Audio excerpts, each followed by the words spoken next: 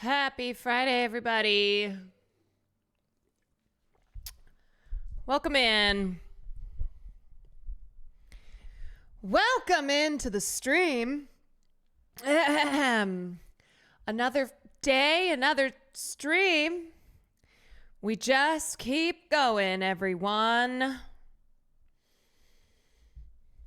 I got my New York hat on because I'm from New York now. I'm drinking a goddamn Celsius. How are we doing?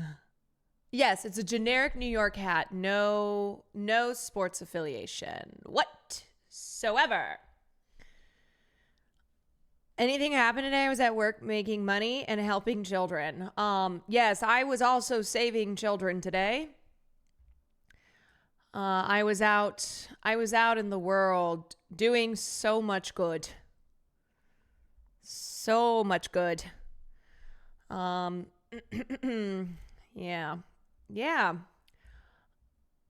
What have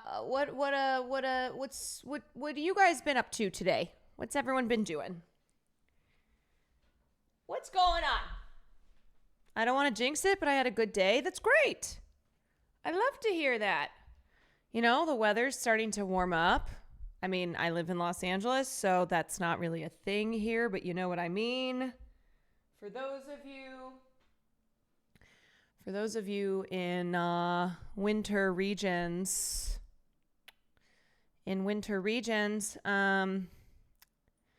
yeah.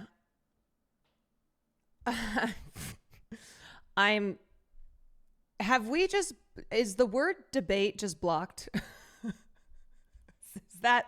Is that one of the blocked words? That's pretty funny. That's pretty fucking funny.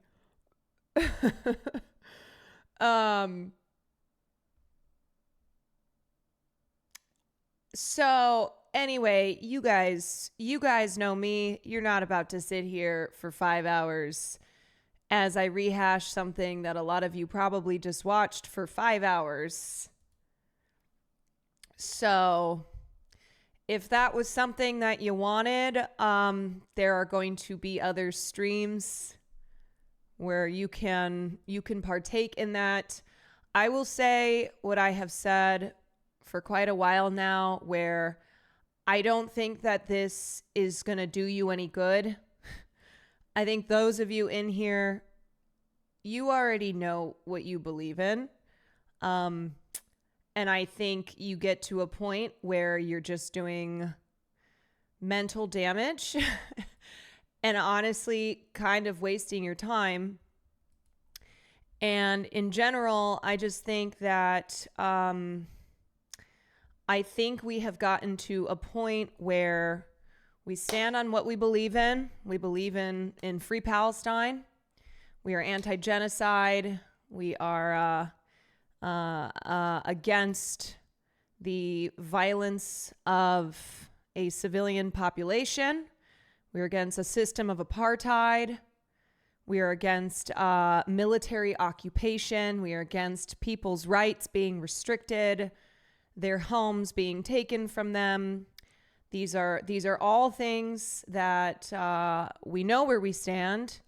And so I think that's what's important to keep spreading the message on, you know? I don't know, that all sounds kind of radical. Well, then call me radical. Krista, thank you for the 24 months. iBud, thank you for the 9. Carlos, thank you for the 29 months. Last Beta, thank you for the 14 months. Italic Man, thank you for the 19 months. Yeah, you know, I think being in a state of perpetually losing your mind is not a good place to be, and you got to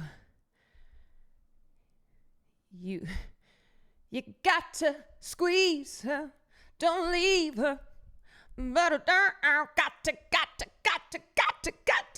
to try a little tenderness. Oh yeah. Uh-huh. Ooh.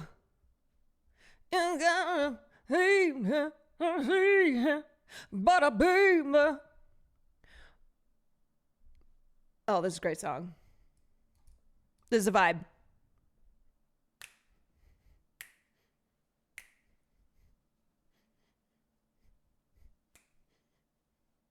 Sometime. My sister thinks this sounds like the song from Holes. You've got to go dig those holes. Dig it up, oh. Dig it up, oh.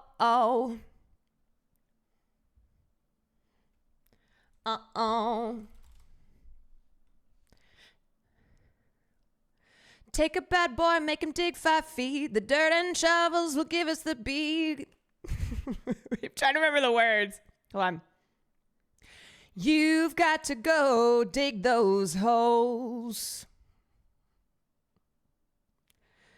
You've got to go dig those holes. We honestly, this could be a mashup. Are you hearing it? If you know, you know. You know?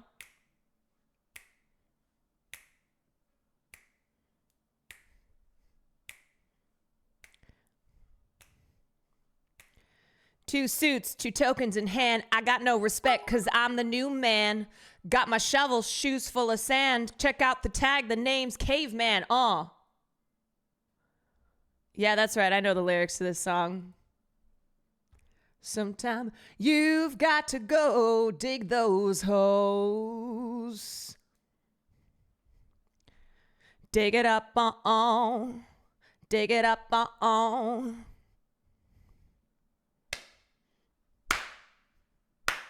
You've got to go dig those holes.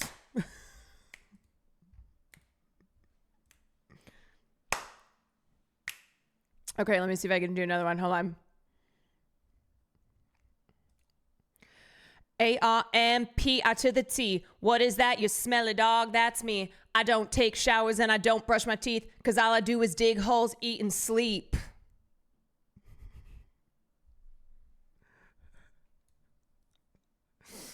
I had this song on my green iPod, and I listened to it all the time. Dig 5 feet. The dirt and your shovels will give us the beat. Okay, you gotta find something never found before. If not, we'll just have to dig some more. You've got to go dig those holes. You've got to go dig those holes. This is just my new thing now. I just do mashups, remixes.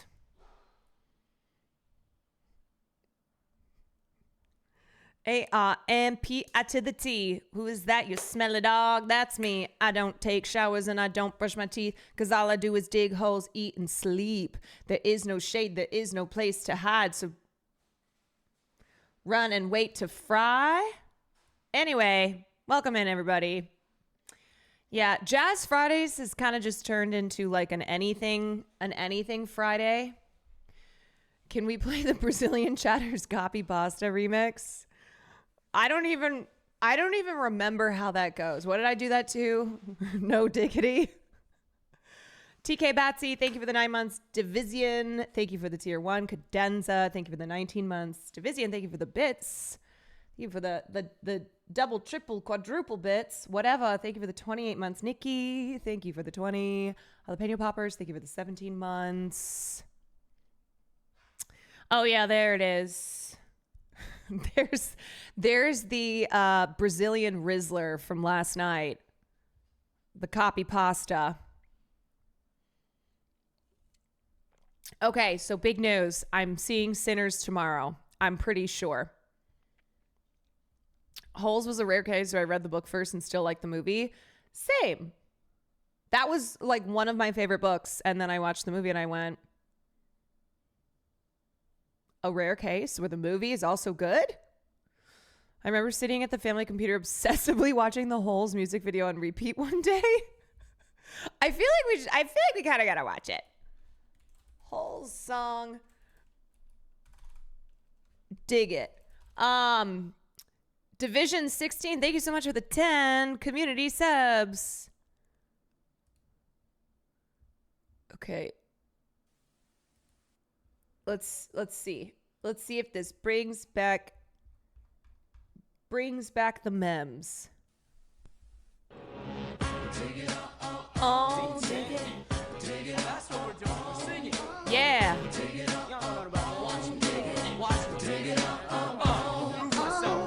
Two suits, two tokens in hand. I got no respect, cause I'm the new man. Got my shovel, my shoes full of sand. Check out the tag, the name's Caveman.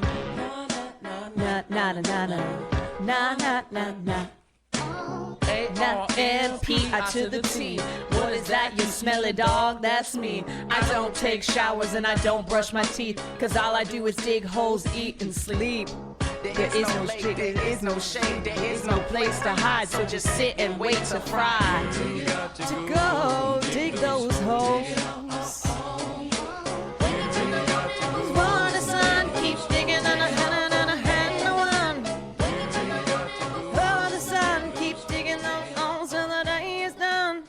Yes! Oh my god, wait, that's such a short version. Okay, Gen Z, do you guys know Holes? Was that something that you know, even though that was like when I was a kid? Yes. Okay. Now, do you know Holes because you read the book? You watched the movie? You watched it in school? God, I feel like some of you had school experiences that were much better than mine, where you're like, yeah, we watched Hank Green videos in science class. I'm like, really? All I had was a textbook that was this thick. That's what I was doing in science class. I forgot Henry Winkler's in it. Yes, Henry. It's actually like a crazy cast. Holes has Patricia Arquette, who plays Kiss and Kate Barlow. Tim Blake Nelson, who plays Podansky. Sigourney Weaver, who plays the warden. Henry Winkler, who plays Stanley Yelnats, which is a oh my god, what's the word again? So when it's the spelled palindrome, yes, like race car, or a man, a plan, a canal, Panama. Lionheart, thank you for the 16 months. The Venom nail polish scene woke something in me as a child. Yeah, that's an intense scene. It's really intense. The movie's intense, you know? They're like planning to kill the kids.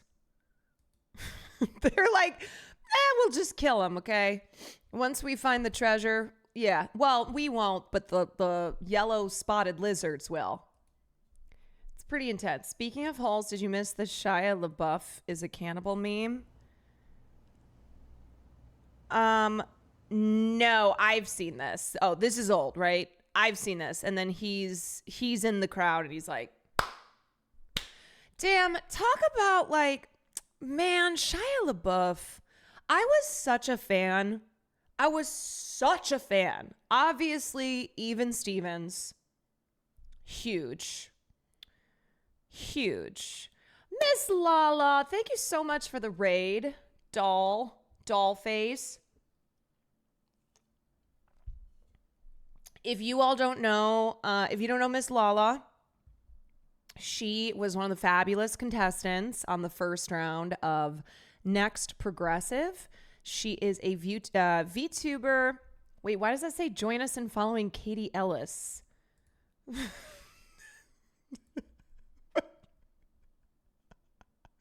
Why? Everybody follow mod Katie Ellis in case she decides that she is going to start her streaming career. Okay, she says, don't follow me.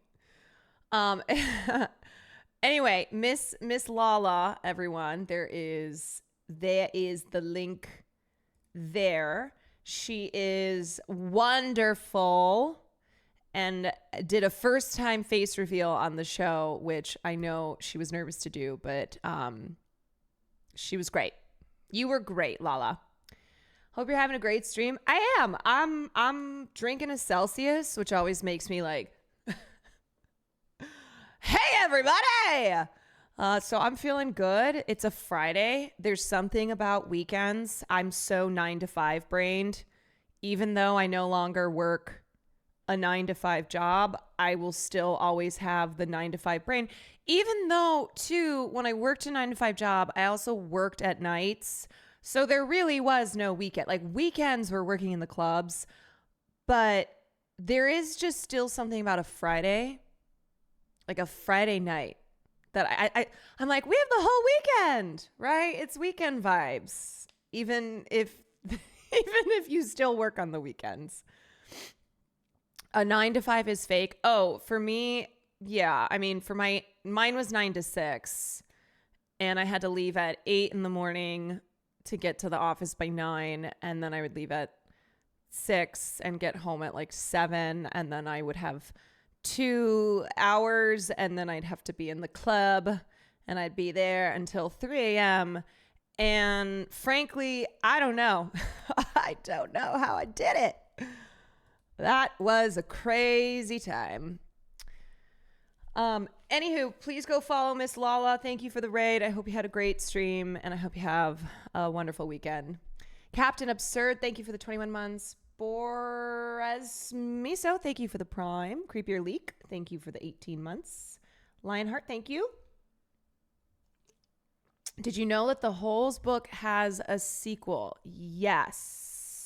You're old. I'm old. We're all old. The Disney movie Holes just turned 20 the other day. I did a whole big video on it on my channel, but they made a sequel to it, kind of, in the form of a book. Louis Sacker returned to write Small Steps, a 2006 pseudo-sequel to Holes that follows the character Armpit 3 years later, post the original story, as he deals with— So I just want to say, I'm not old, okay?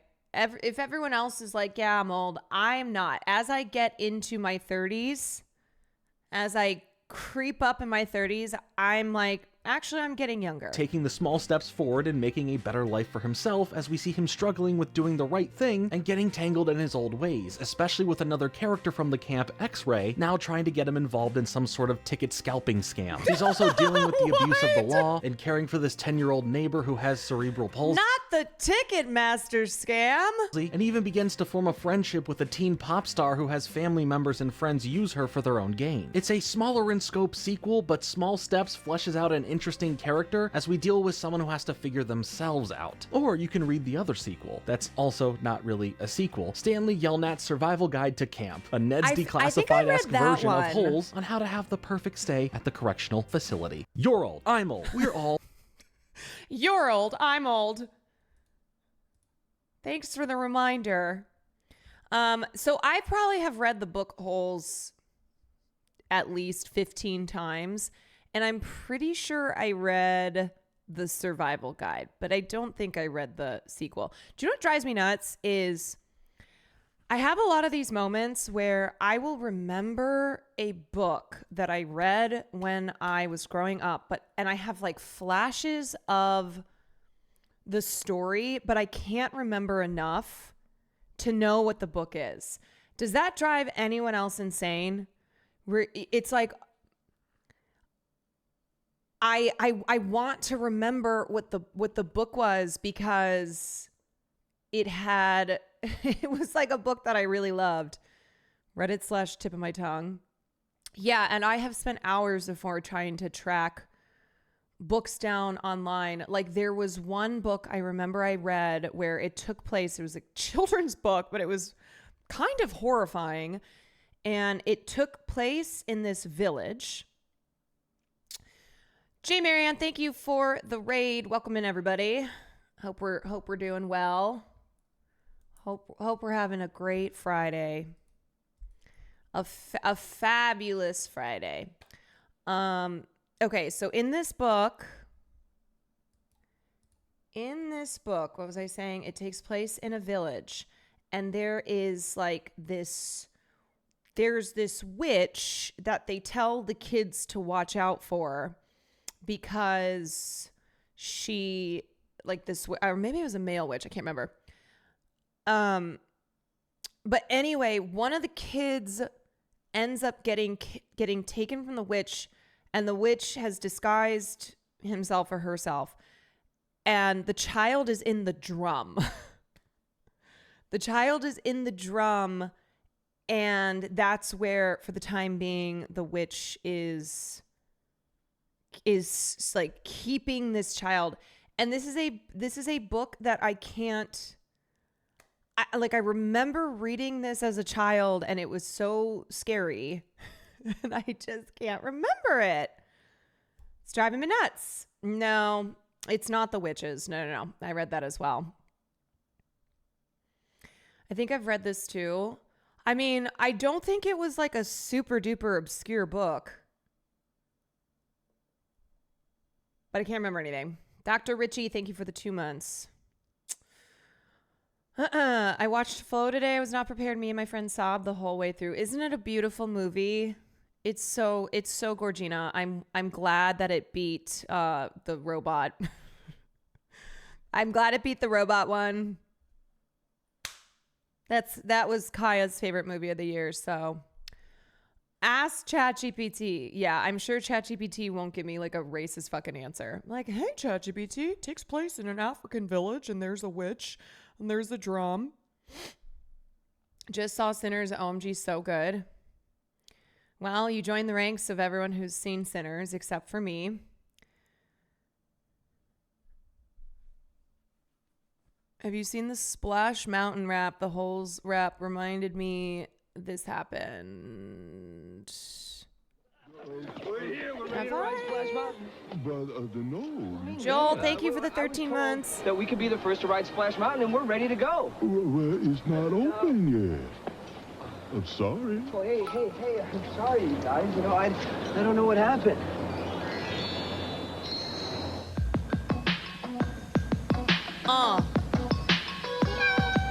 Yeah. White People Didi, thank you for the bits. Sound Killer, thank you for the 21 months. Rain, thank you for the 6 months. Well, you know it is a thrill when you go downhill, 'cause you're riding on the mountain of your own free will, and you're zipping in a flash on a daring dash, down a waterfall so rapid that you go split splash. Splash Mountain. Zippity-doo-dah. Splash Mountain. Zippity-hey. Wait, why are they eating? Oh, my. What a wonderful day. Splash. Plenty of sunshine. Zip. Splish splash. This is so gay. I love it. What? Zippity-doo-dah. Zippity gay. Zip, zip, zippity-doo-dah. Zip, zip, zippity-hey. My, oh my. My, oh my. What a wonderful day. Oh, what a wonderful zip, zip, zippity-doo-dah. Zip, zip, Okay, choreography. zippity-hey. Wonderful feeling. Wonderful Hold on tight. Jazz hands. It's gonna be a big drop. Oh my God. Zip, zip, zippity-doo-dah. Oh, what a wonderful day. Zip. Splash! And they say white people have no culture. I saw a number of white people involved in that video. Wow, you know what? I miss that era, okay? I miss that. Right? It's like, where is that? Where did that go? This is definitely because Michael Eisner's teenage son didn't like Disney parks because they were too childish. They're like, let's spice this up. Here's another classic musical ad. Okay, definitely haven't seen this one. Legend of Zelda.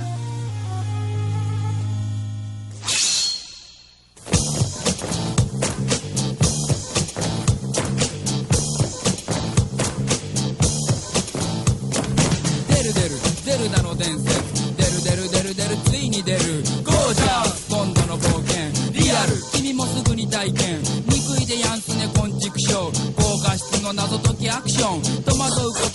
めり込もう餅のローンスーパーファミコン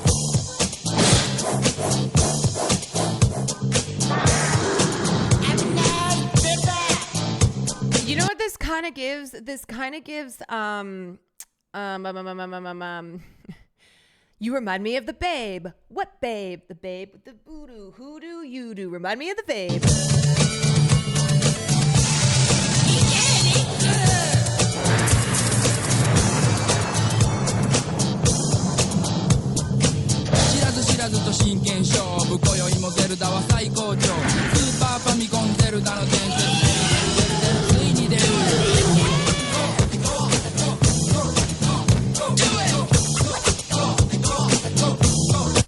This goes so hard. Was the kids' book you're talking about Bim Willie? Oh my god. Oh my god. Oh my god. Oh my god. Oh my god. Oh my god. Bim Willie and the Zimwi.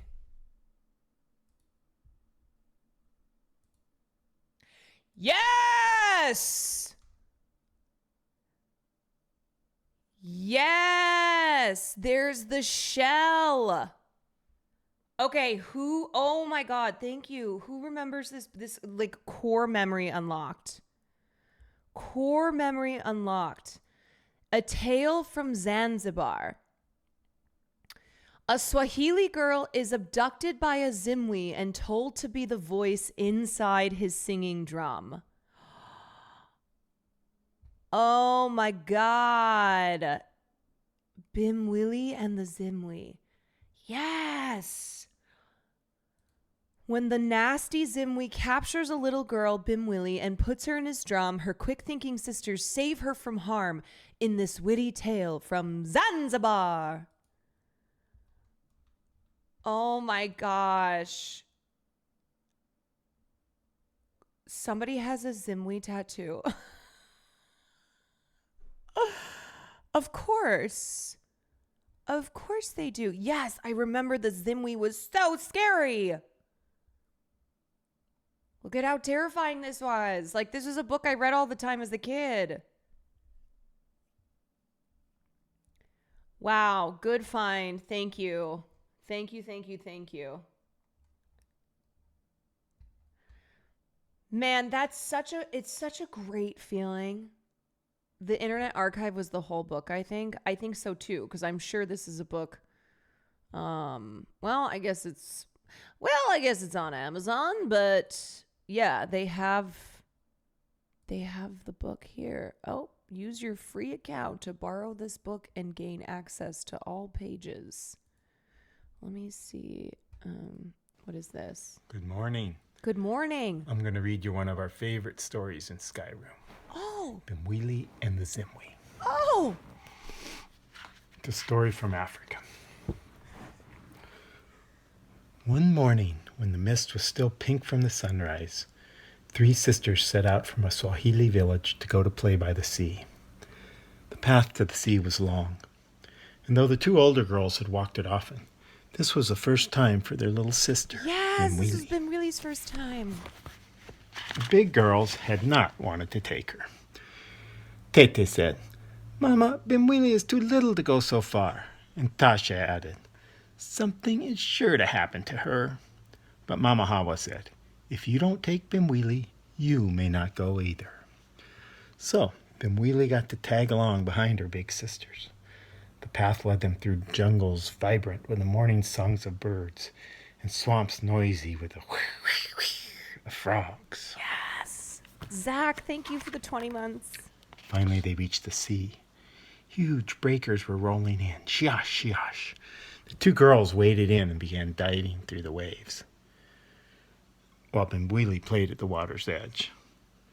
She would follow the backwash, then run back with the next wave to lapping at her heels. Bimwili was Suddenly, Jen. something that looked like a daytime moon came rolling in with a wave, and it tumbled at Bimwili's feet. "Aye," she cried, "a shell! It's mine!" Bimwili sat on a nearby rock to examine it. She ran her fingers around the bumpy ridge that spiraled to a peak. She held the smooth, open side of it to her cheek.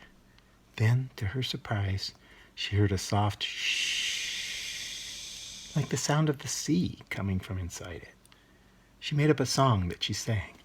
over and over. Oh my God, I remember I would sing I this. have a shell from out of the sea, a shell the big wave gave to me. It's pink inside like the sunset sky, and in it you hear the ocean sigh. Okay, my song was better. About that guy. After a while, Benwili put down the shell and went back to playing in the water. When the sun was straight up in the sky, the girls set out for home. They had not gone far when Benwili cried, My shell! I forgot it! We must go back and get it. Tasha said, Benwili, I knew you would be a bother. And Tete said, Next time we come, we will find your shell again.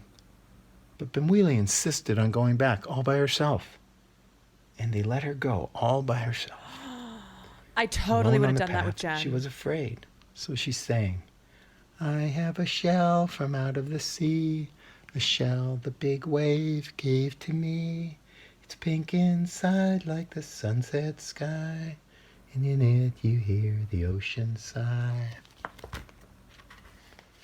Benwili was still singing when she reached the beach, and there, sitting on the rock where she had left her shell, was an ugly old Zimwi. His face was creased like a shrunken gourd, and his long arms dangled down the side of the rock. When he saw Benwili, his wrinkles crinkled into a smile. He greeted her. Jumbo, little girl. Get away, How sweetly Benwili! you sing. Jumbo, said Benwili hesitantly. I want my shell that is there beside you. Sing for me first, said the Zimwi. Benwili began in a scared little voice. I have a shell from out of the sea. No, no, no, cried the Zimwi. I can't hear you. No, Benwili! Come closer and sing louder. Benwili obeyed, but the Zimwi said he still could not hear her. He made her sing over and over, each time coming closer. At last, she was so near, he flung out his long arms and caught her. Groom! Now I have you, my little singer. No! Mama, mama, mama, screamed Benwili as the Zimwi stuffed her into a big drum that he had beside him. Yeah, this Then he is a threw in book the I read as a shell kid. and fastened the drum head in place. Benwili's crying gradually turned to sniffling. Now, said the Zimwi, I have the only singing drum in the world. I shall be famous. And when I beat the drum, you, my little singer, will sing your song. Then he picked up the drum and set out down a path. Soon he came to a scatter of huts under some coconut trees. He went to the baraza, the meeting place. He said to the men there, Gather the people together. I have a drum that can sing, not gum, gum, gum. It sings a beautiful song. Cook me a meal, and I shall entertain you. While the food was being prepared, the Zimwi beat the drum, and a sad little voice inside it sang the song of the shell.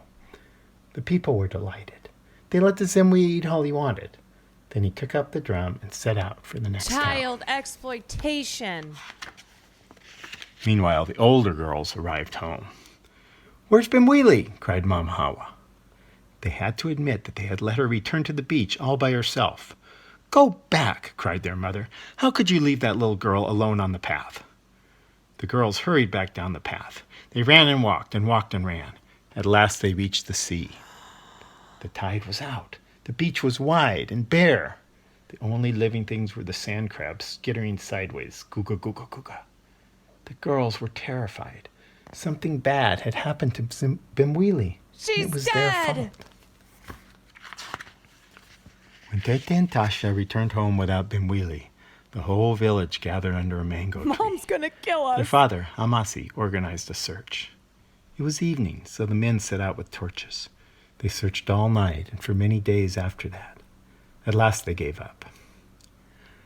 Now, during this time, Benwili was traveling with the Zimwi. It was uncomfortable living in the drum by day and sleeping on the scruffy mats of guest huts at night. She ate food from the jungle, bananas, coconut meat, and coconut milk. And each night, her going-to-sleep song was the shh of the sea in her shell. Benwili's only duty was to sing. She became bored with singing the same thing over and over, so sometimes she changed the words, and the Zimwi did not seem to notice. After many days, it happened that the Zimwi carried the drum into a village that encircled a mango tree. He went to the baraza and said to the men, "Gather the people together. I have a drum that can sing. Not goom, goom, goom. It sings a beautiful song. Cook me a meal, and I shall entertain you." As the food was being prepared, one of the women asked, "Bwana Zimwi, do you want fish or chicken with your rice?" Inside the drum, Bimwili caught her breath. That was her mother's voice. This was her own village.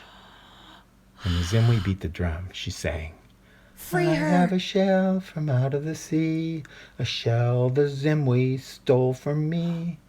It's dark in here like the midnight sky. If you listen, you'll hear Bimwili sigh." Now Mama Hawa was stirring the kettle. She did not hear that song, but Tete and Tasha heard. They gasped with delight. They hurried to their mother and whispered, "It's Bimwili! It's Bimwili singing in the drum." So when the Zimwi was about to eat, Mama Hawa gave him a water pot and said, "Here, go to that river yonder and fetch us some water." And while the Zimwi was gone, Bimwili's father, Hamasi, opened the drum. There was his little girl, all curled up inside, holding her shell. He lifted her out and put her into the arms of her mother. With tears of joy, Mama Hawa carried her to their own hut.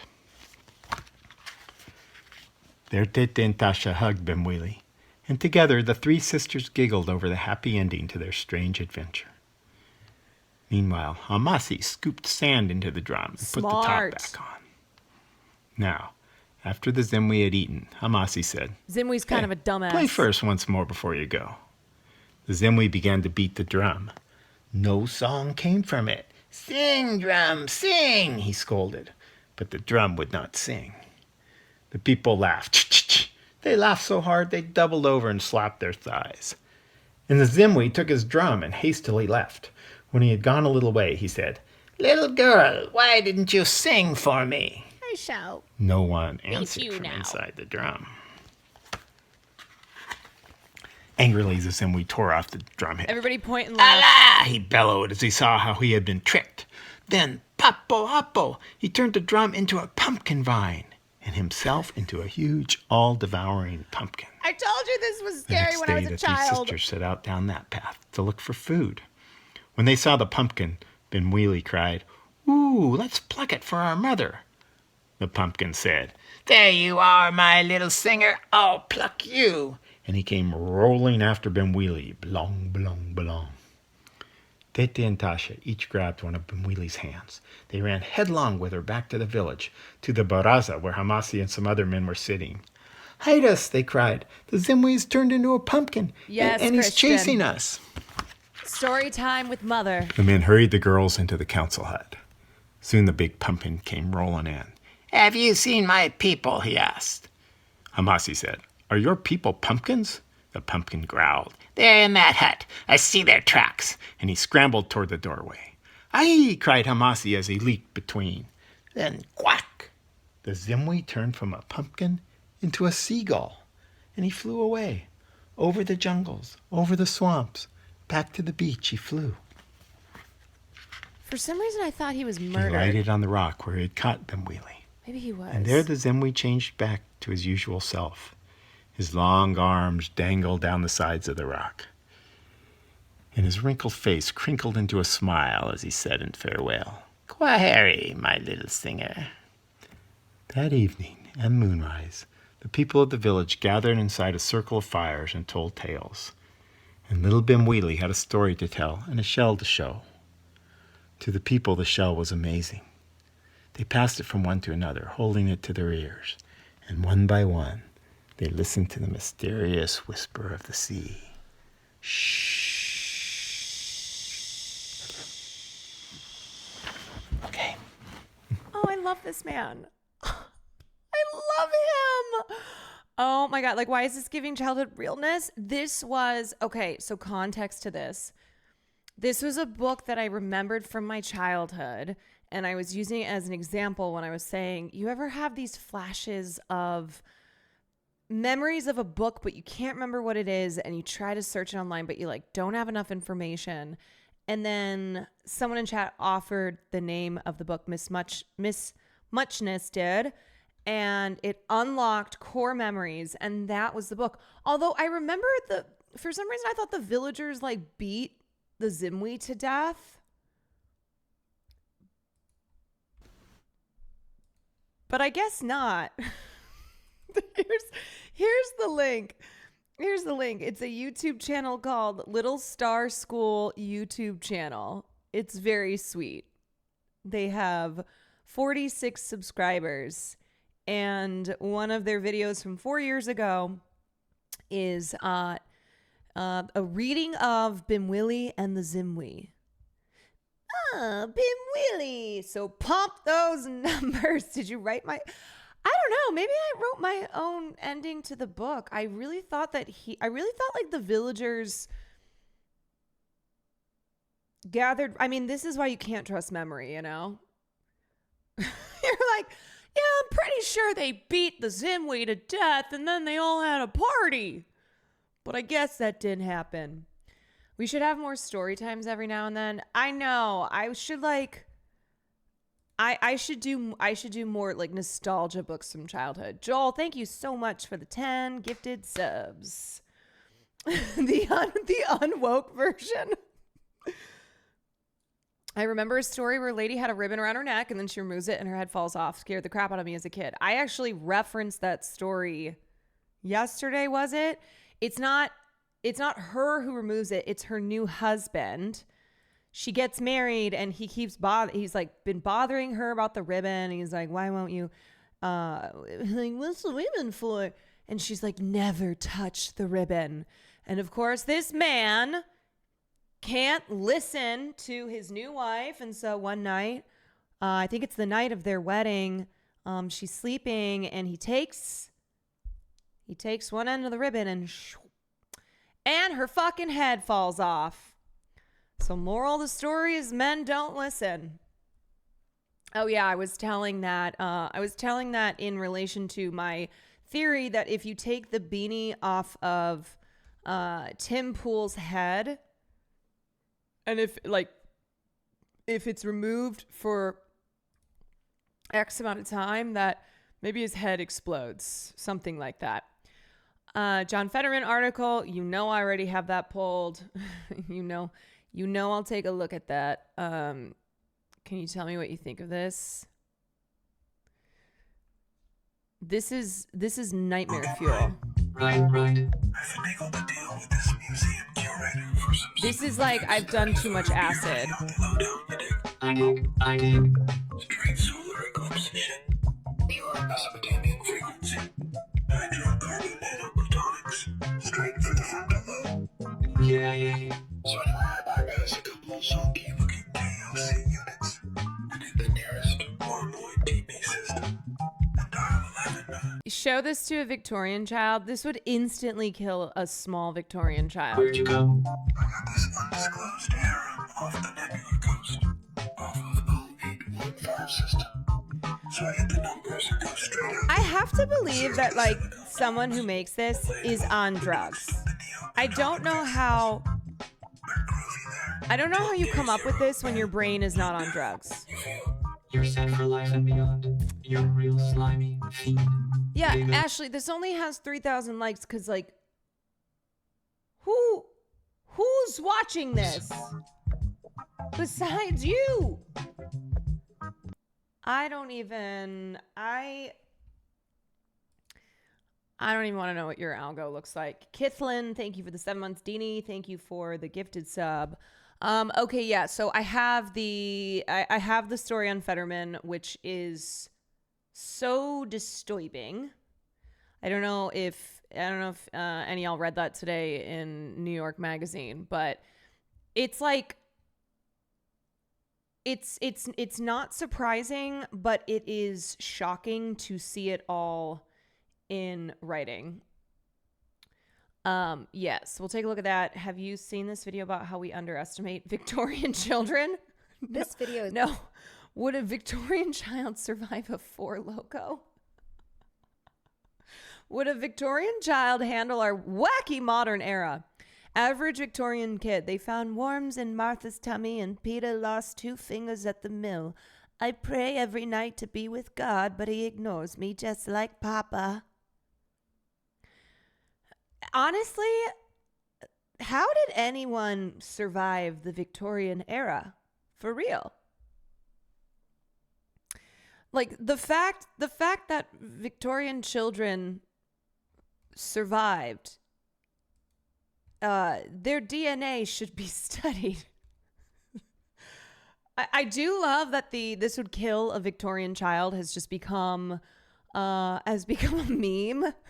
When the truth is, it's like we would all be dead, right? It's like the idea that the things today that we survive, that we consume, would kill a Victorian child.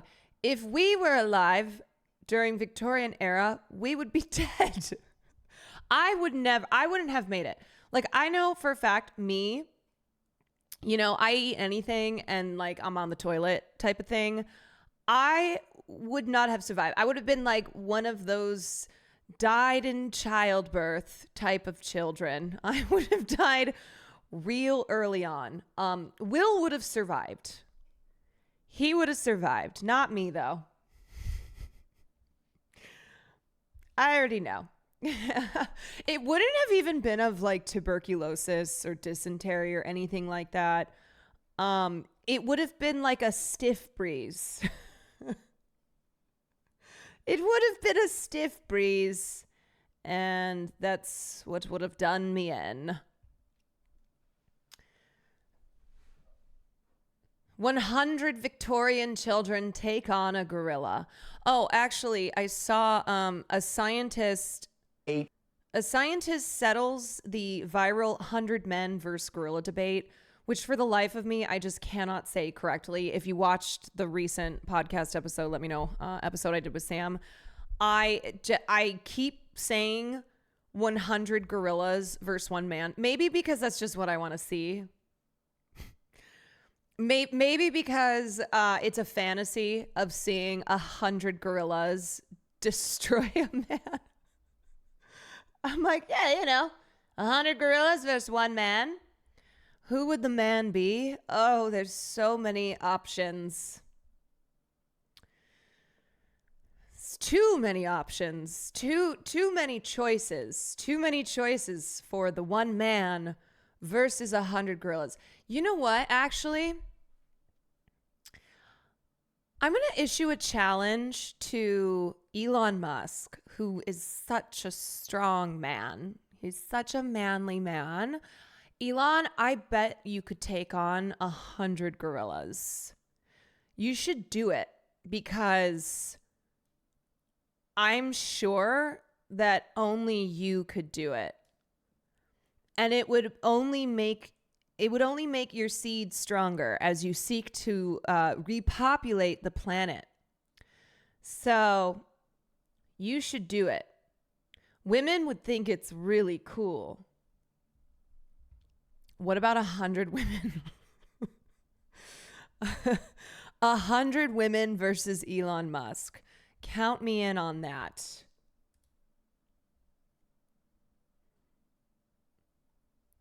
Count me in. Okay, so let's see this scientist settle the viral 100 men versus gorilla debate. That no one knew we needed. You might have seen the simulations, the memes by now. 1 gorilla, 100 men. Who would win in a fight? The internet has a lot to say. Gorillas aren't built for long fights. They're like sprinters. They explode for about a minute and then they gas out hard. Man, I'm taking that gorilla. Man, do people know how big them silverback gorillas are? Surround it, distract it, get on it, you know what I mean? How are you going to kill it? You know what I mean? Yeah, you just get on its back.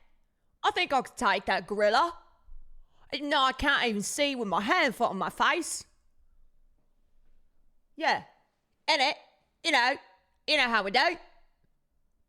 You know how the Brits do. You just surround it and you jump on its back. You take it for a ride. And that's how it's done. But I haven't heard one logical response or explanation because obviously no tools are allowed. If we have 100... Get 100 blokes. Get 100 blokes from the pub and get it. You know, it's... That's how I decided. 100 men out there who are willing to die. Give me the men. 100 men versus a silverback gorilla. I want to see 100 men versus a critical thought. Okay, here's what's not a critical thought. Let's visualize this for a little bit. We're talking about a 400-pound animal that can grow up to 6 feet. You know what?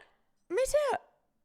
Me too. Tall, according to the experts, the average silverback gorilla weighs somewhere between 5 to 10 times, or is actually 5 to 10 times stronger than us humans.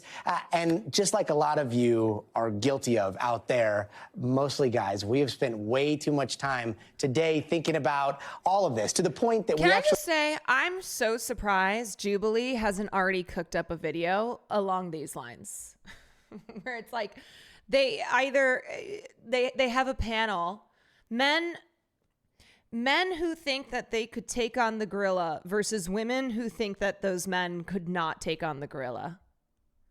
You know, that just seems like it's right up Jubilee's alley. Yeah, the latest Jubilee video today, in case you missed it, because I tweeted this, I was like, time to decompress with today's video from Jubilee, which is should the U.S. deport its citizens? Left versus right, roundtable debate, episode 2. Yeah, that's something that, after my brain has gone through the fucking dishwasher, is primed to take in. A lively spirited debate over whether or not the U.S. should deport its citizens. Thank you, Jubilee. I need this shirt. I'm not a gorilla, but I can beat off 100 men.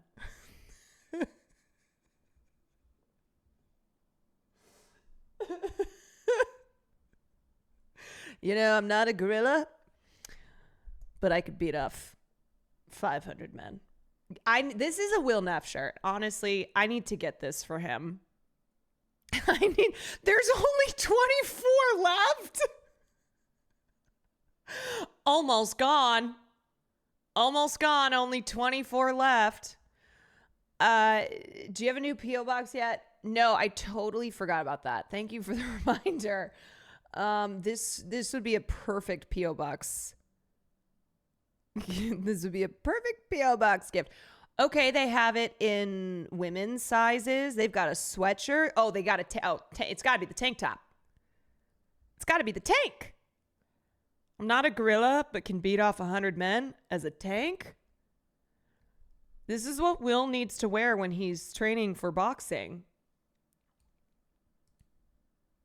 Get one for Austin too. You know what? I think the entire Fear and cast should wear that shirt.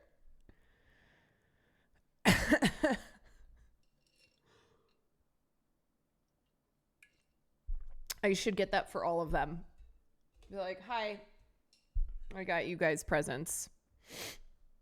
Change it to 100 dads. I'm no gorilla, but I could beat off 100 dads. Is his fight still on? As far as we know, his fight is still on. There's a selfish part of me. There's a selfish part of me that's like, maybe it'll get canceled, so then you'll come to EDC with me for all 3 days. No, obviously, I want it to still happen. It is an event to raise money for charity, but it is affecting my EDC plans. I'm like, what? You don't want to go to EDC for 3 days? 7 p.m. to 7 a.m. a month before your fight?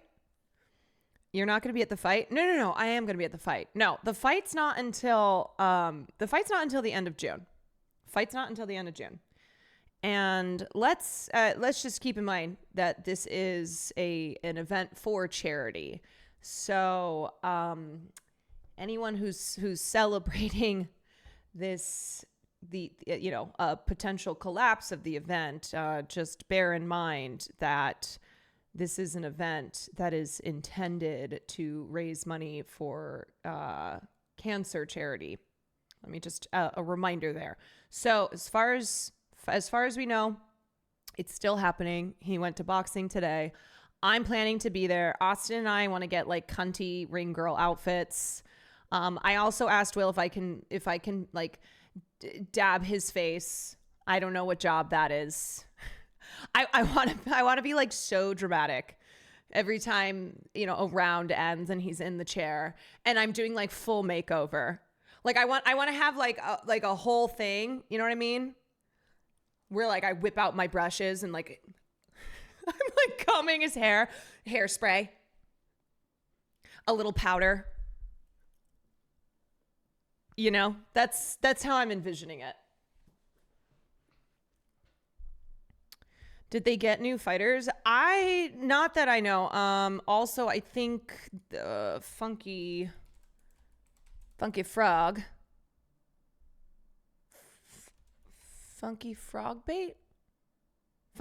said, to those concerned about Creator Clash, know that Lena and I are still besties and have been talking with each other throughout this mess. I do not care about any of the drama. I still want to punch and raise money for charity. As I promised, as a show of good faith, I'll be donating any payment I receive from the event directly to Stand Up to Cancer, which you can find below. I've been told major changes are coming, so please be patient with me as I wait to see what is the best plan moving forward. My intention is still to box, to have fun, and see you guys in Tampa. So I don't think there's any there's any updated information yet. So we're just operating on the fight is still happening. This is what you want to do? Landing that kick underneath. This is gonna be me. Yeah, baby. Minutes now to go in round one. Yeah. Brought to you by Beat his ass. This Bud's for you. White trunks from McGregor. That left leg on the outside of the front leg of Conor McGregor very easily. A combined 48. He stabs it in there with the ball She's in the UFC simultaneously. You can hear 1 her. minute. Listen. Eddie. He threw a couple of body shots that land. Front kick to the body again. He should have probably already tried, screaming. right? Joel, thank you for the gifted subs. Gaethje is very good. Lands an uppercut. Done that a pro dating to 2000. Last kick made him buckle. That Guys, This is insane. turn around here. Fake to take. Team him in some fights. Is she in the fight? Over the top of Gaethje. Caught him at the end of it. just missed on that left hand to close out the crisp right for Gaethje, but he is breathing deep. By Gaethje. There's that front kick, nice inside leg kick by Gaethje. And he's going to try to recover, and then once he recovers, She sounds like an exotic bird. What an absolute wolf. No interest in taking this fight down. 90 seconds now to go. Eddie Alvarez under the lights tonight in Dallas. No, this can't Second be appearance of the year for real. Dustin Poirier after a win over Jim Miller earlier this year. No. Albert coach speak when Mike Brown it said can't Dustin be Poirier is real. emotional. You know, he is an emotional fighter and has continued to evolve and certainly doing his best work in this division. Eddie Alvarez, beautiful leg kick by Poirier, and another kick to the body, leg kick first. From Dallas on our post-fight show, immediately following the... Eddie. Go ahead, champ. Eddie can't be on his carrying his chin up high, DC. Yeah. Eddie Alvarez bears watching. Round two next. Two truly elite corners going to work there, as many of you were in commercial. Like an air raid siren. But he...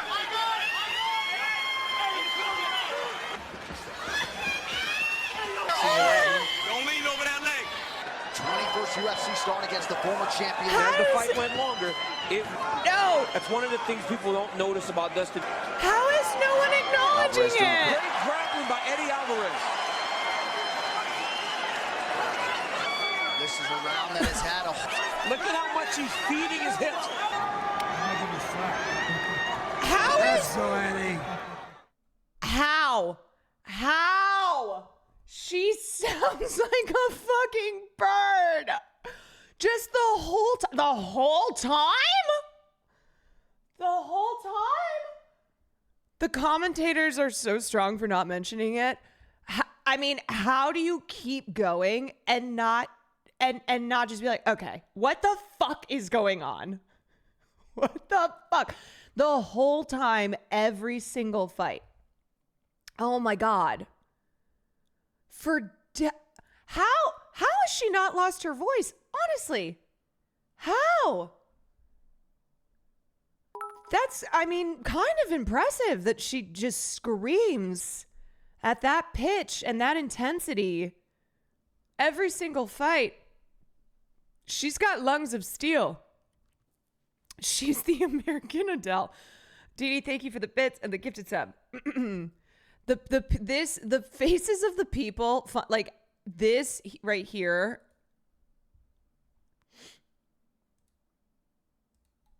At the end. I mean, I'm surprised that it's not everybody who's turned to just stare at her. The consistency and the sound being the same every time, I know. I know. It's honestly kind of impressive. She's so consistent. Now, I don't know if this is going to be me because one, I am I try not to do vocal damage. And I think that I would have to have surgery doing this for even 5 minutes at the fight. And two, because I think I would be removed. And I think the order to remove me would come from Will himself. Maybe I need to train. Maybe as Will's training for the fight, my training will be in this. Dun-dun-dun, like cue the Rocky music. As he's training for the fight, I'm training to scream throughout the entire match. Ah! Ah!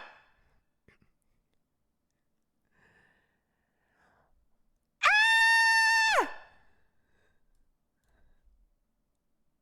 It's not siren enough. Ah! This is hard, you guys. Ah, ah, ah, ah, ah, ah, ah, ah, ah.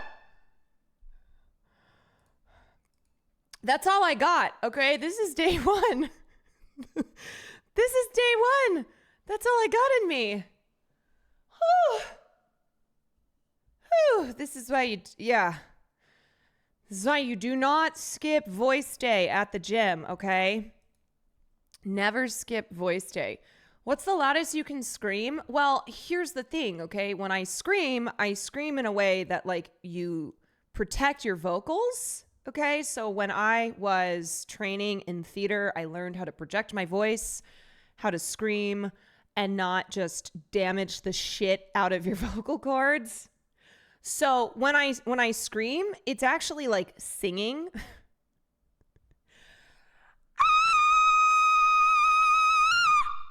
Like that's singing, but I'm just making it sound like a scream. You can hear the vibrato.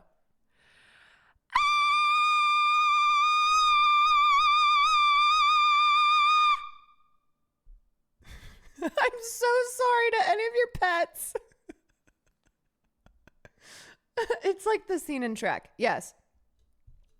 So that's me singing a note, but singing a very high note and trying to make it sound like I'm screaming. Sing for me, my angel of music. Christine. Just do the E sound that you did yesterday. Hey! Hey! Okay. been practicing our longest and loudest scream. Okay, are you ready? Here we go. 1, 2, 3.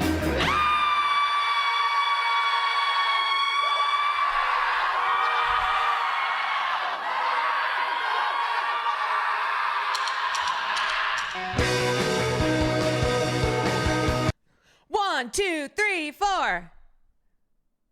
Yeah, so like when I'm at concerts too, this is what a dork I am. When I'm at concerts, I'm like being aware of the fact that it's really loud, and so I'm already talking or singing louder than it's like pushing my voice. And so when I'm like screaming in excitement, I'm singing. Woo! Like that's singing. That's not putting like harsh pressure on my vocal cords. Woo! Woo! There you go. A little trick. Now you know. Now you know all my secrets. Yeah, so that's something that you can do too. You got to do the James Brown but extended. I feel good. Wow! I knew that I wouldn't. I feel. It's this part here, yeah. I feel good. Wow! Wow! Wow! Wow! See, that's still head voice. Wow! Wow! Even if I throw in a little like, a little Marge Simpson. Wow! I feel good. No, what? Do. Boo, do.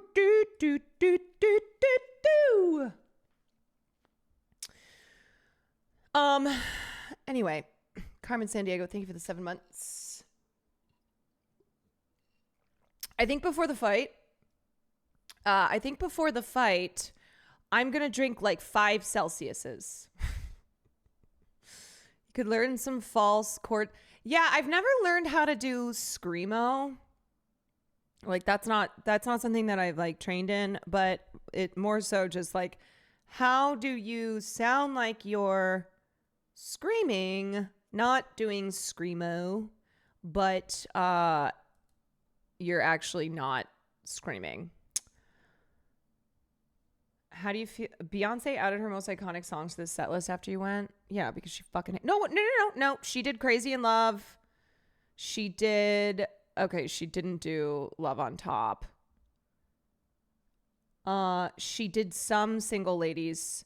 She also did... She did Diva, and that was a slay. During night 2, the Cowboy Carter tour, whatever. I don't give a fuck. I don't care. All right, let's finish this video. Scientist settles the viral 100 men versus gorilla debate. Unofficial Stay Tuned Now poll at work with like 63 to 38% split amongst our team. 63% going to the gorilla, but what do the experts say? Our next guest has over 2 decades of experience studying and researching gorillas. Thank you so much for indulging with us here, Dr. Tara Stoinski. I know this is a weird conversation, and I want to say... I know this is a weird conversation, and it's probably below you, but this is what the kids are talking about online, so that's why we're bringing you in, our gorilla expert. That this is a dumb conversation, and I'm hoping we can talk about way more pressing matters in a second. No, this can is... you just settle this for us it. real quick? Like, if 100 normal, unarmed guys got into a fight with one gorilla, how would it go? Well, it's a very interesting question, and it's been super fun to see how much it has engaged people on the internet. I talk about gorillas all day long, so I love that other people are talking about them as well. I don't think there's a definitive answer, but I have to say that I would be on the side of the humans in this case. Gorillas come to this with, a ton of power, all that upper body strength. You can see them here kind of just smashing people right and left. They've got incredible draw strength. But I think the sheer number of humans that they would be up against and the fact that humans could hopefully coordinate their behavior, tag. And it, Buffy, you just go surround him and you got on his back, and then that's where you just have to make the gorilla. That's the way you do it. Team take a little bit of a rest while the gorilla would just be going full steam the whole time would really put the advantage in for the humans. Yeah, I mean, like the fact that we can all communicate and I guess kind of critically think. Okay, so here was my take on the podcast. Valerie, thank you so much for the 6 months. My take was, unless this is 100 men who they are not doing this by choice, okay? So these are not like men on the internet who are going, put me in, coach. Then the moment that the gorilla takes out one of them, they're all running away. That's just, those are my thoughts on it, okay? So like these dudes online who are like, yeah, I could take this gorilla. 100 of us together, let's go. I said, the first guy that the gorilla takes out, the rest of these dudes are going to look at him and be like, you know what? Respect. Respect, brother. Brother gorilla, I'm out. I'm out. Thanks for playing. Yeah. Just find, unless you have a group of men where a number of them are committed to being murdered by this gorilla. Yes. So this is the latest thing on the internet, right? Yes. It's one man versus 100 gorillas. Nope. That one man would be turned into applesauce. That's not right, is it? You know what, though? I could take 100 gorillas. No. Maybe. Come on, look at my hat. Look at my hat. I'm wearing the New Yorker now. One okay? New Yorker I'm a New versus Yorker. 100 gorillas. One fake New Yorker versus 100 gorillas. You just have a white tank top on. Yeah. I'm like, all right, motherfucker. What the hell? I'm trying to have a coffee here, and you motherfuckers are coming in here talking about bananas. I'm walking in. You think you're going to walk there, motherfucking gorilla? Okay. So this is the latest thing on the internet. Right? Yeah. Am I wrong? Look, these guys, they're all jokers, okay? But me, I could do it. I could do it because I would seduce all 100 gorillas. I would use my womanly ways. Give the advantage to the humans, and also, like, if I was in that fight and I was... No! Okay, I guess not. Fine. Then what I would do instead, I would do... I would do that over and over again.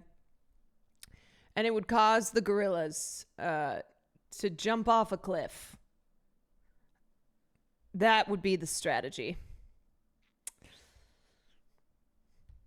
One Hogan, of those guys, thank you and for I the saw gifted sub. Matt somebody Evie, get thank you for the mauled, 16 I would months. probably Deanie, run the thank you other for the way, bits. which would give the advantage to the gorilla there. But jokes aside, like, I don't know. We have fun thinking about this, or guys do for some reason. And yet the saddest part of all this is when you think about man versus gorilla and like what's already gone wrong with gorillas being so endangered and how that's happened historically. Like, I would tell the coat if these story and the hypothetical gorillas men would decided kill to go to themselves. therapy instead of fighting gorillas, what kind of world do you think we might share now with gorillas? Yeah, that's a really great point. I think the fight that we're talking about here is a little bit misguided because really gorillas are in a fight and they're in a fight for their survival. I'm sorry, this is so funny to me. It's so funny me trying to have like a serious, they're like, yeah, we're going to talk about this thing on the internet, but gorillas are dying. Okay, so like it's not a good situation. It's like, do you think people on the internet who are talking about taking on a gorilla, do you think that they're looking to be educated about the current state of gorillas? She's like, there's certainly a fight going on here, and the fight is for gorillas to survive. Their habitats are being destroyed. They are being eradicated. And that's the real fight that we should be talking about. Like, all love and respect to her. Okay, this is a woman who legitimately, like, this is her life's work. But I just love this idea that this dumbass internet meme, 100 men take on one gorilla. And it's like, how do we turn this into something that is really, the real story here? But you know what? Using a meme to spread awareness, I'm all about it. Don't get me wrong. This is my kind of thing too. Like, I do this all the time on stream. I'll be like, hey, let's take a look at this dumb meme that everyone's talking about. And then we're going to talk about the real story behind it. And then we're going to discuss why this actually is not a meme whatsoever. So they are considered critically endangered in the wild. So the next level after that is extinction in the wild. So definitely the fight that they're in is for their survival on the planet. And what I'm really hoping is, I love seeing how engaged people are about gorillas. I mean, they've played a big part in our mythology and our movies. People are clearly fascinated by them, which is wonderful. And so that's why dumbasses online are like, I'll fight a gorilla. I'll do it. I'll take them on. And that's why Sam is correct when she said, we're going to give the gorillas guns. That's what we're going to do. 100 men want to take on a gorilla. That gorilla gets an AK-47. Taking that fascination and maybe turning it into action for gorillas so that they have a future on the planet, is a great outcome potentially of this conversation. Dr. Tara Stoinski, thank you so very much for that perspective, and hopefully we can get along with our hairy cousins there. Thanks for watching. Stay updated about... Yeah. Men online. Yo, what if we suck the gorilla off? Gorilla experts. Haha, that's pretty funny. Anyways, gorilla habits are being destroyed and we need to make a change. I love the idea, though, that, like, one of these dumbasses online who's legitimately talking about how they could actually fight a gorilla would watch this and be like, you know what? I'm wrong. I don't want to hypothetically fight this gorilla anymore. And instead I'm going to go forward and be an advocate for gorilla safety and protecting the habitats of gorillas. That would be awesome. That all of these internet users suddenly become advocates for good. Speaking of habitats being destroyed, last night something crazy happened. We were sitting there on the couch and suddenly Farley started barking, which that's not out of the ordinary. But then his bark turned and I went, oh, something's going on. And I looked in the backyard and there was this massive, or in the front yard, there was this massive coyote, huge coyote, just staring into the window at Farley. And poor guy was losing his mind. And he started, like, I swear to God, he was crying because Will went outside, like he went outside to kind of shoo the coyote away. And I swear I was watching him and listening to his barks. And it sounded like he was crying because he thought his dad was gonna die. Yeah. But it was wild. Like it jumped over a hedge into the front and was just staring at Farley. I know. And I think because of the fires and because of development in the hills, it has, it's caused, I think like this is what's happening, but it's why coyotes are more and more in the city in areas where they wouldn't normally be. Like if you're close by the hills or if you're in the hills, yeah, you got to watch out for coyotes if you have a little tiny animal. But habitat loss and destruction, y'all. And apparently people have been feeding the coyotes too, which is making them not be as afraid of humans, which is why I think when it jumped into the yard and when Will came out, it didn't immediately run off because it's like, oh, I'm sure you're going to give me some food. And I'm sure the food you're going to give me is that little thing that's barking, that little white thing that's barking. Yeah, you should not do that. Okay. Do not feed wildlife, but it is an issue with the fires and with constant development in the habitats of animals like coyotes that's destroying their source of food, destroying their homes, and is pushing them into areas that they should not be in. If not friend, why friend-shaped? Yeah, Well, people need to stop feeding animals. There's this lady who overfeeds all the animals in our area. It's going to hurt them eventually. Yeah, that I feel like Maya has probably talked about this before, but I know that it can oh my God. I know that people mean well, right? You see you see an animal, you're like, I'm going to give it food.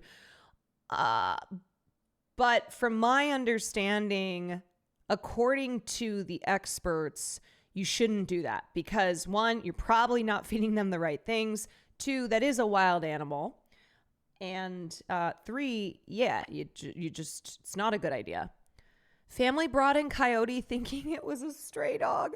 Lost dog found on Chamberlain Road, no collar, seems to be a bit aggressive. Also doesn't like baths. But she was pretty dirty. Took most of the night, but she's resting comfy now on the bed. Look at the coyote's face. Oh, no. Oh, no. How do you think that that's a dog? That can't be real. You can't feed a coyote Wingstop and a pint? I thought this was America. You know what, Sam? You can. You can feed a coyote some wings. You should share some Wingstop and a pint. Hands Bananas, thank you for the 14 months. Yawson, thank you for the 3. Casual MJ, thank you for the 4. Grayson P, thank you for the 30 months.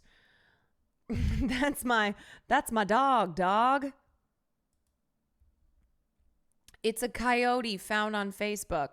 Found this good boy by Lowe's. Kinda snippy, so I'm thinking he may have been abused or something. Or because he's not a dog. Hopped right into my car. There's no collar on him. Please share so that we can find his owners. I'm sure they're worried about him. Found in Piscataway, New Jersey at 12 p.m. Okay, I mean, not a domesticated house dog. That's what's going on Facebook. Piscataway, New Jersey. Yeah. Off topic, I know you already played The Last of Us 1, but are you ever planning to play the second game on stream? I actually played both games, and if you were watching Will's stream circa December of 2021, I want to say, then you would know that I played the second game because I came into his stream room screaming when the thing happened. And apparently the voice actress who plays Abby was in his chat as I was like ranting and raving. And yeah, anyway. Anywho, welcome in, y'all, peeps who are just getting here. Pomperine, thank you for the 3 months. Did you see the Weapons trailer? Yeah, I did see the Weapons trailer. It's interesting because, and I already talked about this, but Will wrote a treatment for a film, and they also made a short film. And they sold that to Amblin. This was like 6 years ago. What is a treatment? So a treatment is basically like an outline for a script. So it's not a script, it's an outline, outlining, you know, the plot points, the characters, the premise, etc. And Amblin bought the log line for this project of theirs called They Hear It. And so I'm not making any accusations, but it is strange because when I saw the trailer, my first thought was, oh my God, this seems very similar to Will's story that he had written. And like I said at the time when I first explained this happens a lot. People have similar ideas. Sometimes people have the same idea, and that's just how it goes. So it's not like I'm not alleging that somewhere along the way Will's idea was repackaged for someone else, but it just was one of those like, whoa. Did you watch the full trailer that came out in the past couple days, or just the teaser we watched a while ago? I don't know if I watched the full trailer on stream. Here, we can look at it. Let me see. Okay. This is a true story that happened in my town. So this one Wednesday is like a normal day for the whole school. But today was different. Every other class had all their kids. But Mrs. Gandy's room was totally empty. And you know why? Because the night before, at 2:17 in the morning, every kid woke up, got out of bed, walked downstairs, and into the dark. And they never came back. I don't understand at all. Why just her classroom? Why only hers? Where are our children? Because she's woke. We have a lot of emotional parents here. I think it's best if you keep some distance from this place.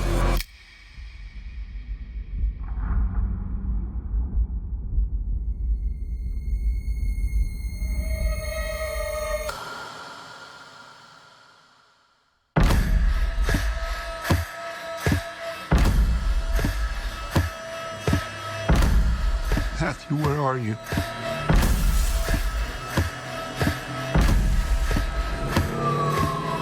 Where did you go?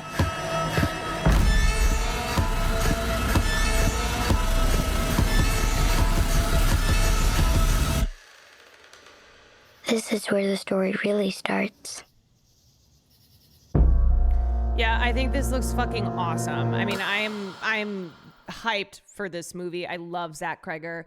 Essentially, my thing on it is just that I wish Will's story had been made, because it was a really good story. And so it's a Lovecraftian styled story, and there is this sound that comes from outer space, and it causes the kids in this town who are elementary school age to all disappear one night, like at the same time.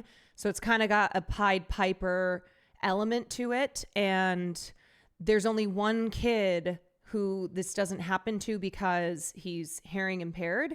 And so the thinking is that due to the, what's the word I'm looking for? Due to his hearing aid, it blocks the sound that is affecting all the other kids and cause them to disappear into the woods. So it was a really, really cool idea. And I don't think, I don't think that Zach Kreger saw this treatment or anything like that and then was like, oh, I'm going to make my movie based on this. It's more so like, man, that sucks that Amblin bought this and then did nothing with it.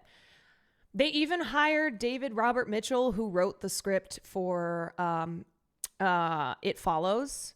And David Robert Mitchell wrote the script for They Hear It. And then it just never, it just, like a lot of projects in this town,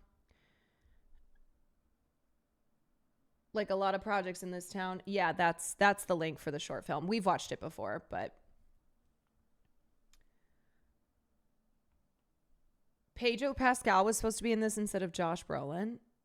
Damn, that's I mean, I think Josh Brolin looks good for the film. Pedro can't do everything, you know? He's booked and busy. He's busy working. This 100% feels like a catharsis piece on school shootings, like how we talk about it, not talk about it. Yeah, I think the weapons, right? And the imagery of the children like this, and this affecting one classroom. Like, I think the commentary on the film is very different from what Will's treatment was. His was very Lovecraftian. Trapcom, thank you for the 8 months. And how we've turned children into weapons.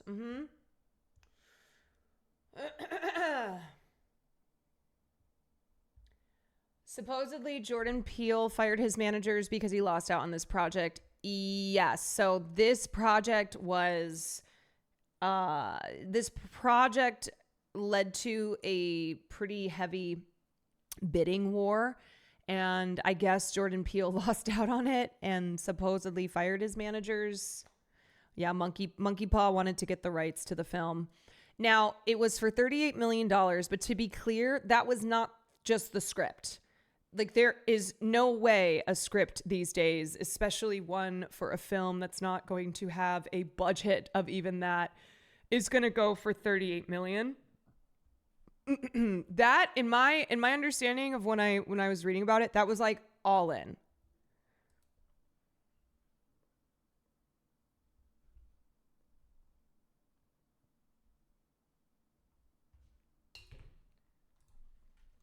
Weapons, 38 million. Yeah, so the 38 million includes the director receiving 5 million to direct, plus a total of 10 million for scripting and producing the film.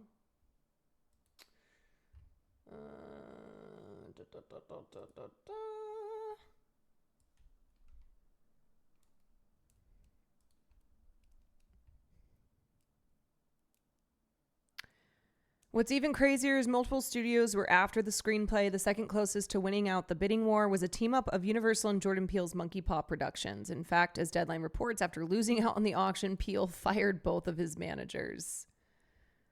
There's been real mystery surrounding Krieger's Weapons screenplay. I had the exclusive yesterday that the film is said to revolve around witchcraft and missing children and will be told via multi- and interrelated stories. The screenplay is said to be very thick and could result in a 3-hour movie.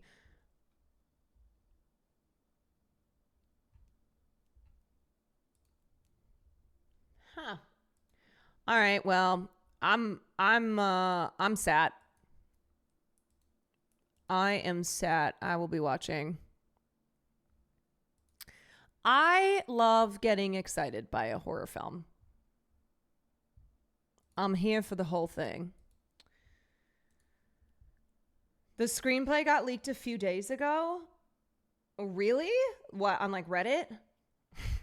Before or after Sinners? Listen, buddy. What exactly is under scripting, like the wages for the writers? Yes. Yeah, we got good shit coming up this year. My favorite thing to do every year is say, movies are so back. Movies are so back, y'all. Yeah, Melania's documentary beat out the cost of weapons. Okay, Melania's documentary was bought by Amazon for $40 million. One of the hottest tickets in town. Yeah, the documentary, Where is Melania? Or like Finding Melania. Whatever. It's, I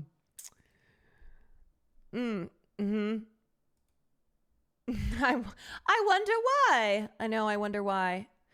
Ben Affleck reflects on internalized homophobia during gay kiss in Chasing Amy. own kind of internalized homophobia because I found it so difficult to kiss Jason. And I thought, like, this is really embarrassing. Like, this is clearly some internalized thing, because why should that be a difficult thing to do for me? And Well, he did grow up in Boston. I still think I did an unconvincing job of it and feel very disappointed by that. And I would love the chance to do better at that. Is Ben Affleck saying that he wants to do a gay film?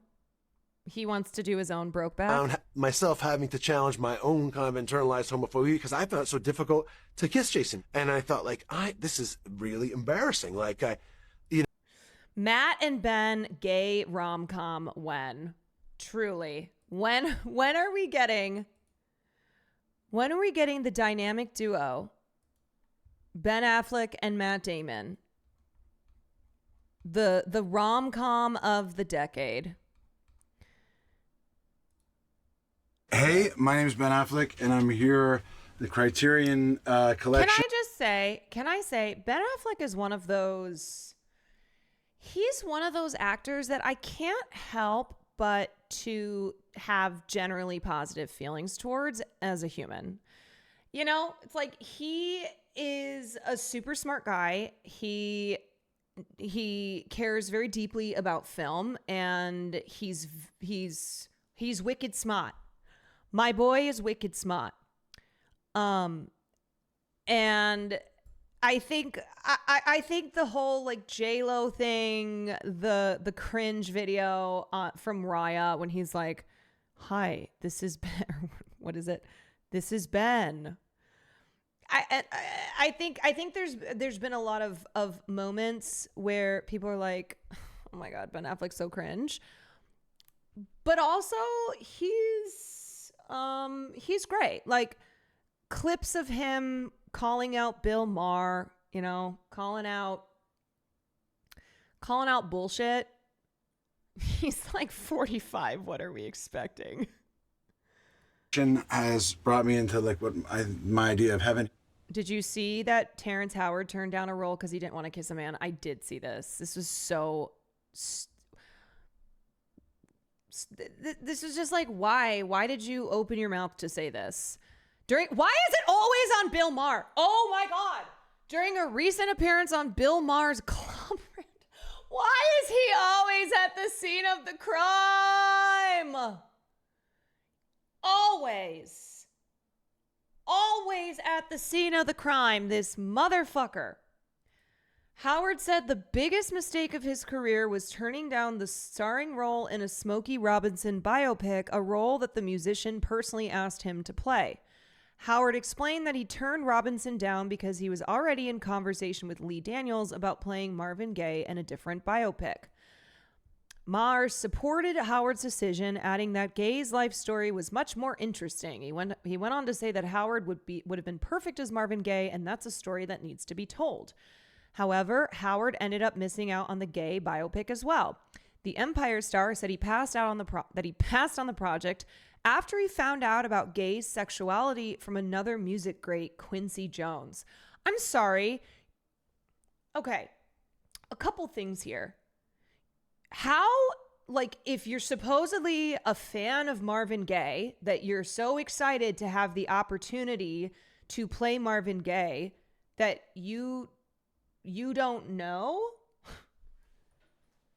Okay, and then secondly, get out of here with the homophobia, dude. Get out of here. You know what? You belong in Tyler Perry projects. Okay? If this is how you operate, then stay in Tyler Perry projects. We don't need you.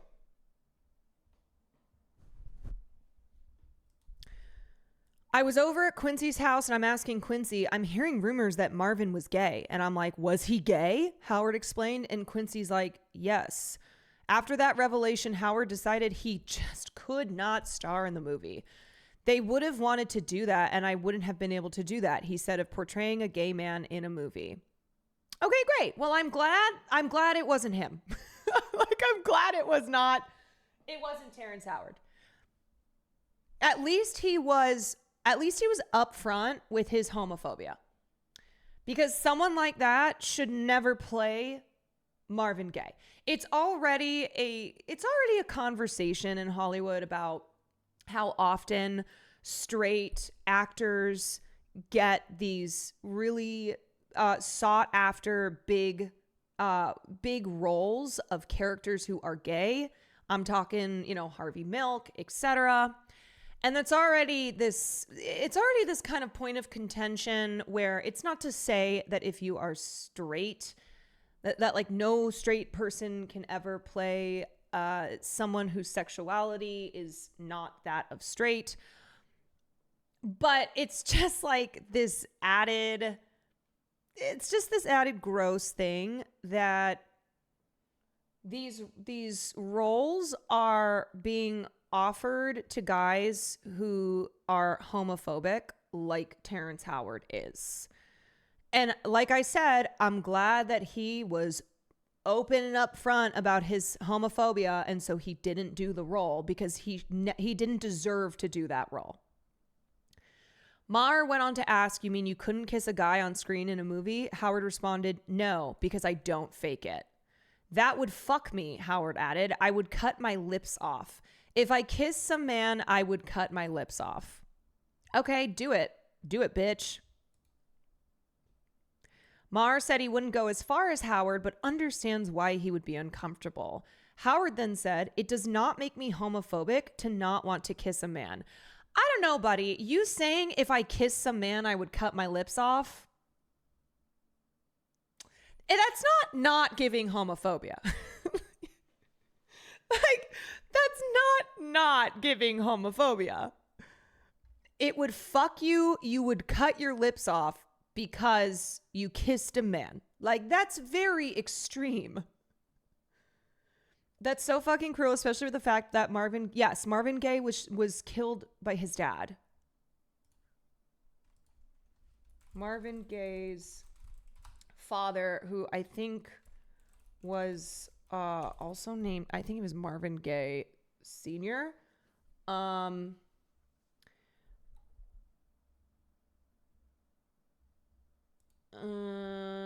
The tragedy surrounding Marvin Gaye. You do not get more tragic than the death of Marvin Gaye. The star of Motown lost his life in the most heartbreaking of ways, fueled by a lifelong feud with his father and a deteriorating mental state. When the news broke of the death of the Prince of Motown on April 1st, 1984, the world was left reeling and has never been quite the same since. So since childhood, he had a fraught relationship with his dad, who was a Christian minister and a harsh disciplinarian who physically punished his children regularly. Strangely, though, he had a totally contrasting side, one which caused his son a lot of trauma and pain. He was also a cross-dresser, which was well known in the family's local area, and this caused the younger Marvin to be targeted by bullies. Okay, I did not know that. You have to remember, at the time, the country was incredibly homophobic and misogynistic, and this widespread social attitude is what led to Marvin Gaye feeling the way that he did. He reemerged from a period of quiet and exile with his mega hit Sexual Healing. Great song.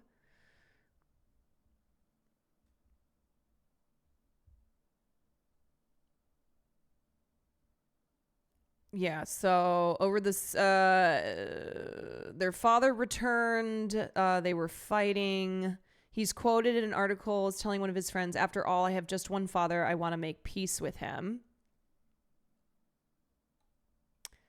Oh my God, he gifted his father a Smith & Wesson to protect himself in the event of an intrusion. Did his father kill him with the gun that Marvin had gifted him?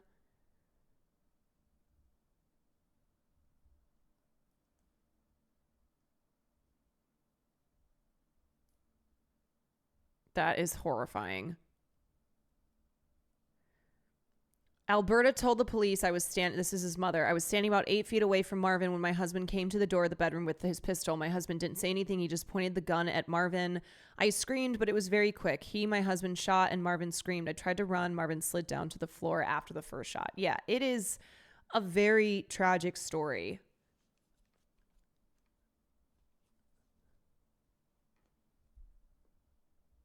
It's horrifying. Well, good thing that Terrence Howard was not the person who took on this role, because it sounds like he is a person who seems to lack empathy, just based on his comments. And look, it's his right to like not take a job. Okay, you shouldn't be forced into taking a job, even though in the business of acting, like, do you know how I'm just saying, do you know how many people would do anything to play a role like that?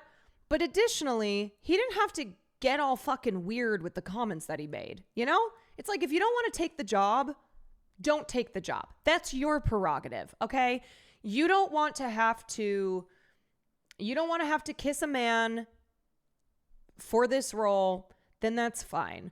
But making these comments, Howard explained that it was more a matter of committing to the role than anything else. I can't play that character 100%. I can't surrender myself to a place that I don't understand. That's fine. If he had just said, you know what, I was not the right person to play this role. I did not feel that I would be able to go to the place that I needed to, that was required of me as an actor, playing this real life figure. And so I stepped away. That's totally, you know what? I respect that. Okay. I do. I would have respected it if he just left it there. Also, his sexuality is the least important. Right. It's like, this is not a story about how Marvin Gaye is gay. That's not what this would be about. But clearly that was the aspect here that had Terrence Howard so concerned. It's like he had to literally go he was like, no homo. Yeah. But these comments here are just grotesque, so extreme, and very unnecessary.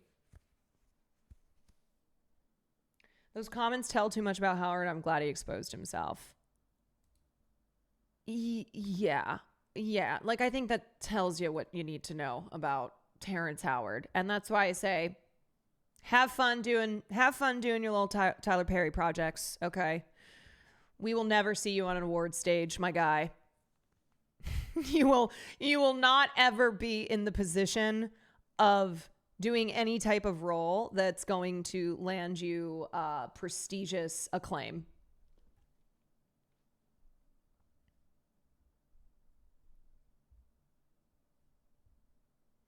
Terrence wasn't acting in his Empire role. Oh, also, this was a show that I auditioned for, and if I can ever find my audition for it, I think I will die of embarrassment. Song that makes a man love a man, a man love a man, a man. Kind of song that makes a man love a man, a man love a man, a man. How did you find this clip? Also, his comments about how he doesn't fake it. You know, any actress who had to kiss him is throwing up from his remarks. Oh, yeah. I didn't even think about that. Him being like, I don't fake it, about him kissing. Yeah, if I'm an actress who's ever had to kiss Terrence Howard in a project, I'm going, what do you mean by that? That's strange. I've had it bookmarked for a while. Today was the day that you could finally share this clip. And now you can unbookmark it, unless you leave things bookmarked so that you can just have them for reference, because you never know when you're going to need it again. This face change right here. Just his face dropping. There's a scene in Empire where he throws his kid in a trash can for wearing heels. All I remember is that I had so this is when I was living in Chicago. For my audition for Empire, I had to sing a song, and I had to wear something sexy. I was like 23 at the time. So I think I had on this tight red dress, and I'm pretty sure I sang, and it was like a cappella. I'm pretty sure I sang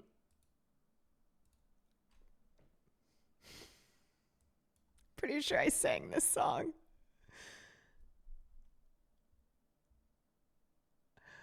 Like 23-year-old me. Oh, also it was, I recorded with my camera on my Mac computer from college, my laptop.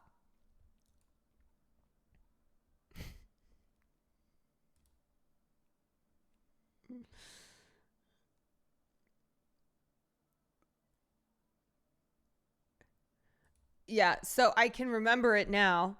I was in my little tiny room in my little tiny apartment. It was like a Harry Potter room. There were stairs. I was like practically in a closet, and I set up my computer.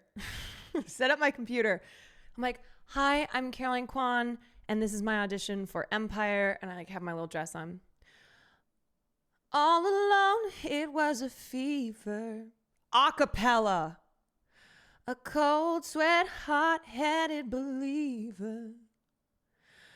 I put my hands in the air and show me something.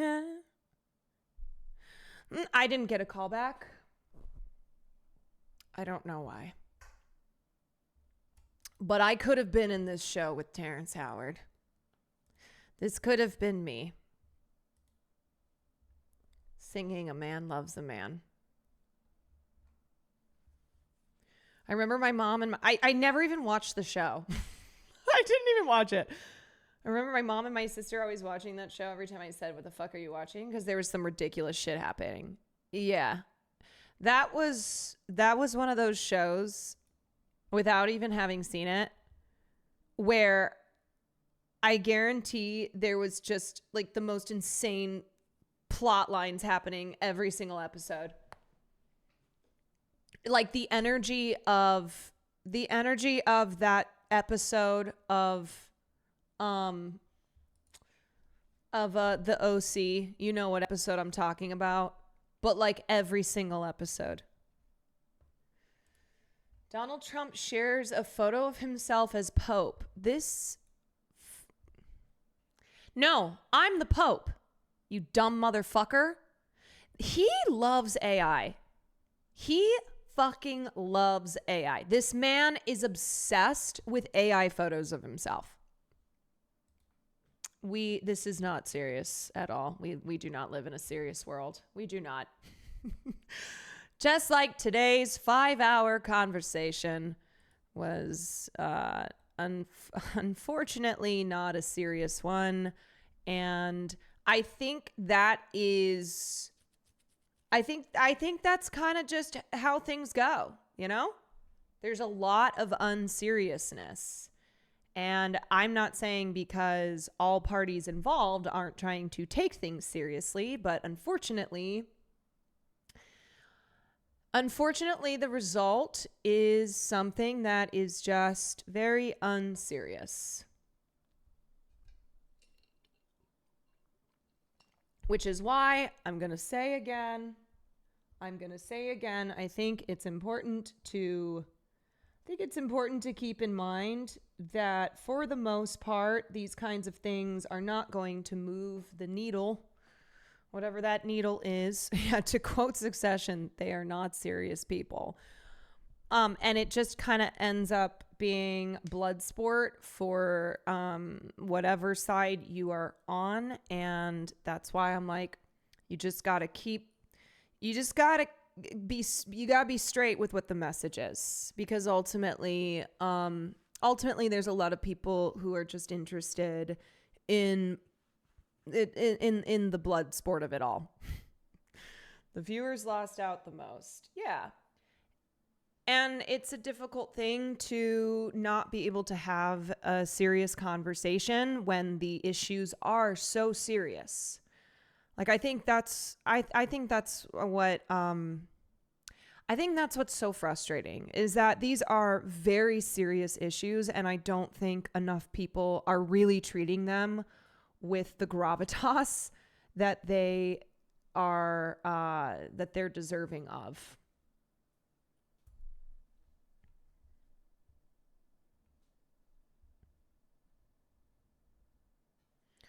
Nothing was shifted. No opinions were changed. Yeah. And you may disagree with me, but I am really of the mindset that I think we need to move on. I think that we just there has to be an end. There has to be an end. Someone has to decide that like we're not doing this anymore. We're not doing this anymore because it takes up so much oxygen and people's attention. And like, I just think that we have a responsibility now to like not make this, not have this continue to be so dominant, not take up all the energy. And there's no productive, there's just no productive outcome here. There's no productive outcome here. And I just implore people to remember that your time and your energy is very valuable. And you have to admit that at a certain point, you're not learning anything. You're not bettering yourself. I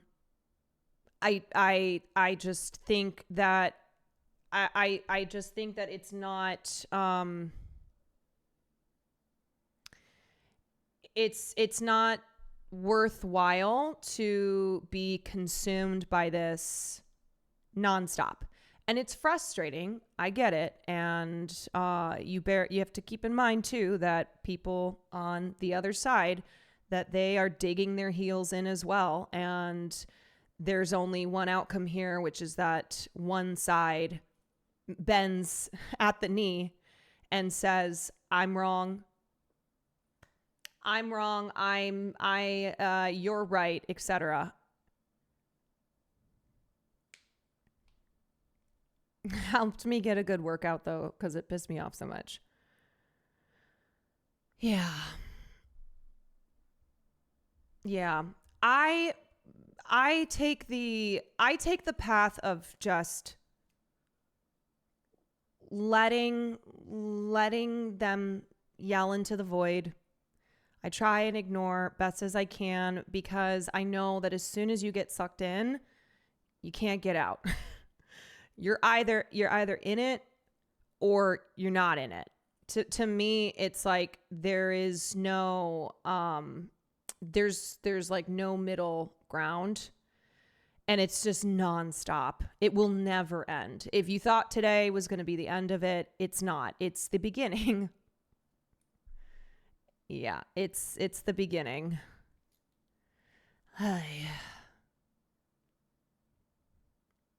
And ultimately when it becomes about personal grievances, which if you watched even 5 minutes, that's what was going on here, then there's really no hope of any type of productive conversation. There's no hope of like having a good faith conversation over policy, really any semblance of a good faith conversation is impossible.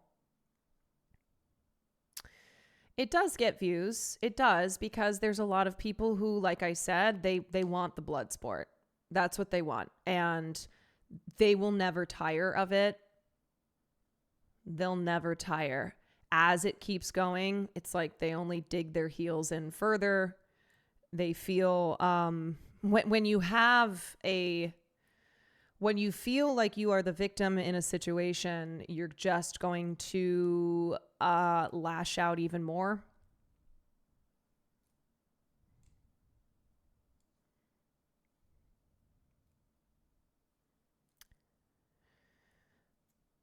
Bro, did you get your own room? I did, bro. I did. Shiana, thank you for the 7 months. Sijiang Sim, thank you for the 16 months. So, anywho, just a reminder that in this community, in this stream, I do things differently because that's just how I do it here. So, for those of you who come in here and you want me to spend 5 hours, 5 hours on a thing that you just spent hours consuming, it's not going to happen in here. I just don't think that that's a productive use of my time. And it's exhausting.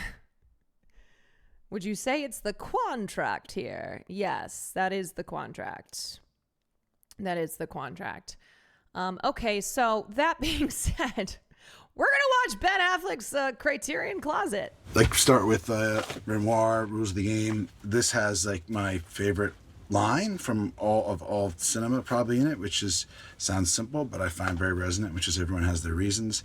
I stole it. It's in Gone Baby Gone also. An astonishing, an extraordinary filmmaker and humanist, and kind of the ability to kind of create empathy and understand other people. I feel like he almost sort of introduced into cinema.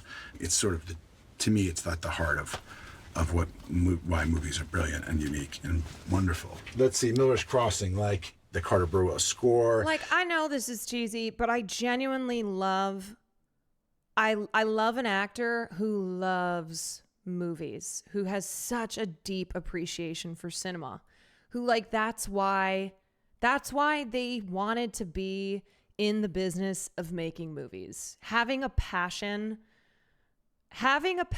for film, it's so sexy. It is so haunting and evocative. The image of the hat drifting through the autumn woods, and a Totoro begging for his life. It brought like style and also emotional realism, and coupled in a way where it was sort of uniquely what I thought was the Coen brothers, and it was part of the formative period of my life when I was watching movies and inspired to want to be a director. Yep. Dazed and Confused, here's a movie I'm in.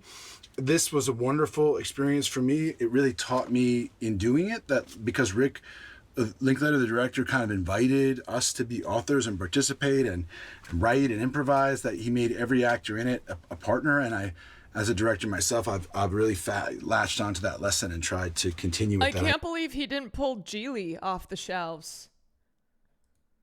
The cinematic masterpiece, Geely, starring Ben Affleck and Jennifer Lopez. I remember he sent us a note that said if this movie is produced as written, it would be a massive underachievement. And I'd never seen like humility in that way, or that kind of approach, and that way of inviting, your collaborators in. It was amazing. Badlands, Terry Malick made this movie. It's one of his great films, coupling sort of rebellion and youth and suburbia with this like strange kind of monstrous feeling like violence that seems inexplicable. And he really captured this sort of both the beauty and the Sissy pain Spacek of that and place Martin and time Sheen. and that idea. And he's just an incredible. Yeah, he calls him Terry. Soderbergh, Traffic, the seminal. So is about good. the drug trade and its many impacts and manifestations. And this movie made a massive impression on me. God, this is unbelievable. I can't even being in here is so Hollywood Shuffle. Robert Townsend made this movie. It's about being a black actor in Hollywood, and I found it so fascinating. I still remember the line at the end, just there's always work at the post office. And it was the first time I saw somebody define the ability to choose or not choose kind of what they did, take authorship over their life and their art, and it remains very meaningful to me. God, Trainspotting, Danny Boyle, this is an incredible film about heroin addiction and Scotland, and what a country colonized by wankers. It was just amazing. That's a bad Scottish accent, but those are my ancestors, so I feel some bizarre affinity for the place, and God, it was such a good movie. Spike Lee's Malcolm X with Denzel Washington. Honestly, Danny Boyle has some real bangers. There is not a performance I can think of and seeing that's better than this. And I remember where I was when I watched the movie, and I remember when I walked out, I thought, I want to be a better man. I and even love the first time Millions. movies touched me in that kind of a profound way. This Bull Durham, this is one of the, a great sports movie. It's a genre that I really like, and one of the things I love about it is that it was about the sort of the dignity and courage and humanity of people who aspired to greatness and maybe not reached it, but found a place to kind of be at peace with that and who they are. And I found it beautiful and heartbreaking. I mean, I would be so overwhelmed in the Criterion Closet. I swear I'd get in there and then I'd be like, I don't think I've ever seen a single movie. I can't remember anything. I don't know anything. I don't even know my own name. Fast Times at Ridgemont High, probably the best teen high school movie ever made. Big influence on Dazed and Confused. Incredible performances. Chief among them, Sean Penn as Spicoli. Once I cruise history, I'm not coming to your side of the building, and Mr. Hand, and I don't get out of here, Curtis. I don't hear you unless you knock. This is a great film about the American high school life. Silence of the Lambs is probably the best classic serial killer. There's stuff in this movie that's just been borrowed by 1,000 other movies. I've tried to rip it off. It's just an incredible film. Jonathan Demme did a spectacular job. Of course, Anthony Hopkins as Hannibal Lecter, Ted Levine as Buffalo Bill, and Jodie Foster kind of carrying it in this spectacular way. The protagonist is just an example of how you make a really great pop, scary, wonderful film that's smart. And Also the twist, I guess, the cinema, the trickery for the last part of the film, the way that they set that up, it's so good. Do they get to keep the movies? Yes, they do. So you can see there's multiple copies of films here because they do get to keep the movies. Have I seen The Last Duel? Yes, I have seen The Last Duel. I think I liked it. I think I liked it more than reviews of it that I had read. I remember I read some reviews that were not so kind, and then I watched it and I was like, wait, I'm confused. Why? Or maybe it was people online hating on it. Maybe it wasn't the reviews. Maybe it was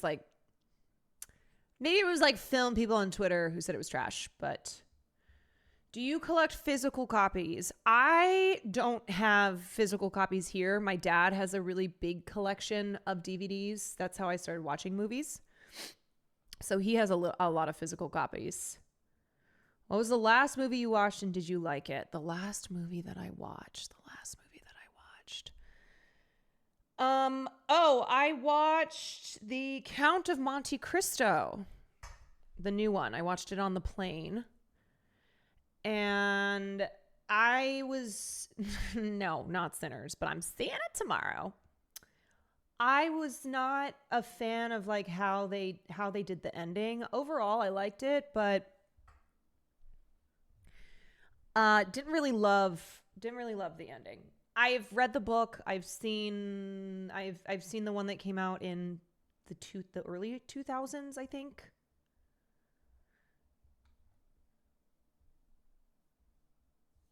You might be confusing Last Duel with House of Gucci, which was released a month later. Either that or the articles about how it made no money. Maybe. I can't remember. Terrifying and engaging. So this disc, the Criterion, I was surprised when I heard Criterion was doing Armageddon, because I didn't think of it as that kind of movie when we did it. I would walk into the Criterion closet, have no commentary.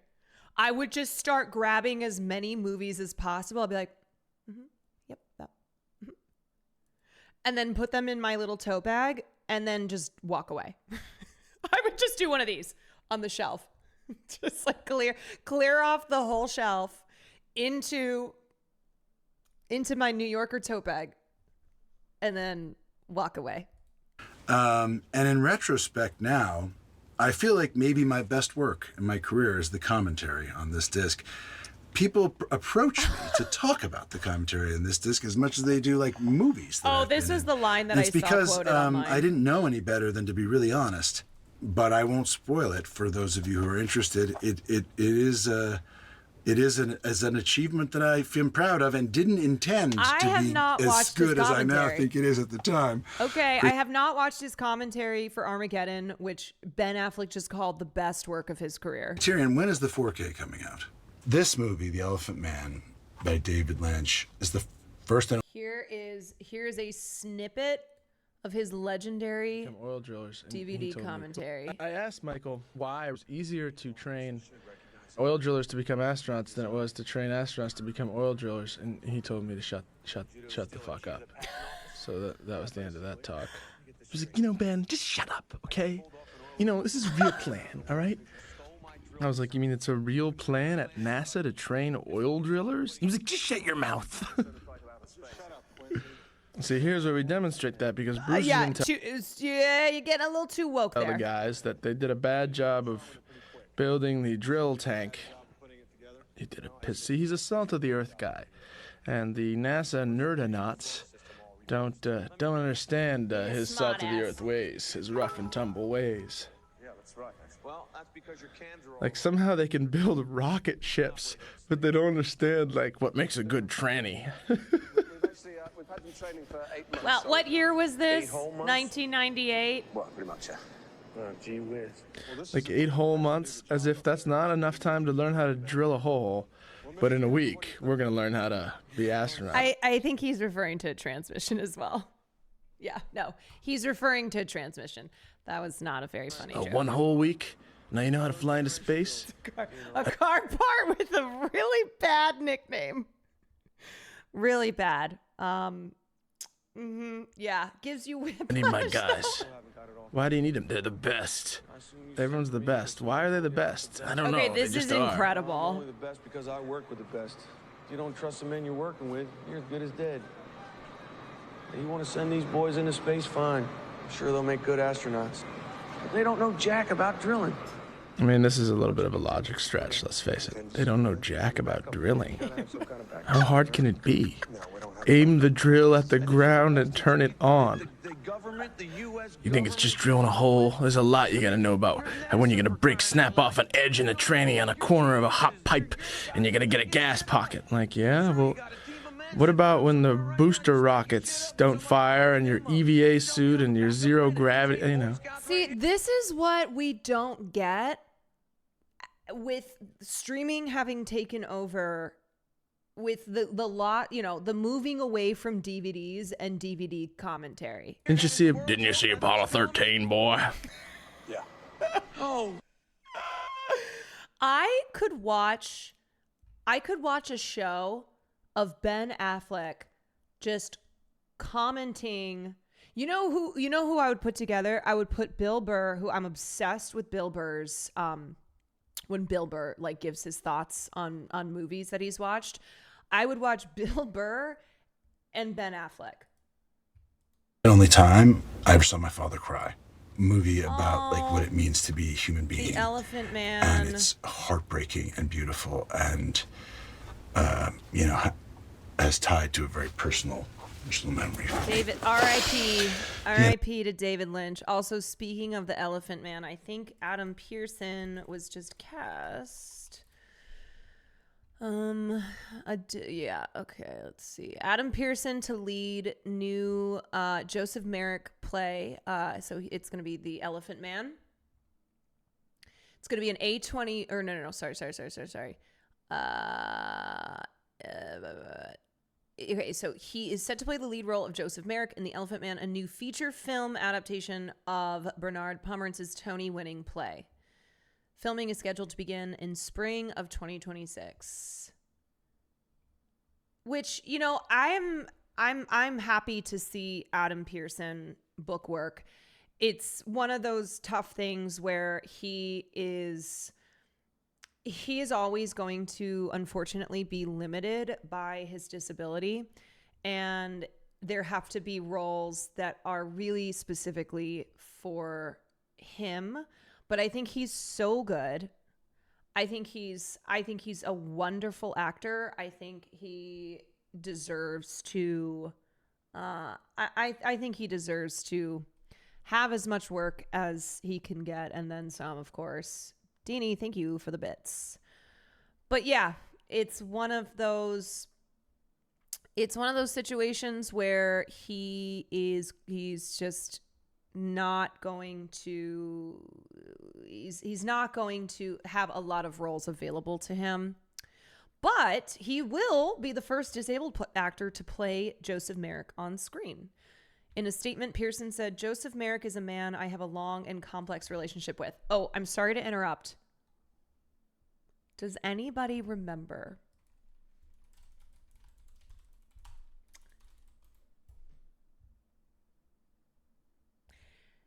Does anybody remember when Bradley Cooper was in The Elephant Man and he did not have prosthetics? So instead he did this.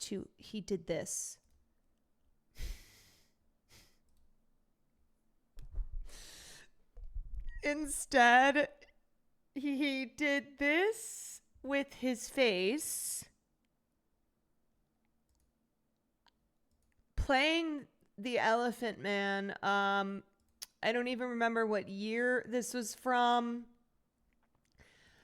Please tell me there's a video. Let's see. Bradley Cooper says that it was seeing the 1980 film The Elephant Man and Johnny's made him a freak show attraction. I don't know if there would be. I don't think that there's video. This was what year? I'm trying to think. 2014.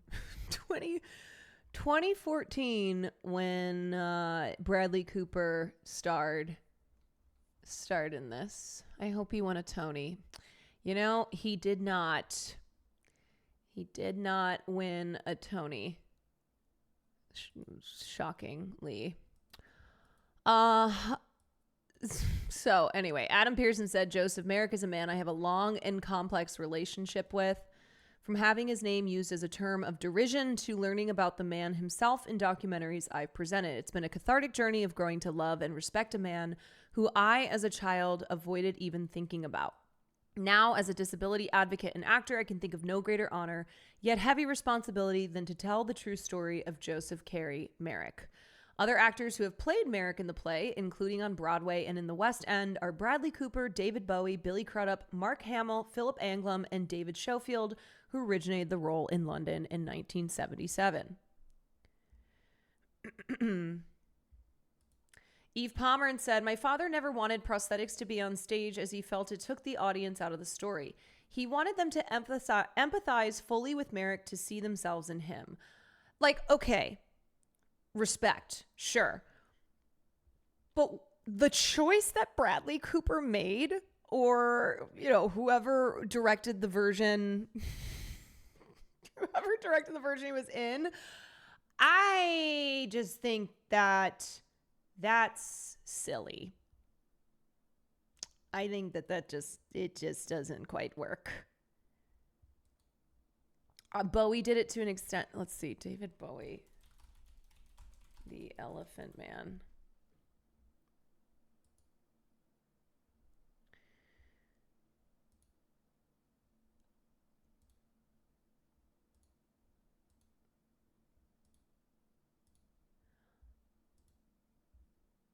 Yeah, I guess he's doing something with his... I just think, though, that, like, something about David Bowie's physicality just still works.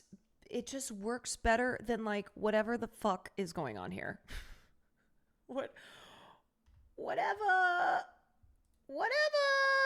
Bradley Cooper's doing here, I just... You know, to me... It's what my theater teacher said. You made a choice. It was the wrong choice. You made a choice. I just ultimately think Bradley Cooper was not the right person for that role in general. Okay. Lines like, I'm not an animal, I'm a man, which have become synonymous with the play, will take on greater meaning with Adam telling the story and enable the audience to finally stand in Merrick's shoes. My father would be beyond excited to see his dream becoming a reality. It will be produced by Stephen Nemeth for Rhino Films and Eve Pomerantz for Major Motion Pictures. Boom. Okay, great. Cool. You know, that's probably a good note to end on. All right, so Bradley, Ben Affleck's films, The Rules of the Game, Miller's Crossing, Dazed and Confused, Badlands, Traffic, Hollywood Shuffle, Trainspotting, Malcolm X, Bull Durham, Fast Times at Ridgemont High, The Sounds of the Lambs, Armageddon, and The Elephant Man. I think that's a pretty good variety there. I've only seen like half of these. That's quite a bit. I think I've only seen see. I've seen, I guess maybe just not a couple of them. If you haven't seen David Lynch's The Elephant Man, I definitely recommend.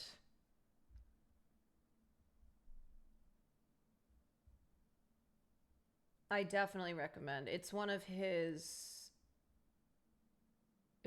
earliest. Is it his first? Was that his first feature?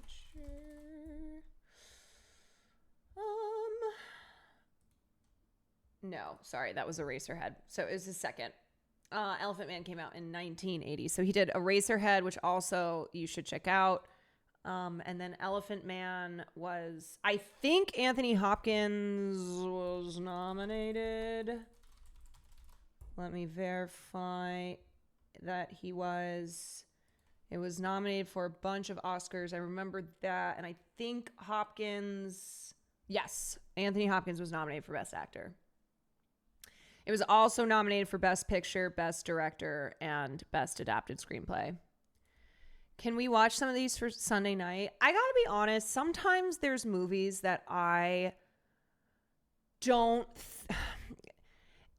it's tricky.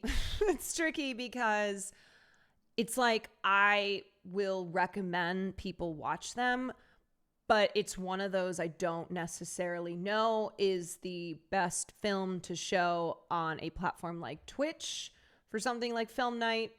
People already will tune out if it's a film from before the 2000s. Then you add black and white and people are like, la, la, la, la, I don't want to watch this. This is boring.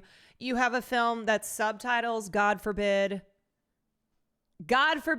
yeah, subtitled, black and white, not a whole lot of action happening. You know, like that's the type, something like Eraserhead or Elephant Man is something that I would show for like a very committed group of film watchers. You just, oh my God, should I bait them? Should I put in my title? I'll put in my title, Ethan Klein's name. And then I end up just showing Elephant Man.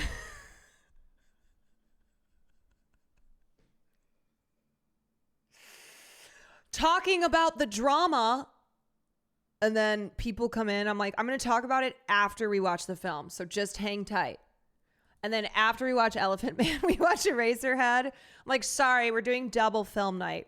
But as soon as I'm done with this, then I'm getting into it. They would probably think you're trying to make a statement. They would be like, clearly Caroline Kwan, proving once again that she is a racist bitch. Yeah, no, that would definitely spur clips and posts about me when all I was trying to do was like trap people into watching a film in black and white. Do it and then screen Fritz Lang's Metropolis. Yeah, it's just going to be 10 hours. It's just going to be 10 hours of films that most people would not be interested in watching. And I'm like, don't worry, I'll get to it. It's like that one time when Cutie pretended like she was going to address drama and she just kept running ads. I think she did that for like 2 hours straight. She'd be like, all right, guys, I'm just waiting for everybody to get in here. I'm just waiting for everyone to get in here. And then I'm going to address the drama. Okay, I just want to make sure that everyone's in here because I don't want to have to repeat myself. So as soon as everyone's here, then I'm going to get into it. So I just need your patience, please. I'll know as soon as everyone is here. And then at the end you just go, sorry guys, I'm pretty cooked. I'll talk about it tomorrow. Yeah, see, that's a 5-head move. Yeah. As soon as we get to 5K viewers, as soon as I'm pretty sure that everyone's here, then we'll start. Then we'll get into it. But until then, we're just going to wait, okay? I think Bella Hadid is on the way. 12 Angry Men would test the patience of many. Yeah, that was one of the films that I watched in my freshman year film class. Same goes for Buster Keaton's The General, even though it's a wonderful slapstick comedy.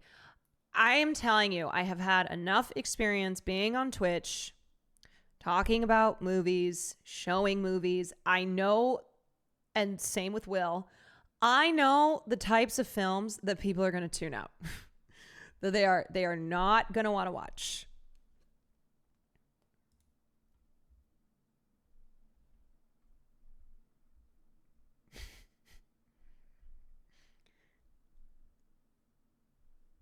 For those of you that were here for the past hour for the drama and you choose to leave now,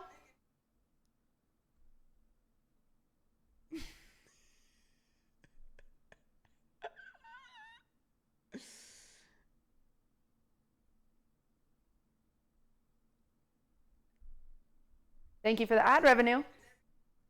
That's why she's my goat, okay? She's my goat. Ain't nobody doing it like her. You know, there have been a few times that I've contemplated doing this just to fuck with people. Right? Like, especially when somebody's coming after me. And usually I choose not to further engage because I just know it's going to be a, snake eating its own tail. It's never going to end.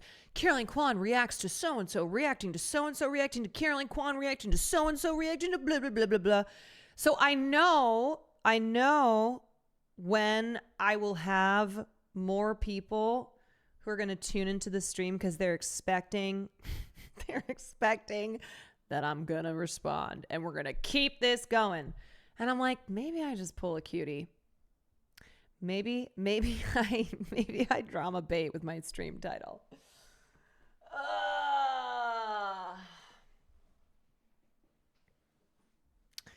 But at the end of the day, I just don't want to deal with it. She truly is the most underrated. You know, she drives me insane. She drives me insane because she's such a hater of herself, and she will not listen to the people around her like me who are telling her positive things. I have told her repeatedly to release her music video. She has a new project she's engaging in, which she filmed an episode with Ray yesterday, and she's already hating on herself. I'm like, how can you hate on yourself when you haven't even made it yet? Nothing makes her cringe like watching videos of herself. Yes, when we were talking yesterday about how people will use irony, they will use sardonic humor as a shield, as a way to protect themselves. That is Cutie Cinderella. And I'm like, look, you are a very creative person, and being a creative person is accompanied with a lot of doubt. You have to be vulnerable in order to put out the stuff that you've made.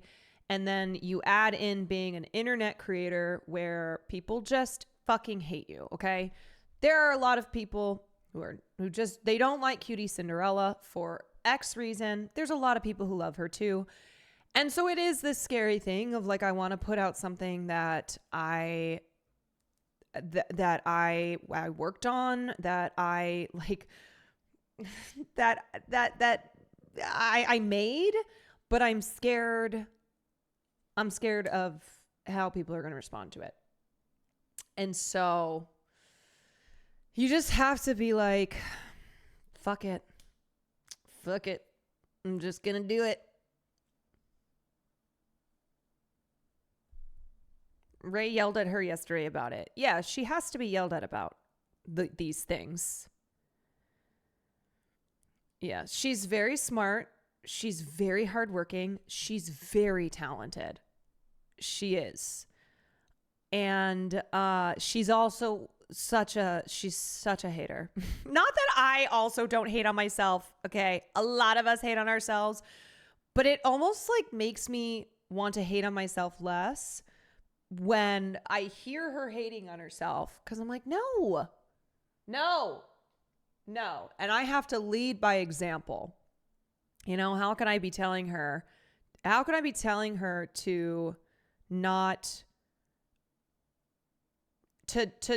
be in her head and to just do the things she wants to do and not be held up by her thinking that it's going to be bad, and then not do that myself, right? Like the inner demons that we have to fight.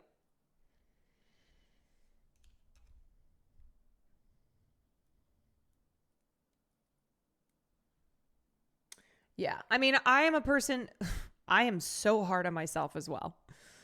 I'm very, very hard on myself. So it's almost a reminder for me as well. The things that I'm saying to her, I'm like, I also need to tell myself this, even though we do different stuff, but, yeah, anyway. Matcha oat milk. Thank you for the gifted sub. Cutie said your car smells. You know, it's interesting because it only ever smells when she's in it. So go figure. Yeah, and for you guys that are more visible and get targeted as easy punching bags as streamers, I do kind of get it, but man. Yeah, but if you are it's like if you're a content creator who wants to put out something that's just not slop, which I get that, because that's also something that's also how I view content creation, is not just wanting to make dumb shit, not just wanting to like make slop. It's almost you just have to like accept, as much as it sucks, that there are going to be people who, no matter what you do, no matter how good it is, no matter how hard you've worked, they're just going to hate on it.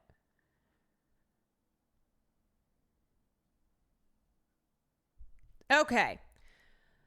Let's talk about this wild piece in New York Magazine about John Fetterman. I'm not going to read the entire thing. It is long, but I'm going to read parts of it that are particularly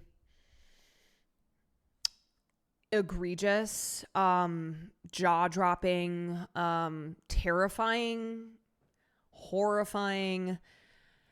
And what I will say is, I don't think anyone who has been following along with what John Fetterman has been up to the last year and a half is going to be surprised. But it is still shocking. It's still shocking, and especially the parts involving his wife. And it's sad. And it's just overall, this guy's got to get out of Congress. He has to be primaried.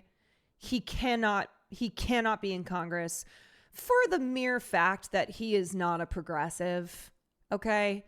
He rode to electoral victory on presenting himself as a progressive, and he is not. He's not. And also for his own health, he needs to be gone. He does. Do you think it was the stroke, or did he expose his real self? I am hesitant to blame all of this on his stroke.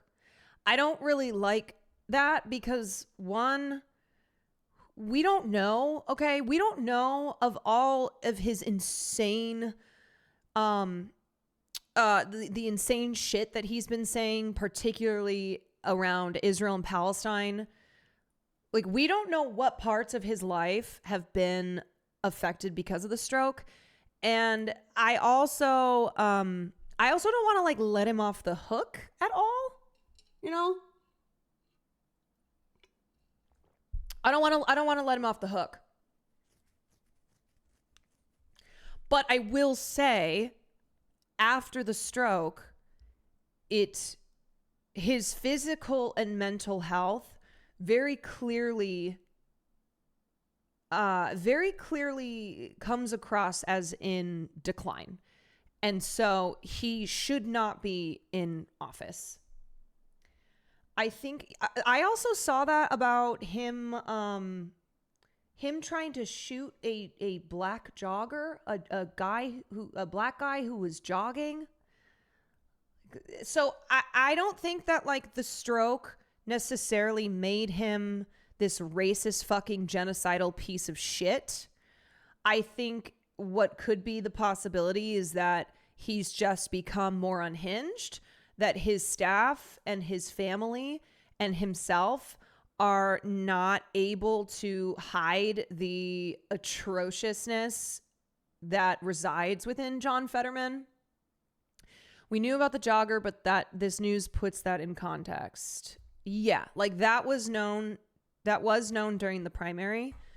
And so I think that also is an indicator that I think it's an indicator that John was not necessarily some upstanding dude who then had a stroke and it affected his brain so much that it made him racist.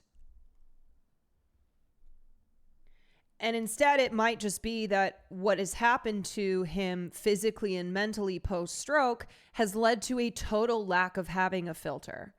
And has, yes, like in this piece, there are parts about how he got really, he's really paranoid. He's prone to conspiratorial thinking. Like he just doesn't have a grasp on reality, which is resulting in him doing really scary stuff and staffers of his leaving. But anyway, let's get into the piece. John Fetterman insists that he is in good health, but staffers, past and present, say they no longer recognize the man they once knew. Okay. So Adam Gentleson was John Fetterman's chief of staff. He's no longer his chief of staff, but I just want to say, fuck Adam Gentleson as well. Adam Gentleson, as his chief of staff, didn't have a problem with the things that he was saying, like the political things he was saying. So namely that Palestinians should die, that he is, frothing at the mouth to support Israel. But his concerns were over John's physical deterioration. Like he was just worried for his own safety. So I hope that people who read this piece don't take away that high-ranking staff members like Adam Gentleson are also not awful people. Okay. So Fetterman's behavior had so alarmed Gentleson that he resigned from his position. And in May 2024, he wrote an urgent letter to David Williamson, the medical director of the Traumatic Brain Injury and Neuropsychiatry Unit at Walter Reed, who had overseen Fetterman's care at the hospital. I think John's on a bad trajectory, and I'm really worried about him. If things didn't change, Gentleson continued, he was concerned Fetterman won't be with us for much longer. I can't say that I have much empathy there. His 1,600-word email came with the subject line, concerns, contained a list of them from the seemingly mundane, he eats fast food multiple times a day, to the scary, we do not know if he's taking his meds, and his behavior frequently suggests that he is not. We often see the kind of warning signs we discussed. Conspiratorial thinking, megalomania. For example, he claims to be the most knowledgeable source on Israel and Gaza, but his sources are just what he reads in the news. He declines most briefings and never reads the memos. John Fetterman is saying, I am the guy. I am the news. I am the person who knows the most about this thing that I really know nothing about. And yeah, that's pretty fucking scary. So Fetterman was avoiding the regular checkups. He was obsessed with X, which he had previously admitted was a major accelerant of his depression. He drove his car so recklessly that staff refused to ride with him. Not a smoke time. Thank you for the 5 gifted subs. Cadavra, thank you for the 22 months. This part is very concerning right here. He also bought a gun. John Fetterman is an example of a person who should not be in possession of a firearm. And yet he has one. He says he has a biometric safe and takes all the necessary precautions, and living where he does, I understand the desire for personal protection. But this is one of the things you said to flag, Gentleson wrote, so I am flagging. Another red flag is that every person who was supposed to help him stay on his recovery plan has been pushed out. He has damaged his personal relationships. He has lost pretty much the entirety of his staff. He's lost his closest advisors since he won his election 3 years ago, including 3 of his top spokespeople, his legislative director, and Gentleson. His circle of trust has shrunk, and the people around him, or the people who spoke with Ben Terrace, who wrote the piece, said that they expect more staffers to depart. So it seems as if the Fetterman office is one of the worst places to be on the Hill. All right, I'm going to skip down a little bit. Okay, so he had his stroke in 2022. It made him difficult to communicate. This was obvious during his televised debate with Dr. Oz, who he was running against. A recent poll from Morning Consult found that his overall popularity is on the rise. That's very concerning. 50% of respondents approving of the job he's doing against just 35% who don't. With the Democratic Party out of power and fighting with itself about how to move forward, it would be easy to imagine a Fetterman 2028 machine kicking into gear. If we reach that point, if we reach the point where it's Fetterman 2028, it's over. Like it's bad. It's really bad. Wait, Will's in here. Do you want food, Caroline? Yeah, that sounds good.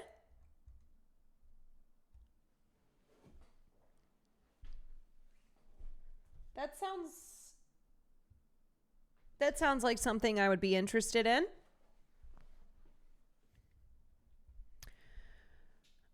Okay, so the reason also that Gentleson, his former chief of staff, text me? Okay.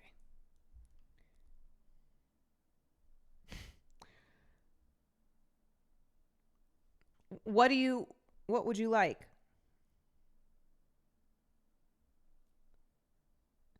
What do I want? What do you want? You're the one who's training for a fight.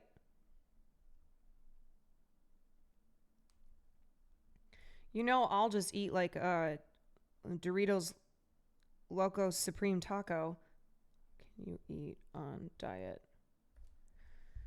I'm not the person who has restrictions. So whenever Will asks me what I want to eat, I'm like, no, what can you eat? Also because I never know what I want to eat. Get me a Baja Blast, brother. You know what, bro? I'll take a Baja Blast. That sounds good. Man, you're in California. Have some real Mexican food.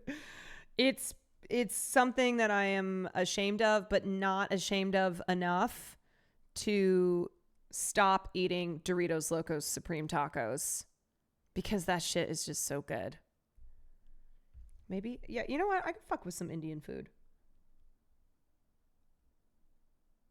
I could fuck with some chicken tikka masala. You know how it goes. Yeah, get me on the Fetterman diet. Get me on the Fetterman diet. I'm eating Taco Bell 4 times a day. Okay, anyway, so Jettleson's belief, and this is why he does not get to escape being called an asshole, is that he thinks He believes in the Fetterman Project. And what the Fetterman Project is that Democrats would benefit from punching left more often. Yeah, because that's the Democrats' problem. The Democrats' problem and the problem in our political system is that the Democrats are not punching left enough. And according to the Fetterman Project and to what Gentleson believes in, voters crave a heterodox candidate willing to stick a thumb in the eye of his own party. Okay. He says his disagreements with Fetterman are, by and large, not political, but rather an expression of genuine worry for Fetterman's well-being. See, I gotta be honest, I don't give a fuck about Fetterman's well-being at this point. I care about the fact that he is the loudest voice, certainly in the Democratic Party, who is vociferously and viciously advocating for endless support to Israel and to wipe out Palestine. That's what John Fetterman believes in. He is bloodthirsty and has shown his ass over the last 19 months. But Gentleson is not the only one who's uneasy about John's health. Former and current staffers paint a picture of an erratic senator who's become almost impossible to work for, whose mental health situation is more serious and complicated than previous reported. No one is saying every controversial position stems from his mental health, but it's become harder for them to tell which ones do. When I spoke with Fetterman in April and shared those concerns, he denied that anything was amiss. He told me that he felt like the best version of himself and later texted that the staff turnover at his office was typical of Washington. Why is this even a story? He asked. Many of the staffers I spoke with are angry, they are troubled, and they are sad. These are some of Fetterman's truest believers, and they now question his fitness to be a senator. They worry he may present a risk to the Democratic Party and maybe even to himself. I hope he gets worse. I'm not even trying to be edgy. I just want the worst for him, just as he's wished the worst for my people. He's irredeemable. I get it. No, I totally get it. Like, Fetterman, I do not believe is, like, I'm not going to give my empathy to him. And that's why I'm like, I don't care about examining what has he been saying and doing that's a result of his stroke. The point is that he is such a fucking scumbag, and the things that he has said about Palestine and the support that he has given to Israel is so reprehensible and irredeemable that for me, it's just fuck Fetterman, get him out of office. I don't care what happens to this man. I just want him to be gone. I want him to be gone. He is causing so much harm. And even, okay, whatever. All right, let me skip down a little bit.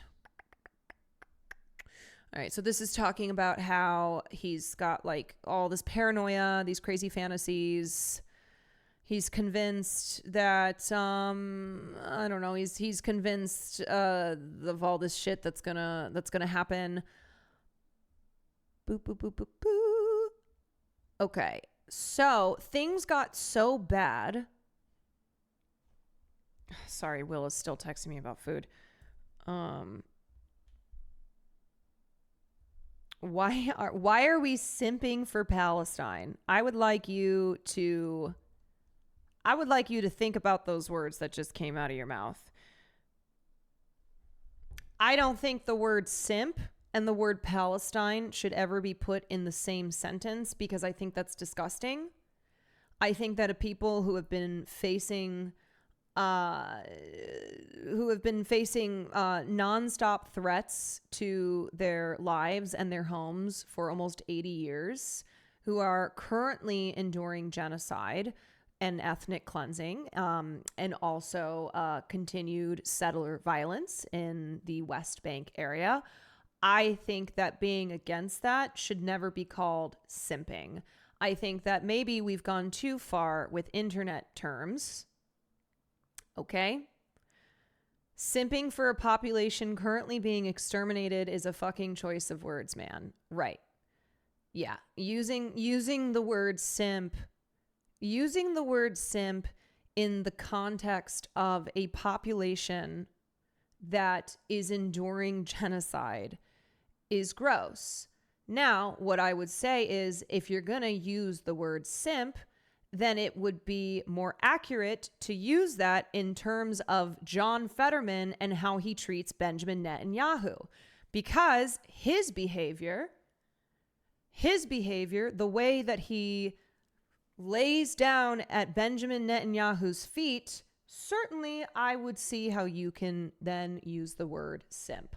But as far as saying simping for Palestine, when Palestine are a population who have, for actually not even 80 years, like a century, endured so many great injustices. Just think that you want to who attacked first? Okay, great. We are going back to square one here. We are going back to square one with who attacked first. So what I would recommend is you read a book, perhaps The History of Palestine, 100 Years War on Palestine.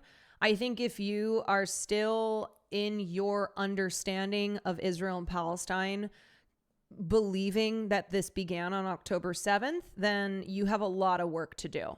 And I'm not going to do that work for you. I'm no longer, that was something that I did like the first 6 months. But at this point, all I will tell people who come in here and say stuff like who attacked first, which very clearly for the last 19 months, you are only consuming the pro-Israel narrative. I implore you to go do a little learning. I implore you to read about the Nakba. Read about the March of Return. Okay. Read about the 1967 military occupation of the remainder of historic Palestine that had not been taken in 1948. So obviously, y'all, this is one of those situations that there is not going to be a changing of the mind. A changing of the mind by everybody piling information that, yes, is correct and important information to understand, but piling that onto the chatter. Okay, you say fair enough. Okay, fair enough. Great. So I really hope that is something that you go do, and you'll understand why that is the reaction to saying, but who attacked first? And you may simply not know. You may not know. And I think it's important to know why October 7th happened, and to know that you have to go into the history over the last century. And I really do think 100 years, 100-Year War on Palestine, a book by Rashid Khalidi, is a very great place to start. It's very informative, gets into a lot of history. Obviously, 100 Years War on Palestine, and just even simply reading, reading the beginning of that will show you that there's a lot more here that you don't understand. Okay. Anyway, I'm gonna go back to this after I text Will.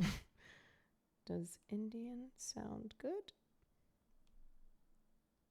Or Thai? Okay, he needs to know what we're eating for dinner. This is something I always have to point out, but it was the deadliest year for Palestinian children on October 6th of 2023. Yes. Yep, that's an undeniable fact.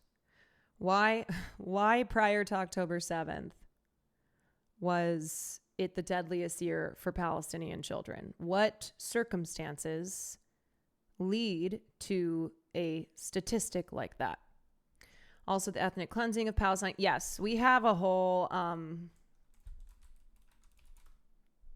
we have a whole resource link. ! Palestine. A lot of resources. A lot of articles, ebooks, etc. There at this point is no excuse to not understand the history here from a perspective, from a standpoint that is not riddled with Western propaganda. Okay, so Fetterman bad things were happening. So he went to the hospital. He was admitted on February 15th. He was experiencing delusions. He told doctors that he believed members of his family were wearing wires to secretly record him. In one chaotic moment, he grew convinced that a political rally was being held in the hospital's lobby and that he needed to break out of his room to attend. Fetterman's doctor said that the main causes of the delusions were the lingering effects of the stroke, dehydration, and depression, and that the original medication for the depression could also have been a factor. Doctors then stopped all antidepressants and put him on other drugs. Apparently, the new medication worked, and over the next few weeks, his mood steadily improved, according to a public discharge briefing from his doctor. He started sleeping and eating better. He was staying hydrated. He'd come into the hospital burdened by thoughts of self-harm and an indifference about whether he lived or died. If the doctor said, "Oh, by the way, you have 6 months left," I would have been like, "Okay, whatever," he later told Time magazine. Now, with the new treatment plan, Williamson said Fetterman quickly evidenced better mood, brighter affect, and improved motivation, self-attitude, and engagement with others. Yeah, okay, so like, I want to be clear too. This was before October 7th when all of this happened. So as far as like Fetterman having severe mental health issues, having to be hospitalized, being put on new medication, it seemingly working, like, great, I'm glad. But remember that this was prior to when he started full-throatedly supporting Israel, okay? So let's skip down here and get into the post October 7th. All right. In the days after the October 7th attack, Israel declared war, genocide, and retaliated with brute force, killing Hamas forces as well as thousands of civilians. In the U.S., progressives began calling for a ceasefire to at least pause the carnage. Fetterman felt differently.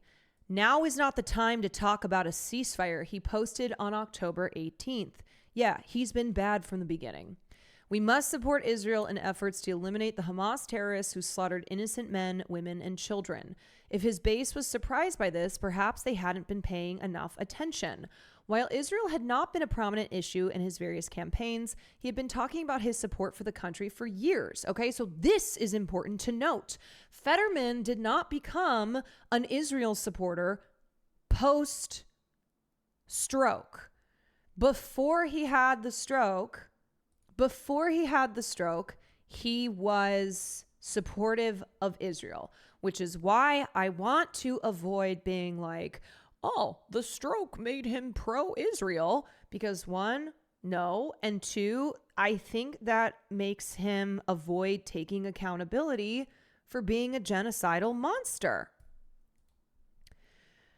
I'm not really a progressive in that sense when he's talking about Israel. He said while campaigning in 2022, "There's no daylight between myself and these kinds of unwavering commitments to Israel's security." Still, it wasn't until October 7th that it became clear Fetterman was the most outspoken Israel hawk in his party, offering constant and unconditional support for the military action in Gaza. Early on in the conflict, 16 of his former campaign staffers wrote a letter anonymously saying that they found his full-throated support for Israel to be a, quote, gutting betrayal. Gentleson, his chief of staff, had taken to defending Fetterman from such criticisms, that's why it's fuck him as well, posting, "The thing about being a staffer is that no one elected you to represent them." But it wasn't just his staffers who were upset. There was also Fetterman's wife, Giselle, who had become something of a political celebrity in her own right. She's a kind-hearted philanthropist, the proprietor of a free store in Braddock that gave away goods and clothing, a formerly undocumented immigrant from Brazil, and a vocal progressive. In early November, just weeks after the attack, she arrived at her husband's Senate office, and according to a staffer present, they got into a heated argument. "They are bombing refugee camps. How can you support this?" The staffer recalled her saying with tears in her eyes. "That's all propaganda," Fetterman replied. Later, a still visibly upset Giselle pulled the staffer aside. She asked him if members of Fetterman's team were pushing him to take these stances for political reasons.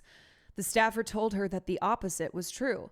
Many of them were just as upset as she was. "If you're pushing back on this, there is no hope," the staffer recalled her saying. "This is horrible news." A few days later, Giselle texted a different staffer, "I'm at a breaking point and I can't co-sign this any longer. I'd love some help in language to separate myself from this. Can anyone help me?" Giselle might have disliked what her husband was up to, but his father loved it. Carl Fetterman, an insurance executive, was way more conservative than his son. He used to have a magnet on his fridge that warned that his dog bites Democrats, and he watched Fox News constantly. Sounds like a fun dude. When Fox would air segments about Fetterman's strong stances on Israel or invite him on as a guest, the senator's father would, according to former staff, almost always call to say how proud he was. I wonder if Fetterman is a daddy's boy and really liked the fact that his daddy was proud of his boy. His father as an insurance executive. I mean, that alone should tell you. The war in Gaza was also luring Fetterman back to X. He handed over his social media he had handed over his passwords to his staff as part of his recovery plan. But when he saw in December that Pennsylvania protesters had stuck "boycott Israeli goods" stickers on hummus containers, he approved a post for staff to send. The message adhered to a classic meme format. That's never good. Featuring 2 photos of Drake. Yeah, especially not good. One in which the rapper appeared disgusted by text that read "protest the rape of Israeli women and girls," and another in which he nodded approvingly to "protest hummus." The post roiled his staff. According to one former aide, a group of women who worked in the office argued that the message could be read as hurtful to sexual assault survivors. Members of Fetterman's senior team spent hours urging him to take the post down. The point he was trying to make, that protesters didn't care about the atrocities committed by Hamas, was being lost in the controversy. According to one of them, Fetterman's response was that he didn't want to give in to the woke mob and that anyone upset was welcome to resign. Eventually, he took it down. The endless fights over Israel, which saw Fetterman draw further into himself, coincided with setbacks in his recovery regimen. At that point, he hadn't gotten his blood drawn for months. He was acting bizarrely. Staffer had witnessed Fetterman walk directly into a group of people, nearly bowling them over. "I just got off with the docs," a staffer wrote to Giselle in a text. "They said that they would call you to debrief." The staffer went on to say that others shared his worries about Fetterman's behavior and that at least 2 top aides were likely to quit soon because of it. "I don't want to sound defensive, but I want to be clear that this isn't just me. Everyone here is feeling alarmed." "I don't think for a second that it's you," Giselle responded. "Will he find out tonight that they are leaving? My fear is something is off and it won't register." This is, honestly, this is fucking awful. This just environment of fear around John Fetterman, including how his wife feels. Giselle then texted that she had told her husband that his staff and doctor were worried about him, but that he told her, "That's not true. And I guess I'm not talking to you today," before hanging up. The doctor had also, quote, said that he was fighting to get access of the Twitter account. "Please promise me that he will never have access," she went on. The staffer said that Fetterman was asking for the passwords, but that he would not give them up.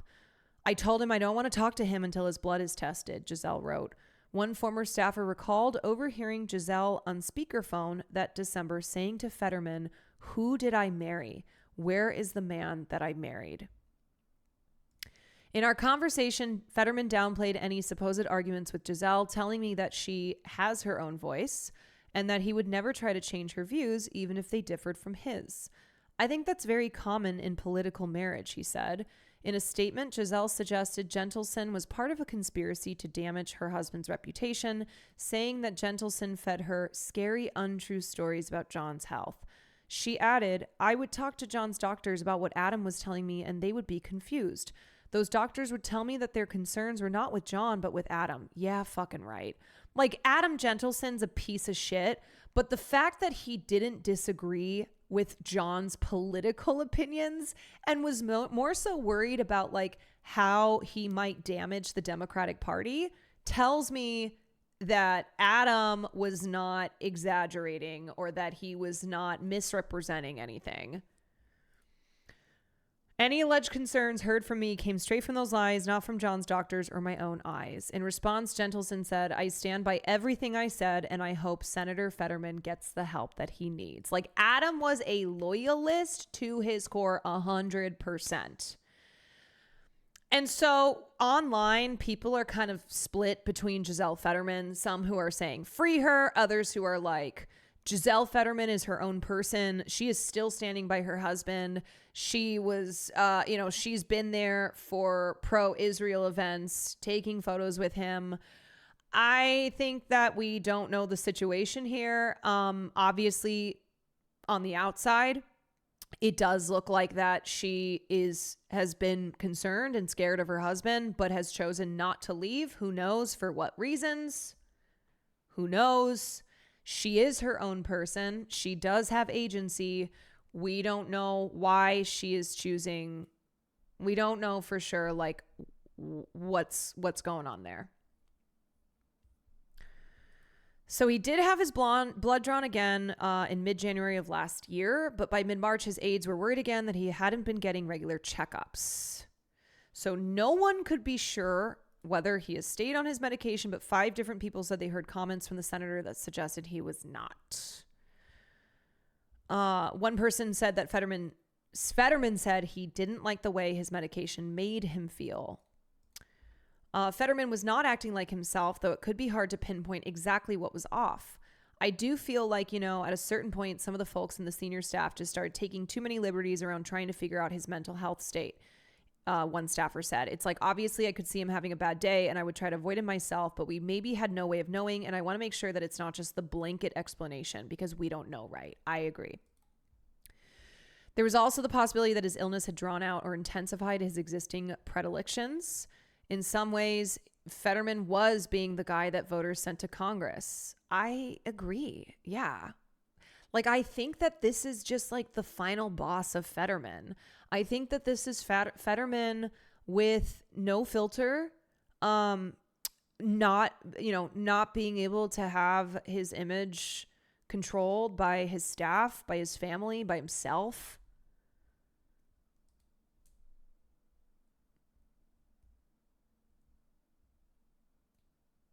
Okay, this part, okay, let me skip down here.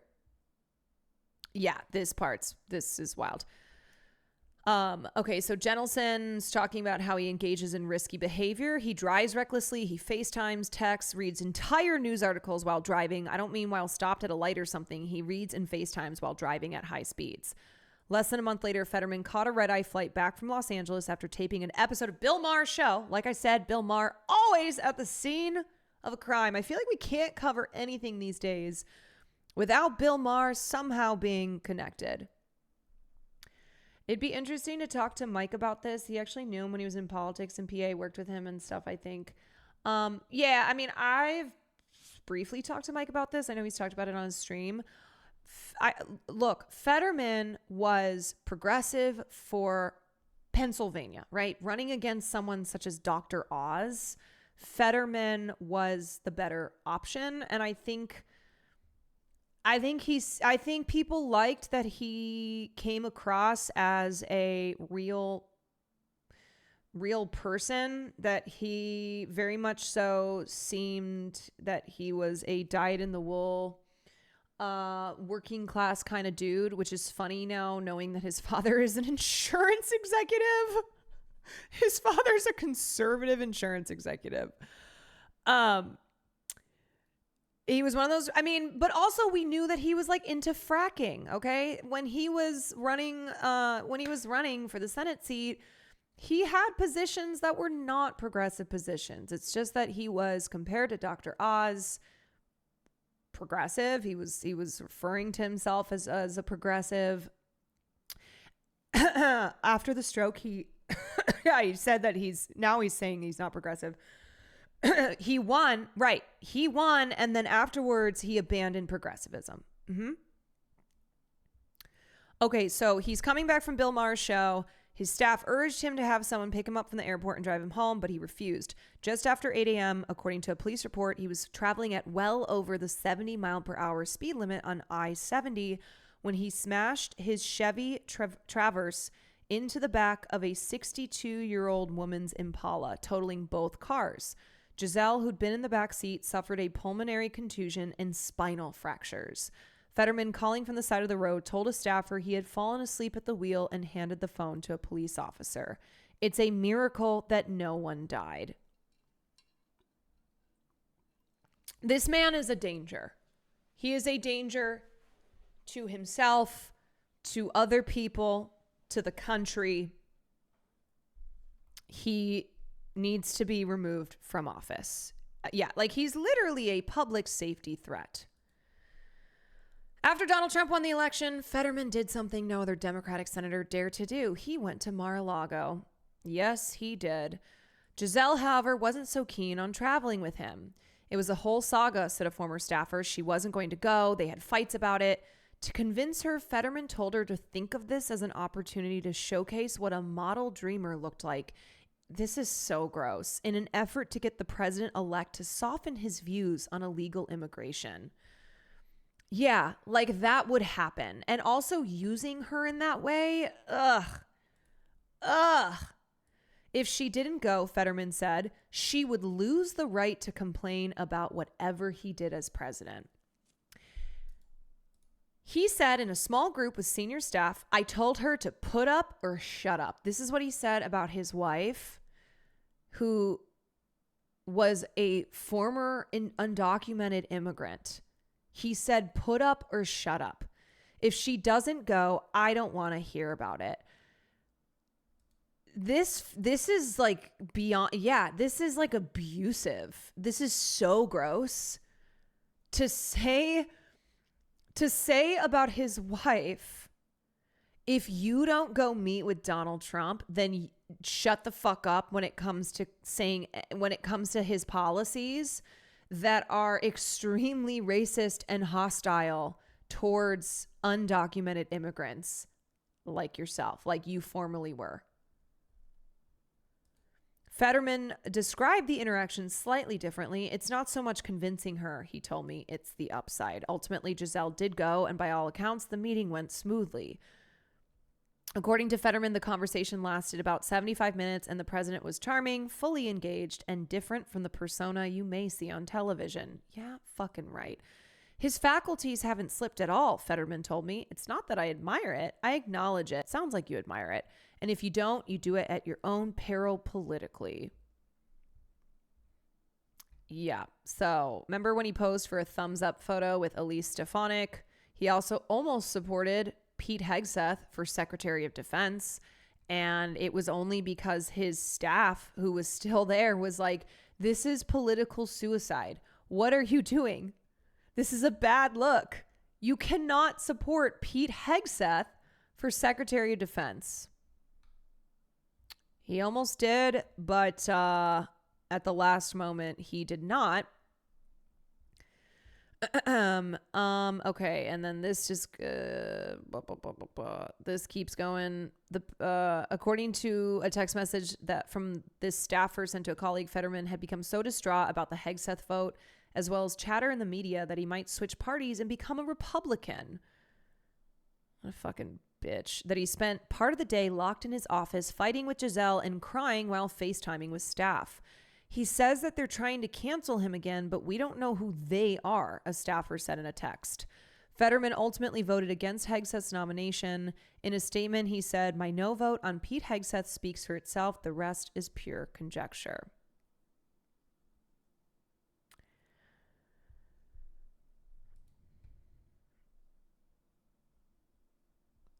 Still, some of Fetterman's behavior was leaking out into the public. Last year, the Sunrise Movement posted a video of him mocking and filming one of his constituents. Yeah, you guys remember that?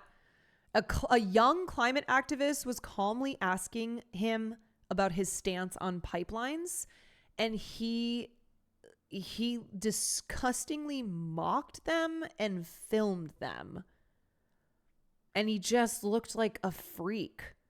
Earlier this year, a passenger on a flight to Pittsburgh filmed a video of Fetterman getting into an argument with the pilot about wearing his seatbelt in a way that was visible to the crew. "If you want to go to Pittsburgh, it's simple," the pilot explains. "You're going to have to follow our instructions or be asked to get off the airplane." And behind the scenes, things were worse. In March, he took an early morning trip to Connecticut without telling his team why, leaving them at a loss for what to tell Giselle when she demanded to know why he was missing one of their kids' birthdays. Fetterman objected to this, saying to me, "I took a weekend trip in March to visit the gravesite of my friend from grad school who died in 1993. Yeah, you know how you go do something like that? You miss your child's birthday so you can go to the gravesite of a friend who died 32 years ago?" This also isn't the first time that he has fucked up his kid's birthday. The article just keeps going. I know, which is why I've skipped parts of it, because it's very long, but it's wild. Like I said, if you've been following along at all, not really surprising, but still shocking. When Fetterman was in Washington, there were entire days in which his schedule was cleared because he seemed like he was in no mood to be around others.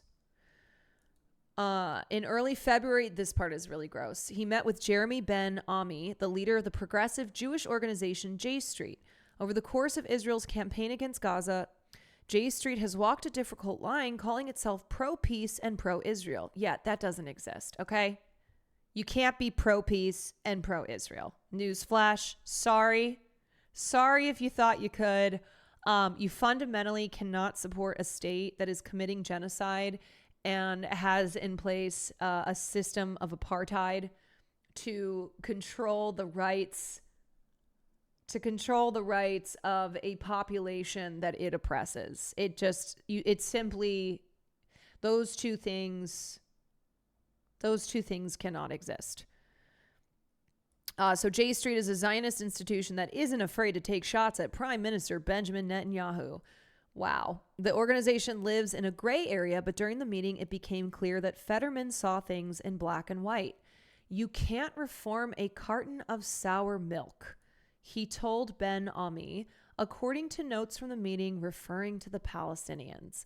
That is why it's fuck John Fetterman, referring to the Palestinian people as a carton of sour milk.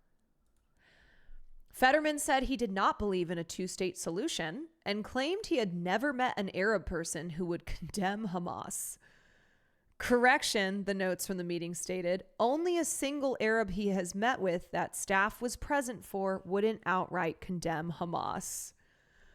Do you think John Fetterman has ever asked a Jewish person to condemn the state of Israel in the way that he will ask any Arab person? And I guarantee that if there's one thing I can make a bet on, it's that John Fetterman hasn't talked to that many Arab people.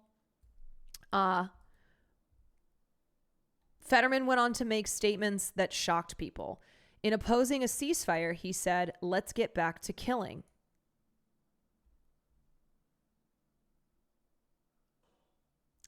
A person who heard the conversation told me, he said, "Kill them all." In a statement, Fetterman denied the account, adding, "Any reference to killing was solely about Hamas, and I do support the destruction of that organization down to its last member." John Fetterman has never once demonstrated that he has any empathy for Palestinians, referring to them as a carton of sour milk. So not hard to believe that this "let's get back to killing, kill them all" is in reference to all Palestinians, because he's a fucking war hawk. He is a genocidal monster. He does not care about dead kids. He doesn't care. Like, that's the thing about a freak like Fetterman, is he doesn't even care about dead Palestinian babies, let alone adults, okay? Let alone male adults. He does not care about the thousands of dead babies. Yeah. Okay. I'm going to skip to the end here. As for Fetterman's health, he said it was better than ever. A day earlier, he had published an op-ed in the New York Times about his experience with the anti-obesity medication Mounjaro, which he said helped save his life. Not just his physical health. For someone that suffered from depression, to me, it's just bright. It feels crisp and not on anything. I feel like my best version. I love how him feeling like his best version is coinciding with full-throatedly supporting genocide. Like, is that what's going on here? Do you ever worry about slipping? I asked. No. It's freeing. And I really appreciate things that I would never have been able to do if I never recovered from that stroke. I've talked to a number of former staffers of yours who say they are worried about you, who say they're worried that you are not on your recovery plan, that you might not be taking your meds, that they've heard you make comments about how you didn't need them anymore, or that you didn't like the way they made you feel. Do you care to comment on that? No, I won't, he said. He said that no one in his staff would know about his personal health situation, and that anyone who told me otherwise was simply misinformed. There's not really anything to respond to when that's just not accurate. What they say, I pressed on, is that they've witnessed ups and downs and could be associated with kind of a relapse. And they also worry that the medication you're on is not just for depression, but more serious drugs, that if you're not on them would be a problem. Is there truth to that? I don't have any comment on that. I'm going to go off record. Go off record. Go off record. I cannot report what Fetterman said over the course of the next 4 minutes, but I can say that after he was done talking, I found myself in the hallway outside his office making awkward small talk with one of his press aides. 5 minutes later, the door opened and I was ushered back in. The office felt different now, quite intense. He was still in the same chair, but slumped into himself like a deflated parade float. His shoes were now on. He avoided looking at me. Finally, I broke the silence. Anything to say about that? I asked, hoping to pick up our conversation where we had left off. There's not anyone that you're referencing who would be privy to my medical history, he said. Do you care to comment whether they are right or wrong? I'm just going to say that it's disgruntled employees saying things that are either untrue or so. That's kind of the business that we are in, he said. I asked him why these staffers might be disgruntled. For whatever reason, he said, there's a lot of people who just hide behind unnamed sources in articles. I tried to move the conversation to Trump's tariffs and other issues before leaving, but it was plainly clear his mind was elsewhere. His voice was low. He barely bothered to look up. His sentences were clipped. I feel like there's been kind of a tone shift here, I said, trying to catch his eye. Can you tell me what you're feeling, what you're thinking? For the first time since I returned to his office, he looked right at me. No. Everything's great, he said deadpan. Everything's great. I don't know what you're referencing.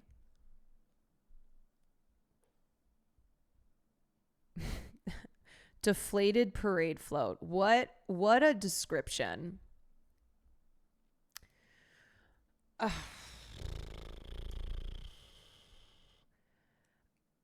You know, I am going to say it again. I'm going to say it again. Okay. I, of course, am empathetic to mental health struggles. Okay. Glad he's doing so well. But John Fetterman is in a position of power. And for the last 19 months, he has nonstop been supporting the state of Israel in the most vicious way. This man who is so adamant about not wearing suits specifically put on a suit when Benjamin Netanyahu came to Congress, when this war criminal came to Congress, John Fetterman put on his rare suit and was one of the first to get up to shake his hand. It sounds like John Fetterman is also a danger to the public driving around, speeding, not paying attention, crashing into people. And he needs to be gone. Like, he needs to be out of office. And I know that, like, there's the jokes about how having a stroke, you know, damaging your brain makes you a Zionist. But John Fetterman was a Zionist before his stroke. He himself said that he's not progressive on that matter. And I don't want to let him off the fucking hook, you know?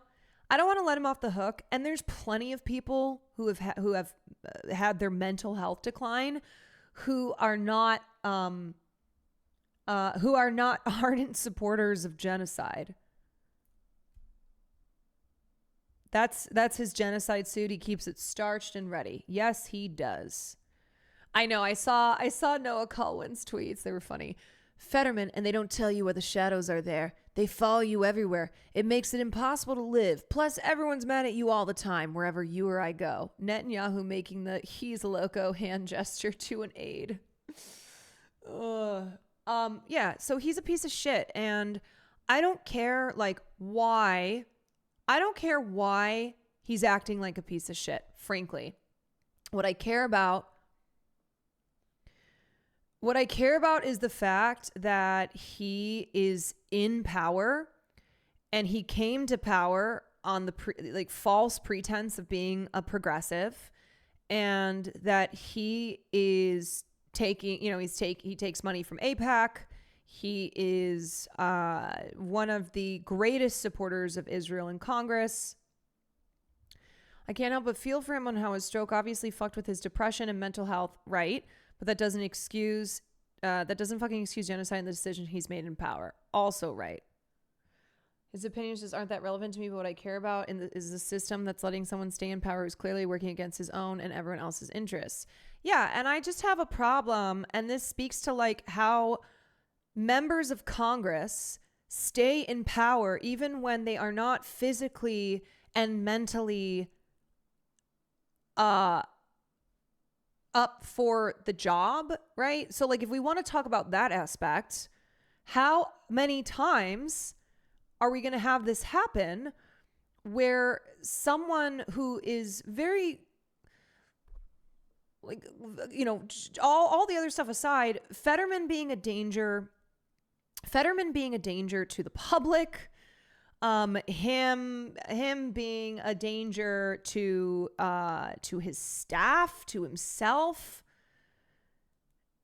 and that in the piece as well, like Gentleson and others, they were covering it for a while, and it wasn't until it got to a point where they're like, I can't do this anymore. But that's what happens so many times in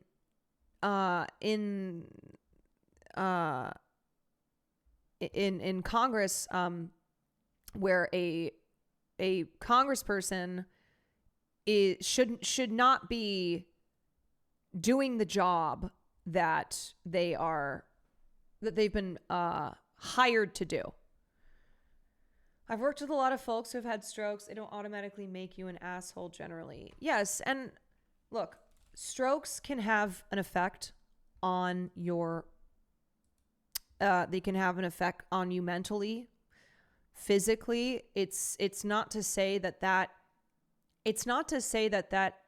is not playing a part in the what the fuck has happened to John Fetterman, but he is expressing opinions that he already had prior to having his stroke. And that's why, to me, this seems as if this has reduced his inhibition, that this has like removed this has removed his capacity to be filtered, to be perhaps more rational. Like he just is now fully unhinged. He's not up for re-election for a while. Unfortunately, a lot of this will be forgotten. I mean, you heard in the piece that like there are a lot of people who still like him. Let me find that part.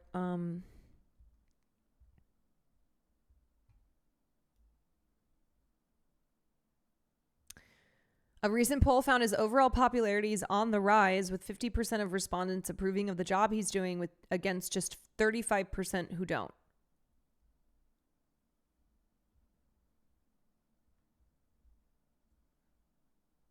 So it's not even so much that I think people will forget. I think that there are just maybe not enough people who are horrified by the things he's saying and doing. That kind of seems to be more of the case here.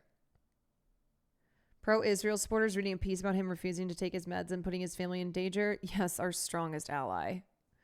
I mean, didn't he just fucking go to Israel recently? Didn't they give him a pager?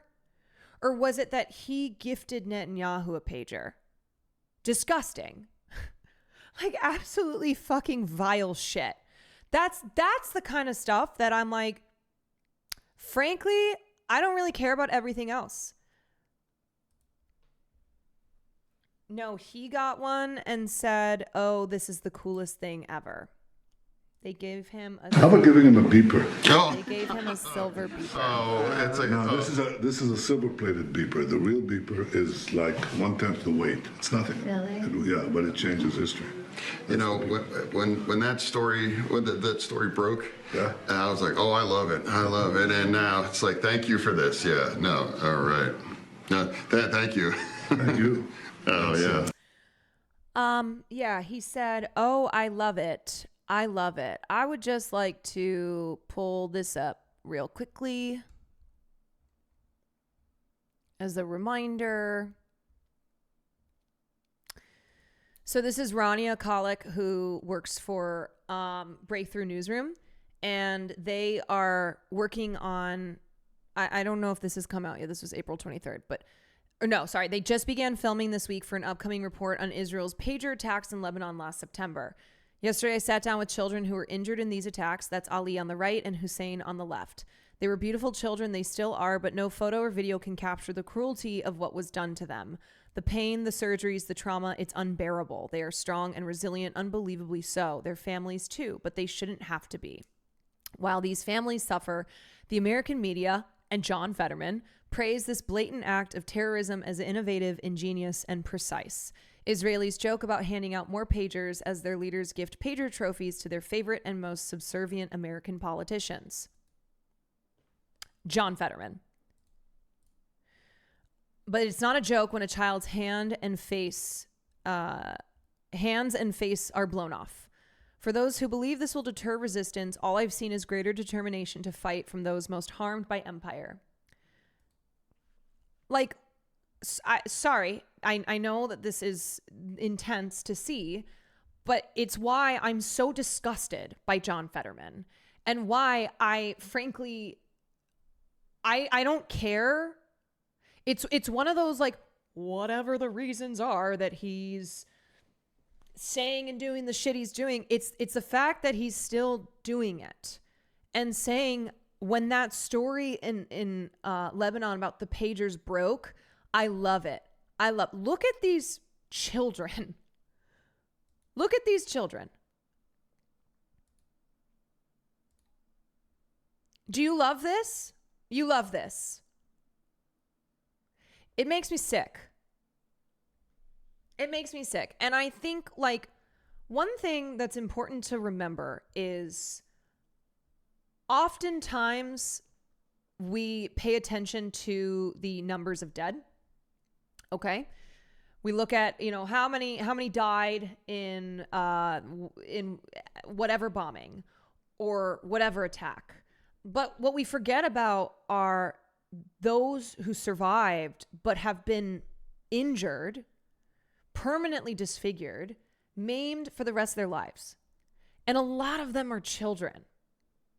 A lot of them are children. Anyone with a heart would never joke about this. Yeah. And this is the thing that like always gets me going. I can only like spend so much time before I'll just completely lose my fucking mind.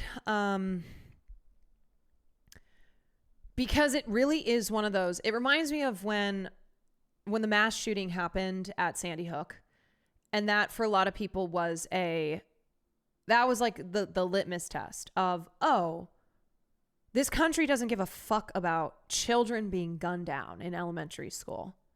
So that's that. Of course, we still fight for gun control, but that was like an indicator of where we are, of how powerful the gun lobby is, of how bought and paid for politicians are.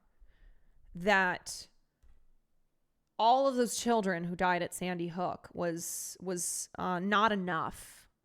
So anyway, it's similarly with like these children in Lebanon and in Gaza and in the West Bank.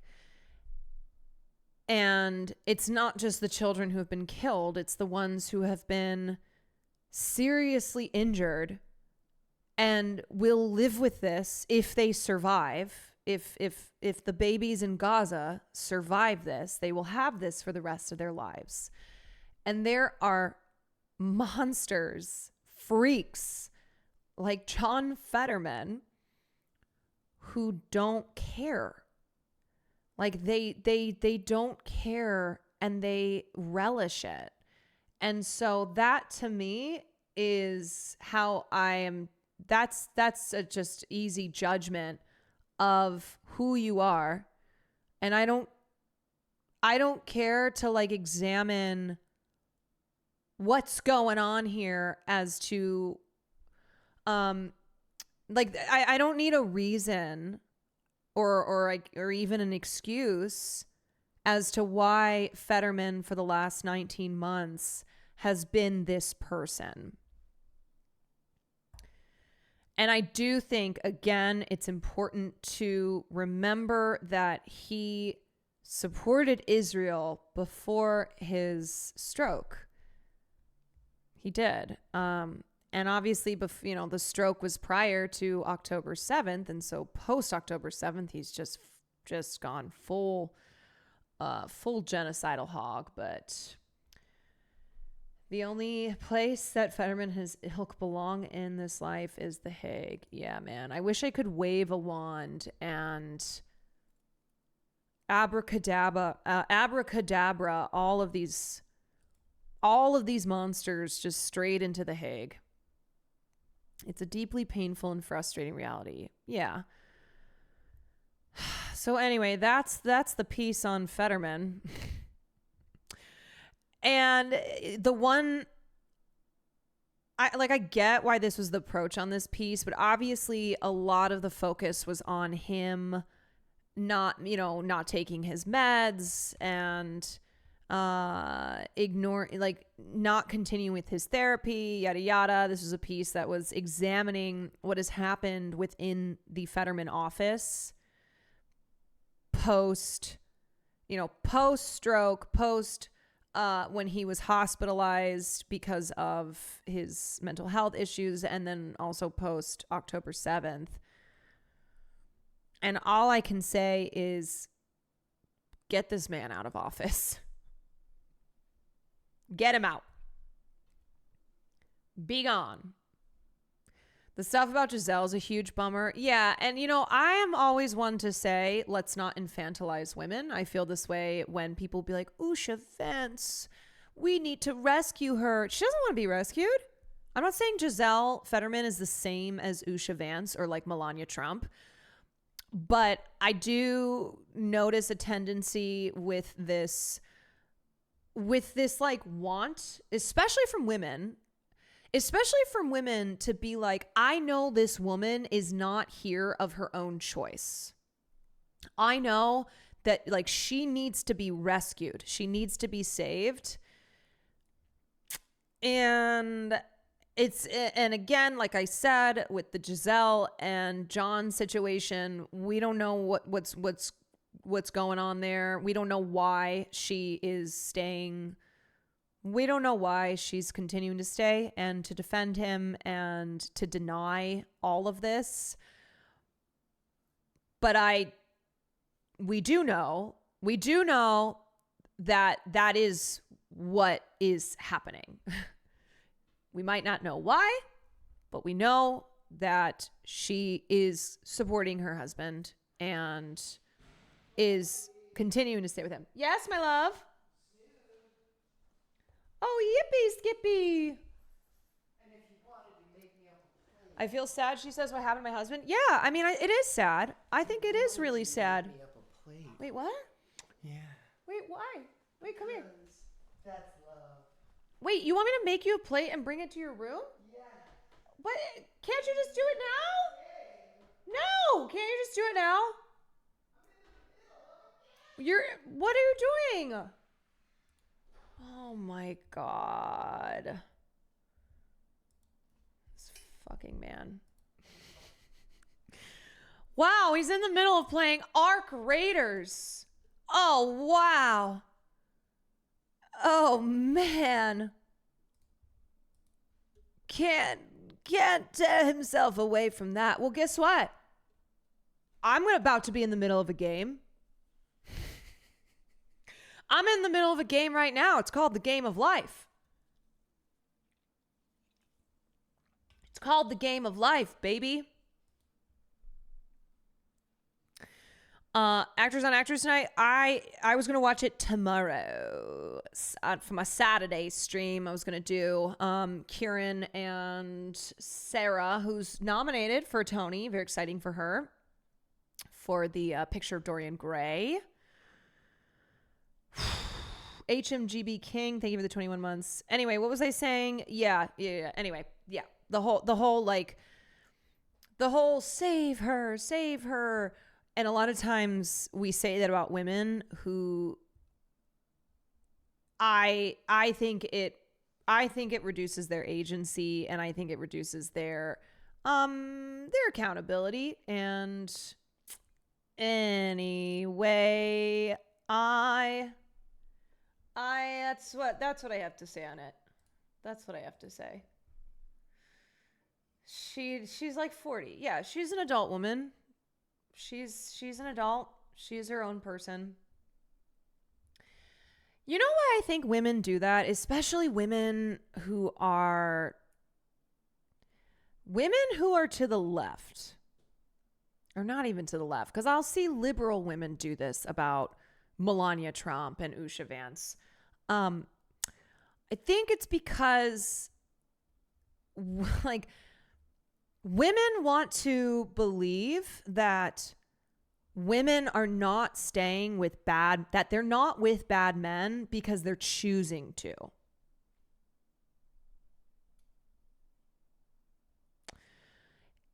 They want to provide an out for these women and make it so that they are not actually responsible for their decisions. And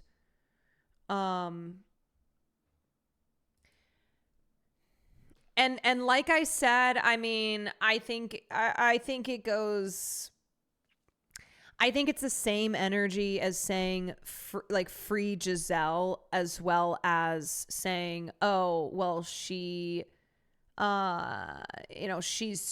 choosing to stay with him for whatever reason. Like, it still is surmising to be like, well, she's being abused by him, and so that's why she can't leave.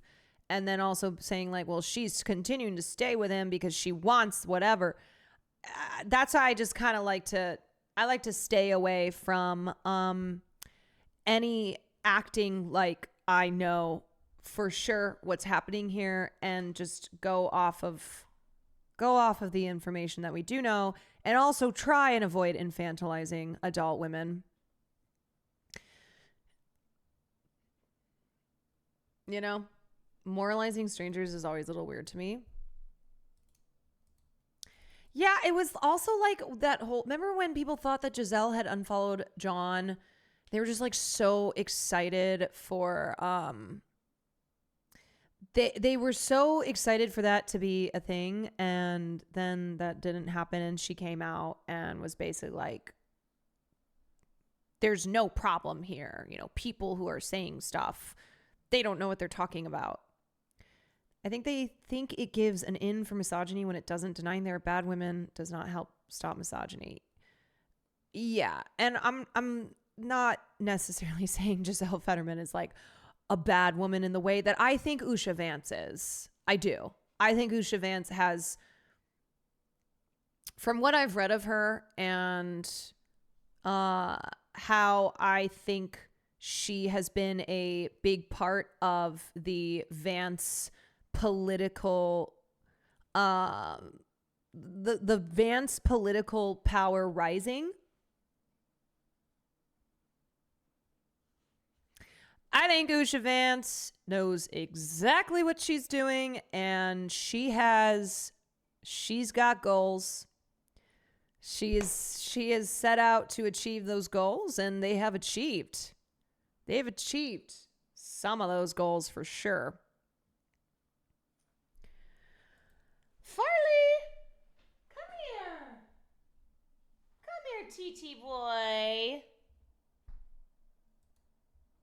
Farley, TT.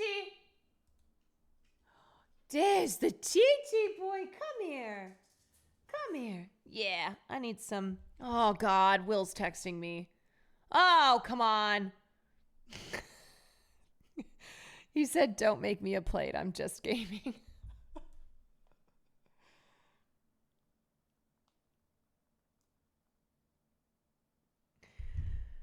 Well, I wasn't planning on it. I was not planning on it. You've never seen Farley up close? Here he is. Here's the boy. Here's the boy. Farley, what are your thoughts? What are your thoughts on everything? On every single thing. Can we get your take on every single thing? When is he getting his own chair again? I know, I got to get another chair. Oh. Oh. What the TT? What I would love, I wish he was like a cat where I could get, you know how they have those things, those towers that cats will like hang out in? I wish I could put him in one of those. I know he would be so miserable. Like a cat tower. I would love to put him in a cat tower. Or like when I finally get around to doing my stream room / maybe the podcast room, I don't know. That's the other reason why I have not moved forward yet with stream stuff, is because I don't know if I'm going to also need to turn this into the podcast space. I'm not sure if that is even possible. We'll see. But yeah, I want to build him a space that I put him in and he can't leave. I would never do that. But I just think it'd be so cute. If I had a little bunk bed for him. Do you want to get a bunk bed? Okay, no. See, he doesn't even want to be on my lap for like 2 seconds.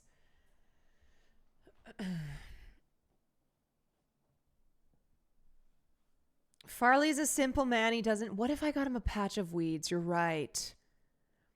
I just get him a small patch of weeds. Would you like that? If I put a little patch of weeds in the corner? A little patch of weeds for the boy. Build a drum and hide Farley in it so you have a singing drum. I'm going to put you in my drum. Okay, did I get to covering the shit that I wanted to cover? Man, time always flies by. I always think that like I'm never going to have enough to talk about on stream. No, I don't really feel like that. But sometimes I'll go, well, I think I need to pull more stuff. And then I've done too much work. I've pulled too many things, and it's why I have a playlist with 256 videos and news stories, etc., that I have not covered. Because what I'll do is when I watch something, I'll remove it from the playlist so that I know I've watched it. And I have so many. Performing Bobby Darin. So many left, because time sometimes flies. Incredible tweets today. Well, I felt like the people needed those tweets, but I also am not trying to end up on the fucking Instagram story again for like another 5 rounds of that. No, sir. I'm tired. Okay, let's watch this and then we'll do some gaming. This is Jonathan Groff performing Beyond the Sea. So, if you don't know, the Tony nominations just came out, and my boy Jonathan Groff, who stars in Just in Time. This is a musical about the life of Bobby Darin, who you may know because you know the song Beyond the Sea. And Jonathan Groff was nominated for a Tony. And remember, he won his first Tony last year for Merrily We Roll Along. I love him. I'm such a huge Jonathan Groff fan. And I was like, oh, I'll pull this video in case we watch. Darin's Beyond the Sea. Ladies and gentlemen, 5 minutes. Tony Award winner Jonathan Groff and the Broadway company of Just in Time.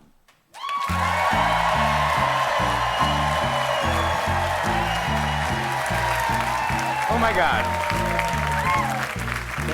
Thank you. Caroline Gleek confirmed. Do you think it's even a question of whether or not I watched Glee in high school?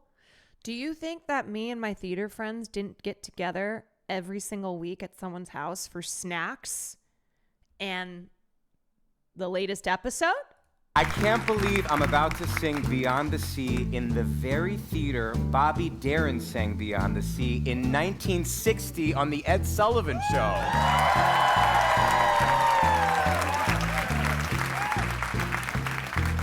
I can feel him here with me tonight, and he's saying, "Who's the gay guy?" I never would have guessed I'd have anything in common with him, but it turns out I do. He loved this. And so do I. We're telling Bobby Darin's story 8 times a week at the Circle in the Square Theater, 2 blocks from here. Come see us. But for now, we're putting sails on this place. So sit back and let us take you far, far away. Somewhere. Oh, his voice. Beyond the sea, somewhere waiting for me. My lover stands on golden sands and watches the ships that go sailing. Somewhere beyond the sea, she's there watching for me.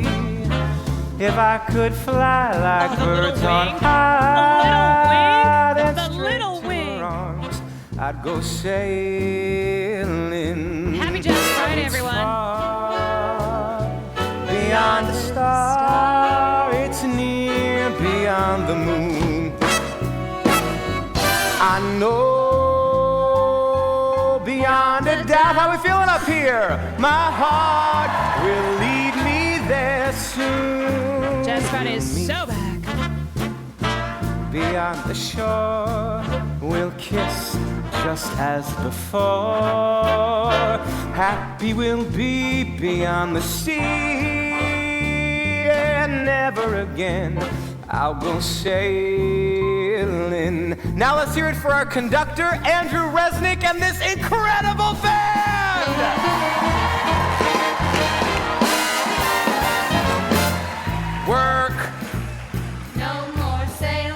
now you gotta meet my sirens. No more sailing. Say hello to Valeria, Christine, and Julia. Come on. Big dick face. Hey.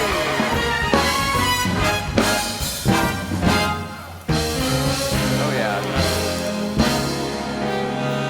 Welcome to Jazz Friday on the Quantarage stream. Sailing. No more sailing. No more water. No more sailing. No more aqua. No more sailing. Tata H2O. Do it, Jared, do it!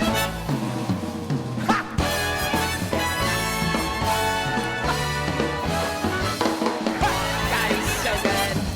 I know beyond a doubt my heart will lead me there soon. We'll meet, I know we'll meet beyond the shore. We'll kiss just as before. Happy we'll be beyond the sea. Never again I'll go sailing. No more sailing. No more sailing. No more sailing. And the brand keeps wailing. No more sailing. Bye bye sailing.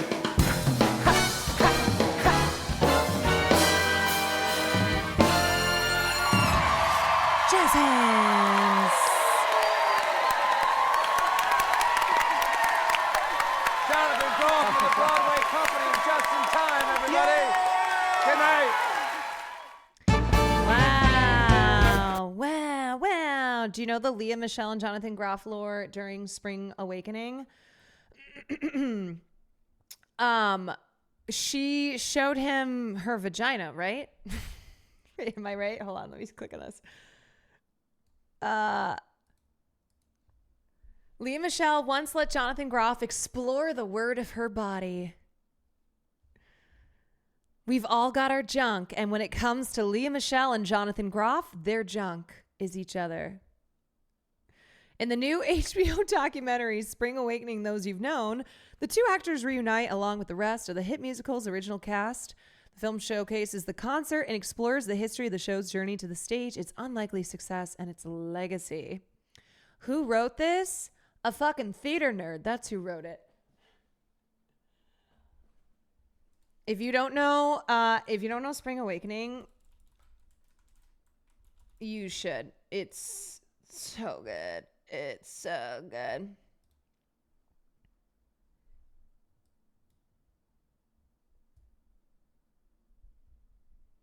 This moment in the mess of a life, still there's this one thing to see you go by. It's like nothing, sad as that is, may not be cruel but chauffeured in. It's like I'm your lover or more like your ghost. You spend the day wondering what you do, where you go. Okay, I'm sorry. All right, okay. I just had to do a little bit. You guys know those are the types of songs that the other half of this household does not like. Even though he's seen Spring Awakening, but the only thing he remembers is that there were boobs in it. I just have very fond memories of being in high school in my friend's Toyota RAV4, and we would play the soundtrack of Spring Awakening, the original Broadway cast recording, and we would play it over and over again, and she would drive me home from theater rehearsal, and we would just crank it and sing. Like we would wait in my driveway. We would wait in my driveway because we would just be singing. And then this is the other song they referenced in it. The Word of Her Body. The song is called The Word of Your Body.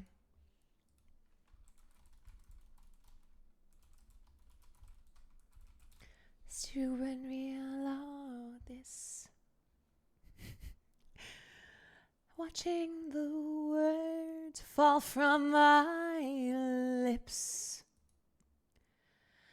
baiting some girl with hypotheses. Haven't you heard the word of your body?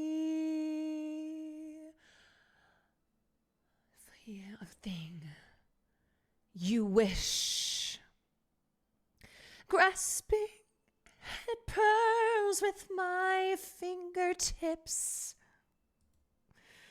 holding her hand like some little tease.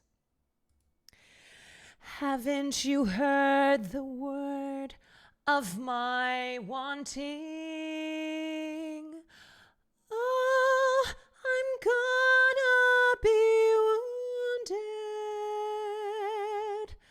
Oh, I'm gonna be your wound. Oh, I'm gonna bruise you. 'Cause of sex. This is about sex.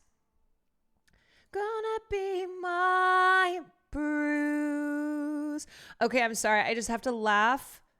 Is this a Disney princess story, Chloe? Thank you. Thank you for the laugh. No, it absolutely is not. It's not a Disney princess story.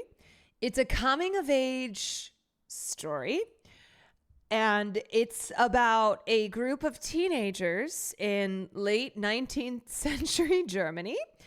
And they are experiencing the tumultuous time of adolescence and discovering their sexuality. So the word of your body, it's about sex. Losing your virginity. So it's there's some really dark moments. This is funny because you know how I've told story, there's a solid bootleg of the entire show on YouTube. Oh my God. You know what I would love to do? I would love to just do a test where I'm like, I wonder how many people would watch. It's a test to see how many people would watch a bootleg version of Spring Awakening. I cannot believe oh my God, they literally have a bootleg version of Spring Awakening. The original cast. Oh my God, and it's so shitty. Okay, so I was raised by that bootleg. Anyway, so I've told stories before of how, like, in high school, I would pick the craziest. I would like pick monologues and songs that I just really liked, but I didn't fully understand. And looking back on, I'm like, that's kind of crazy. Like when I picked the monologue from Fences, I've been standing here, Troy. I've been here for 18 years. Yeah, probably not the right role for a 16-year-old half white, half Chinese girl. So another song that I really loved and I just thought like fit in my voice so well was this song that I would do for auditions, and I didn't really realize like how dark it is. Listen to the lyrics. It's really fucked.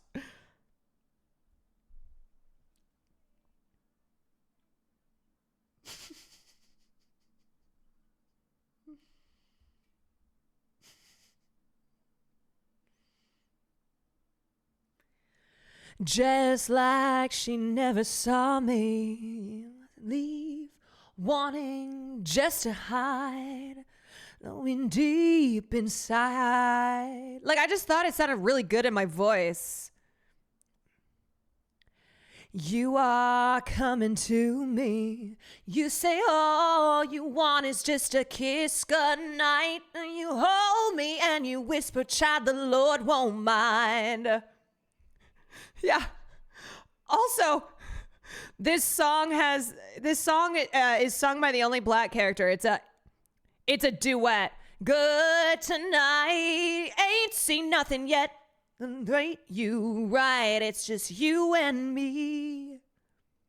Child, you're a beauty.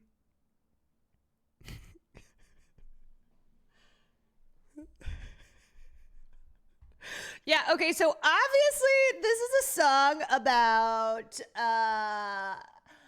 these teenage girls' fathers who are molesting them.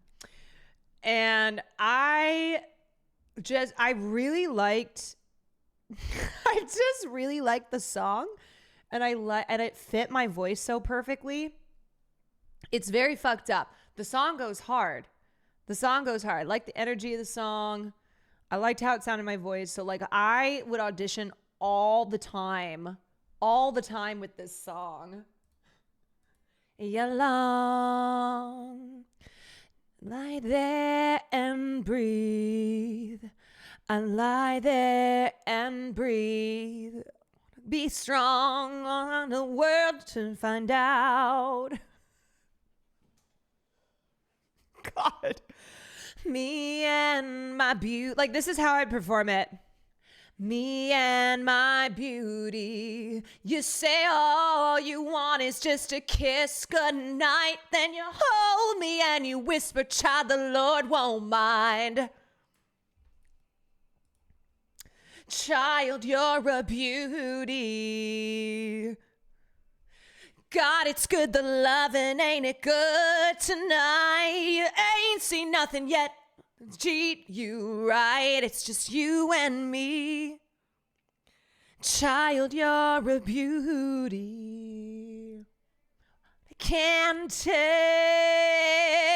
about the dark, I know well. Part I can't tell about the dark, I know well. About the dark, I know well. There's a part I can't tell. About the dark, I know well. How old was I? I was like 15, 14. Girl knew, I knew that it was dark, but I didn't really know, but it fit my voice so well. So it was like a perfect auditioning song. You're showing a history as a white woman. Yes, I am a white woman. I'm trying to replace black characters. You know what? There was something, the other song, wait, you guys are gonna die. The other song I would sing all the time too as my audition song. Sing. The bus. I want my own car. A car with a heater. Want a TV set and more. Big old house like this one, but everything new. This is, in case you don't know, this is I Hate the Bus from Caroline or Change. So this is a song that I was like, it's got my name in it. And it is, it's a young black girl who's experiencing, racism of the 60s and is like tired of having to take the bus. Speed Razor, thank you so much. Thank you so much for the 5 gifted subs.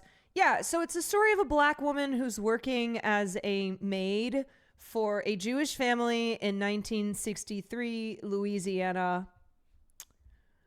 And this is a song that I would also sing. Ever, can't nobody ever tell me what to do. Go out when I want to. When I don't, then I stay. Got magical bracelets. The bullets bounce away. I remember doing this move. in every room, a TV and my own telephone. And I live in my house by myself, all alone.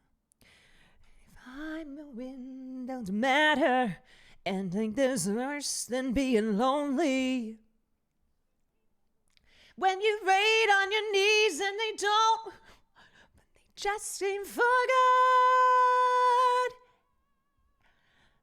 Die, ain't no waiting no more. I just wait forever. You can't see what for. I pack up and nothing I own, and I live in my house. I make it okay by myself. Yeah.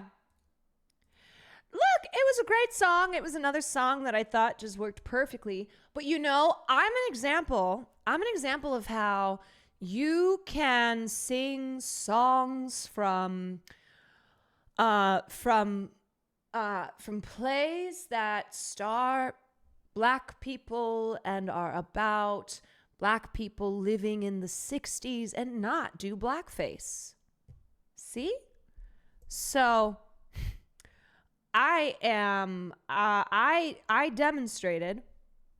I did not do theatrical blackface. I did not. I was just very drawn. I was very drawn to these songs and to these stories.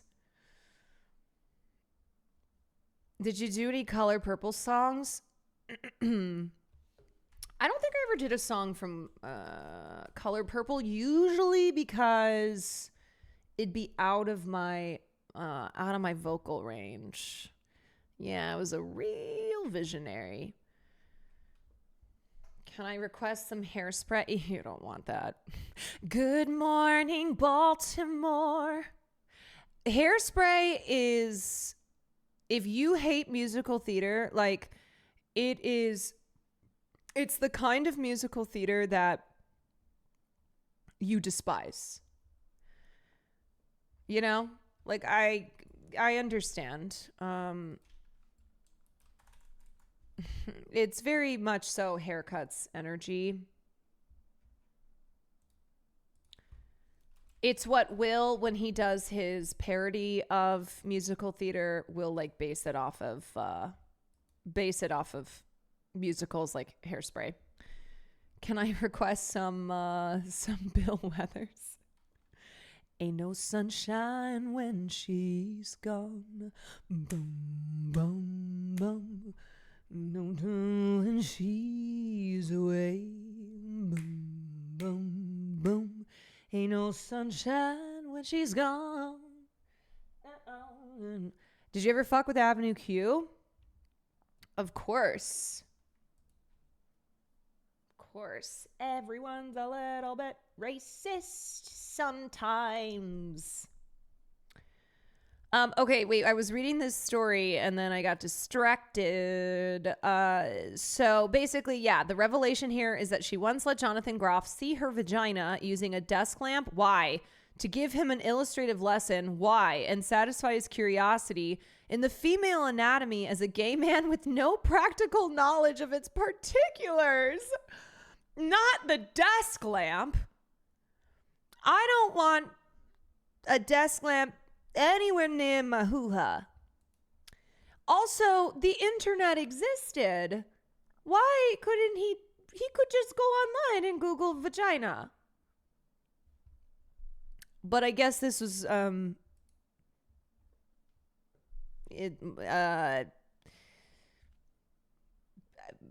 guess an internet picture would not suffice.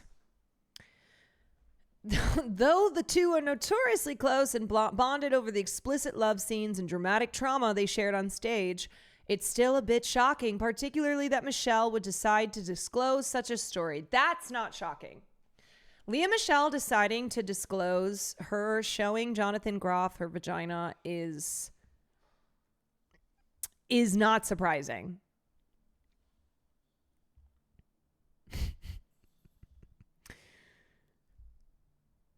Anyway, it's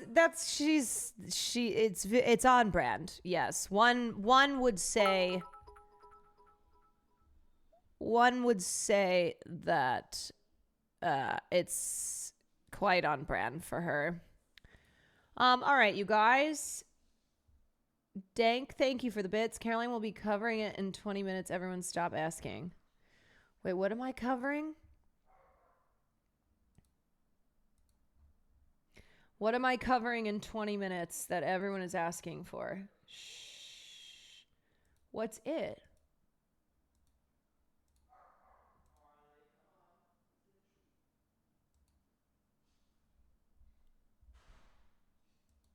The thing? What am I falling for?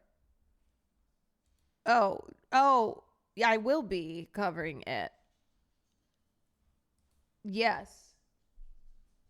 I will be covering. Oh, I see what we're doing. Ah! Ooh. Ah! Wait, what's the name again? What was that woman's name? Will. Do you know the wife of that MMA fighter who's always screaming? She's always like, ah, like throughout his whole. Eddie Alvarez's wife. Have you ever seen? You've never seen a video? Okay, you should watch that sometime. Because that's how I'm thinking of like the energy that I want to bring for your match. Thank you. You're welcome. Yeah, do you want me to make you? Oh, I'm okay right now because I'm about to get into. I'm about to do a little bit of gaming. Okay. I love you. I love you.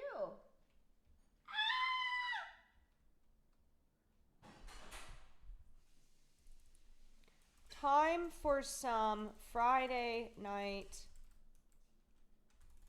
gaming. Some gaming.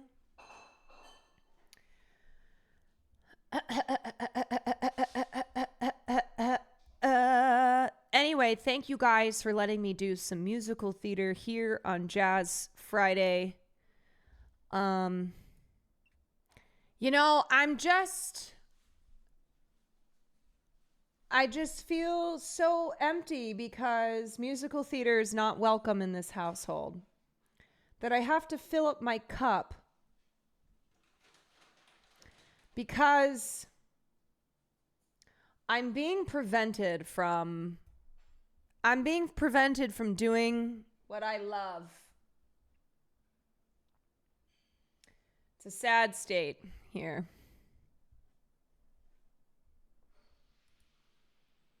He just left.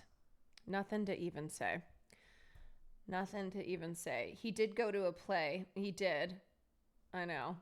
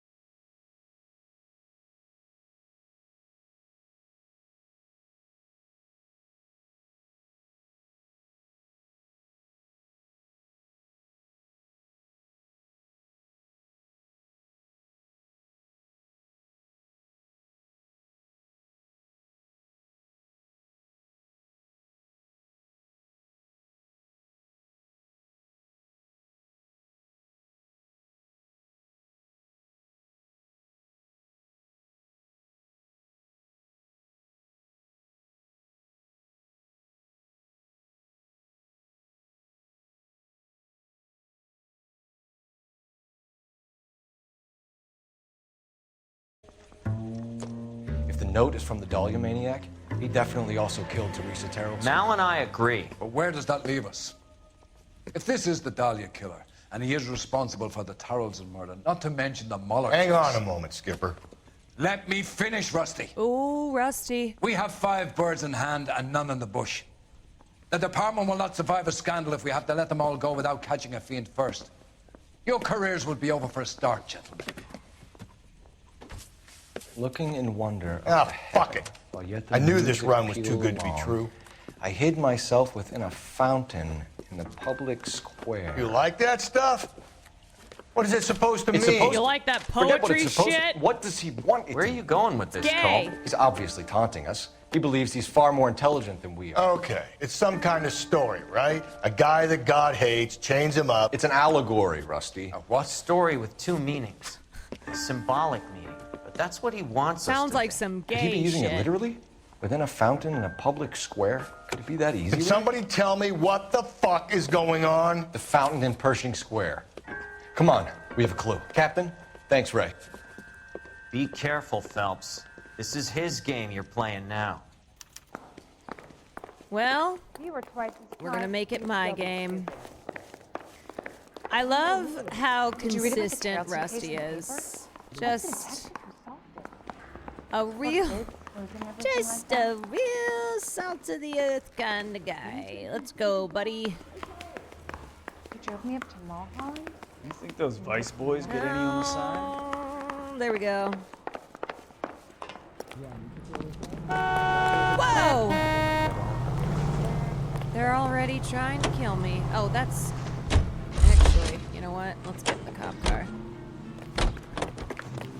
Now you're solving the historic LA case, the Black Dahlia. I guess so. Rusty, you have 2 seconds to get in this car. All those cases, Rusty. What have I been telling you all along? You gotta get this guy. It's I a know. serial killer. Enough women have died. Yeah, and it's our asses on the line too, Phelps. You heard what the captain said. The department is not going to take responsibility for all those bad convictions. Success is a double-edged sword. Let's just get this sick pervert and have it done with.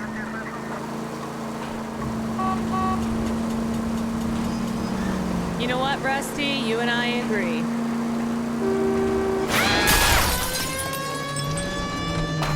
Oh my god, I just literally saw my life flash before my eyes. Oh boy.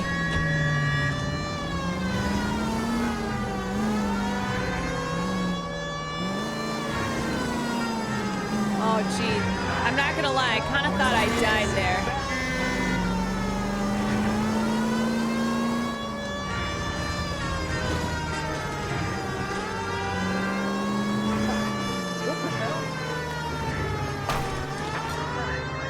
How do I get into this fucking place?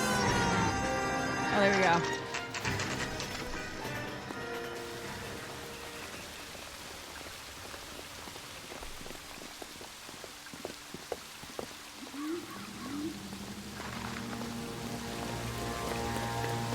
Is it this guy? Slow down. Rather you than me, Phelps. That's the guy. And here he's an honest cop. Is There's it an him? oxymoron for you.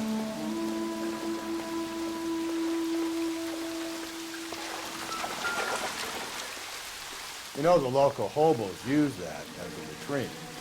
Oh, we got some clues.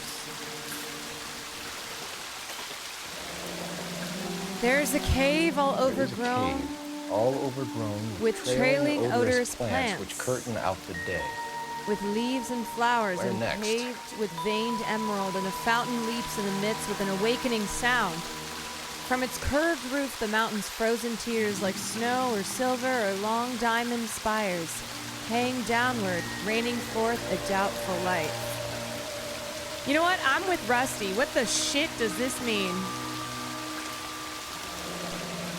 Elizabeth Short. Betty Short. Black Dahlia. The Black Dahlia.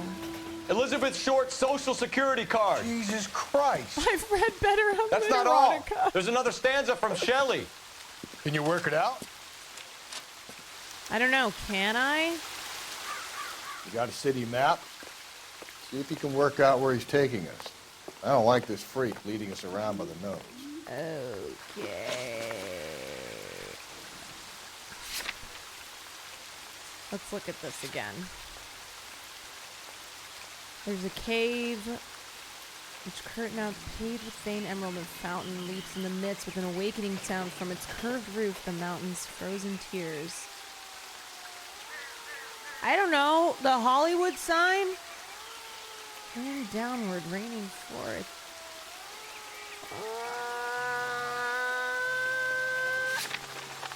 Do I have a map?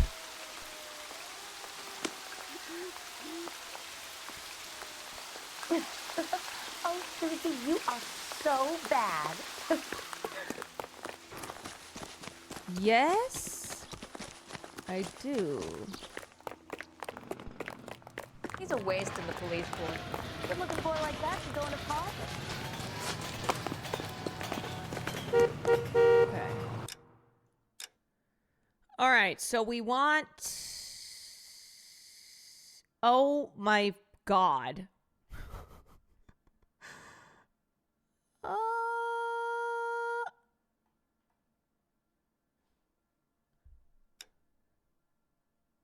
Oh, gee. Oh, God.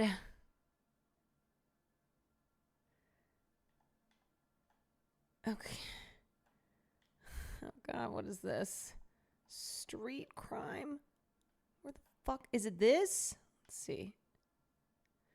The El Pueblo Monument marks the spot where the city of Los Angeles was founded.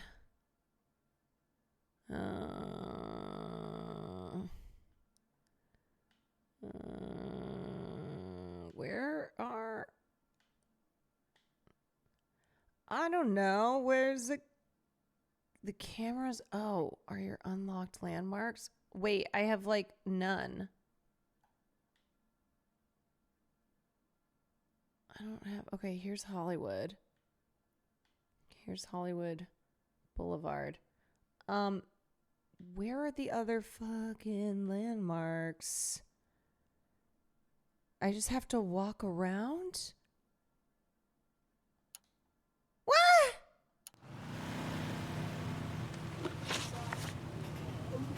Let me look at that one. Let me look at it one more time. Okay. Social Security card. Do I know my landmarks? I mean, do I? Paved with green emerald and a fountain leaps in the midst. To its curved roof, the mountain's frozen tears. Like this doesn't describe anything. It sounds like it's describing something out of the movie Frozen.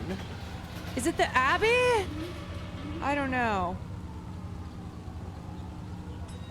By my office, did the Chinese theater exist? Yes, it did. The only landmark I know is the Abbey. Curtains out the day, paved with veined emerald. Is it Hassan's $40 million mansion?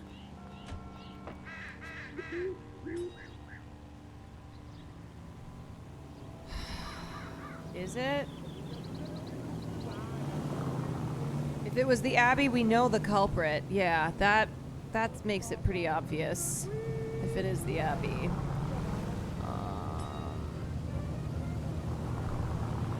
Okay.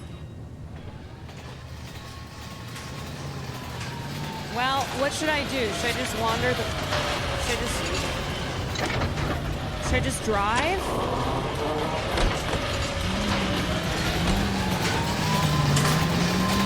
Him. Really him. Fucking killed the deli.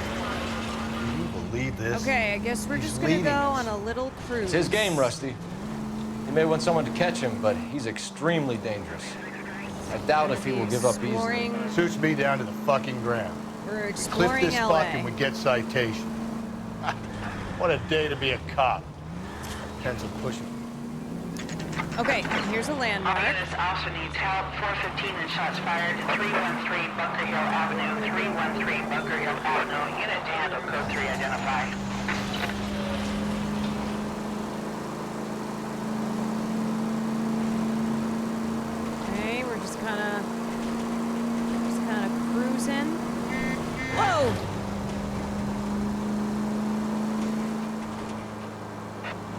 will come to me. They really recreated the map of LA in the 40s.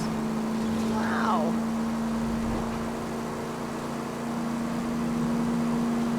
In 1947, LA had better public transit. Oh, yeah. Okay. Whoa! Could we try not killing the people that pay our salaries? Okay, I think I avoided killing her. I think she's okay.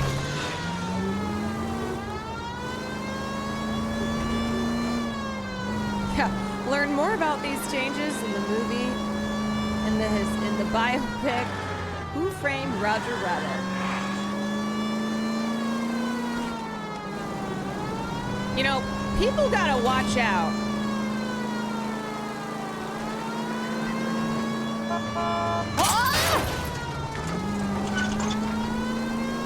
In case you're wondering where the LAPD budget goes, yes, this is where it goes.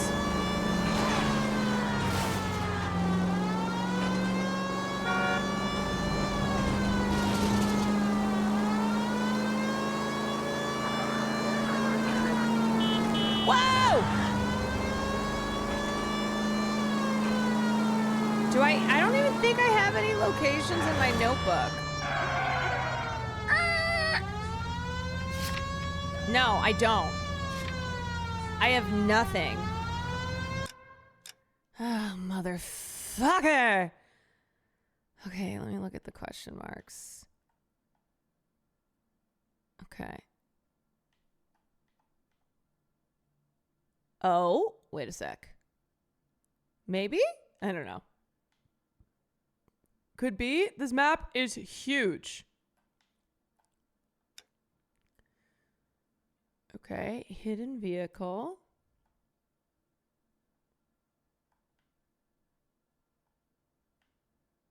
Oh, Pueblo.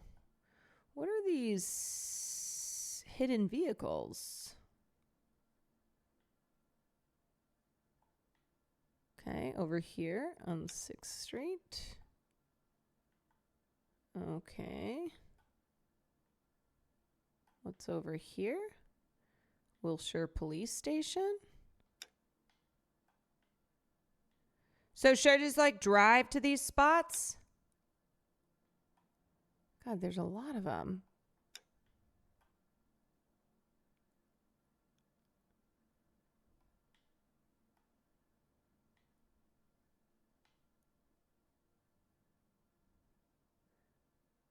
Okay. We'll just...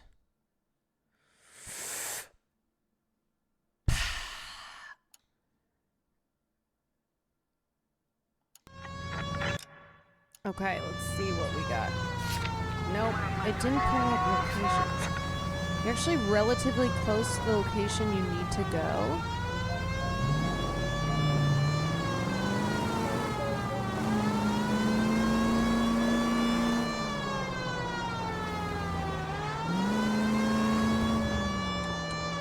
Keep LA safe. Drive safely.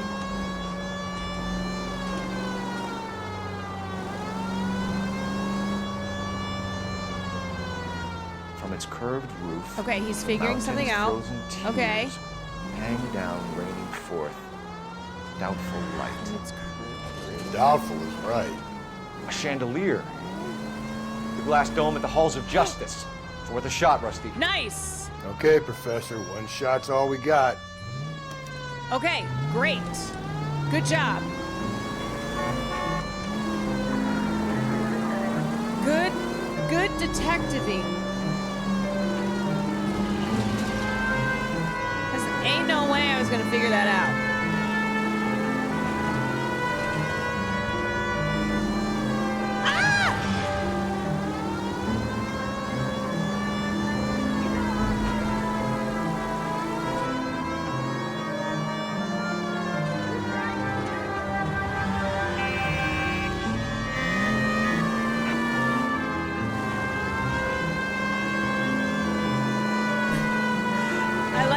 I also like that if you're stupid and can't figure it out, the game will just help you.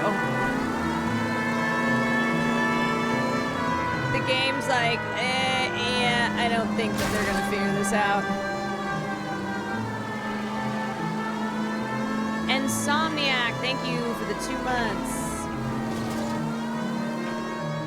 Yeah, I feel like I was. Ah! There's people there. I know. That's why I tried to avoid them.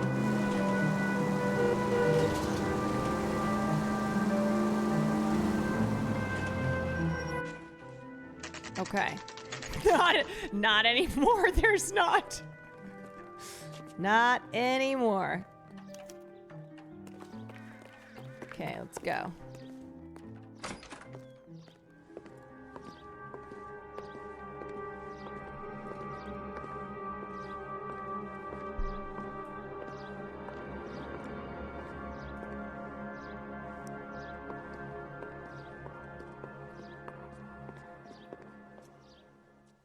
Can I help you, sir?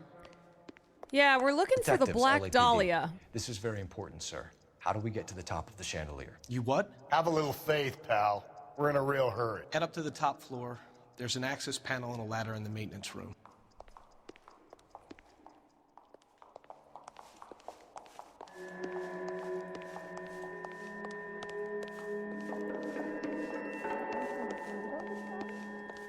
Okay. Maintenance room. Maintenance room. Electrical. Yeah, I like how they require 0 convincing. Police department records room. Someone gonna tell us what the hell is going on? What? They're just like, okay. Is it up here? Yes. Whoa! Okay, spider monkey.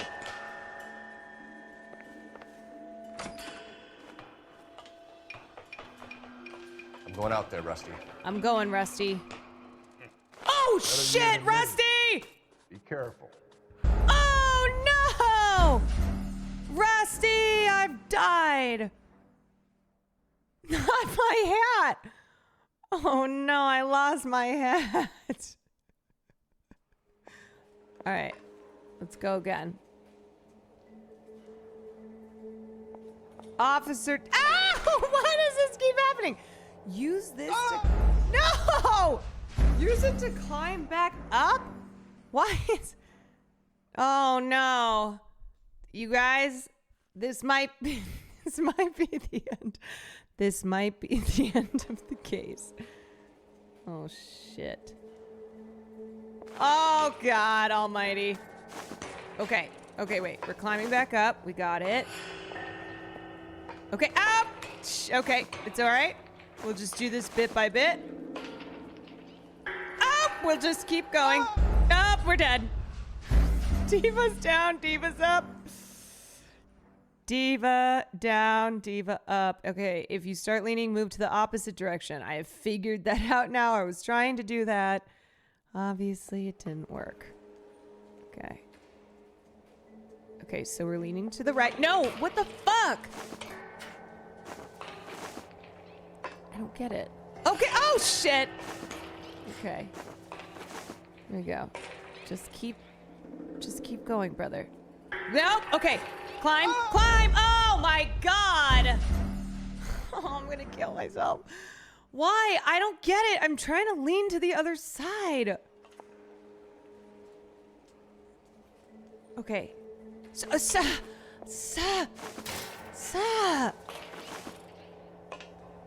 Is it inverted? I don't know. Ah! Sa!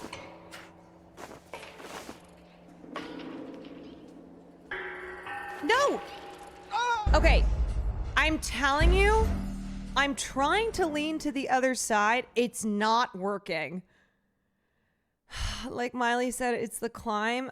I know it's not working though. Okay.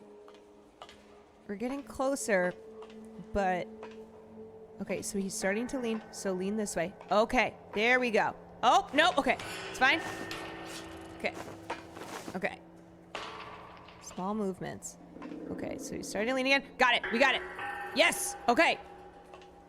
Oh my God, do I have to fucking do this again? Oh my God. Oh, Diva stayed up. Deirdre Muller's missing watch.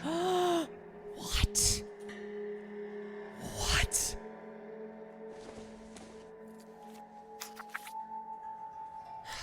God, another fucking clue. The temples high of man's ear and eye, roofed over sculptures and poesy. Where have I seen that? Where have I seen that? Temples high. Oh shit! Jesus Christ, hold it off that goddamn thing. What am I supposed to do? Oh, use this to swing. Okay. See if you can swing that thing from side to side. Get it over the edge, then jump. Okay, yeah, I'm working on it, Rusty. Here I go. Come on. I'm trying to go. Okay, for some reason we've slowed down. I know. I came in like a wrecking ball. Okay. All right. Yeah! God, that was so dramatic. Anytime now. I came in like a wrecking ball.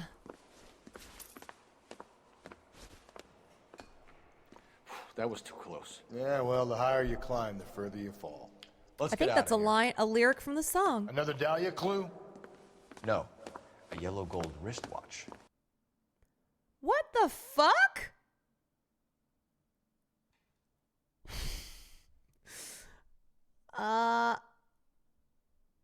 Okay. Okay.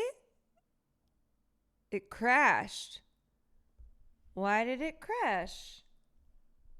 Uh-oh. God, do I have to do that again? Uh-oh, stinky. Oh, no. Oh, no.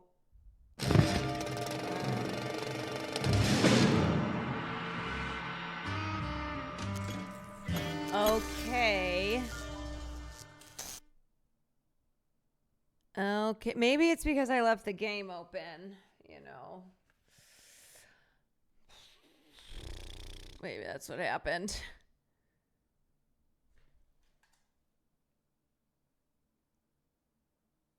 Oh. Okay. Let's see where this is gonna... Let's see where we end up at. Uh-oh. You left it open? Yes, it's a thing that I'm known to do. I bet you missed the cutscene. The legendary sex scene. Yeah, you gotta let games breathe. Like, oh my fucking God, are you serious? Can I help you, sir? Detectives, LAPD. This is very important, sir. How do we get to the top of the chandelier? You what? No. Have a little faith, pal. We're in a real hurry. Head up to the top floor. There's an access panel and a ladder in the maintenance room. Okay, I should be able to do it this time. Okay. This is so fun. All right. Okay.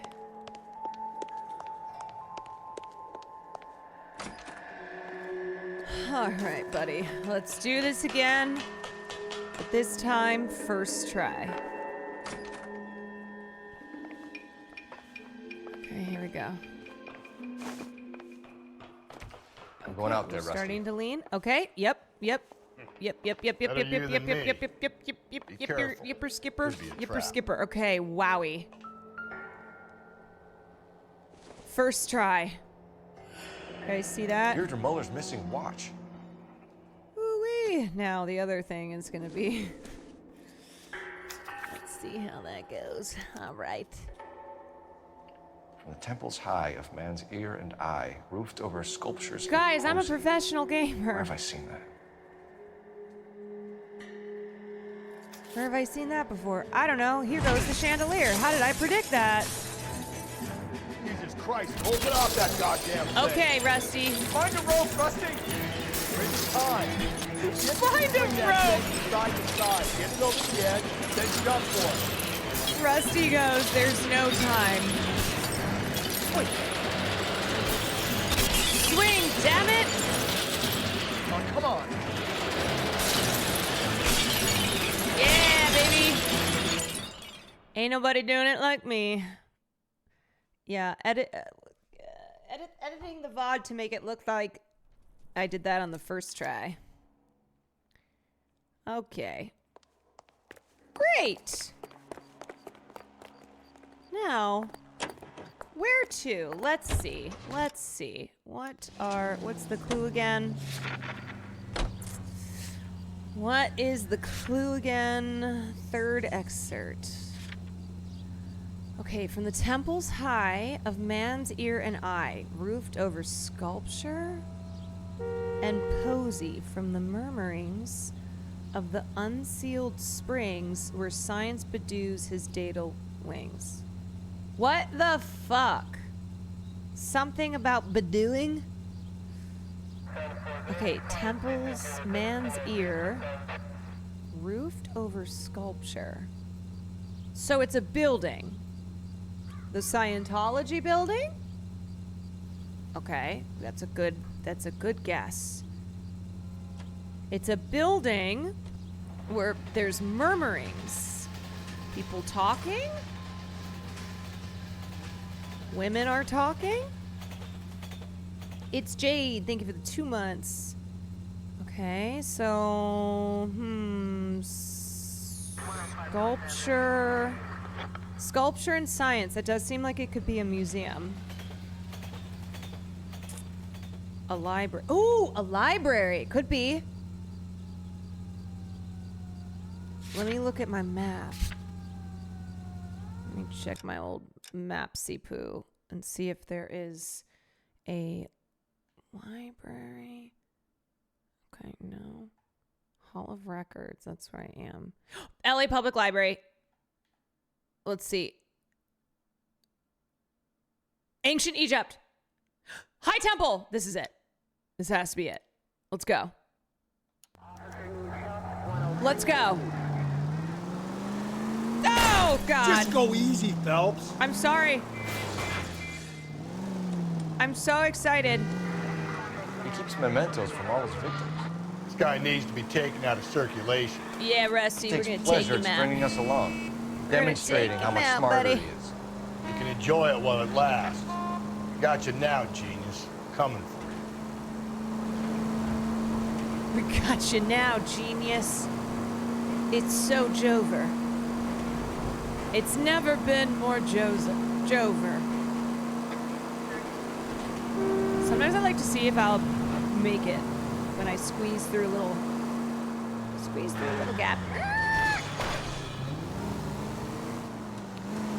You know, it's exciting.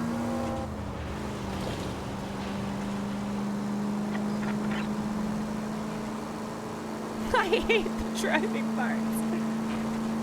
All right, here we go. Okay. Whoa there. Whoa there, Sparky.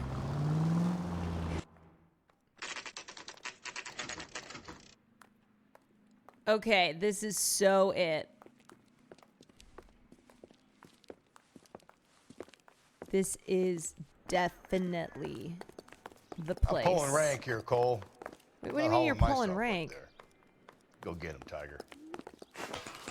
You'd slow me down anyway, old timer. Is Rusty above me? Pretty sure I'm the one who solves all the cases.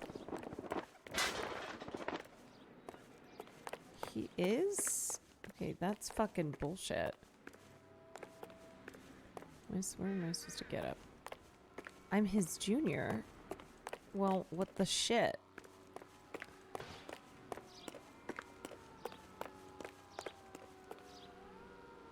He's lazy AF. Okay, is this not... Is this where I'm supposed to be? Jump. You can jump on the scaffolding? Oh!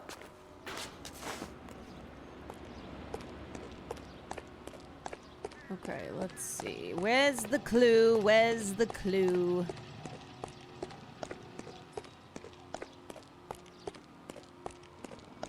I love how lazy Rusty is.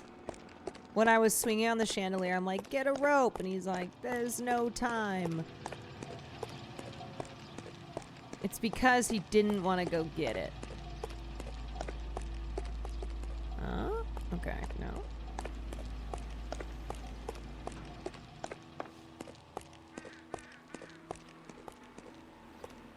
Is it further up? Can we get higher? I don't know. I'm trying to figure that out. Let's see. This shit? Oh, here we go. There's a ladder. Oh, God. Oh, okay. It's all right. Dude, Cole, you are so slow, dude. Ah! Rusty, help!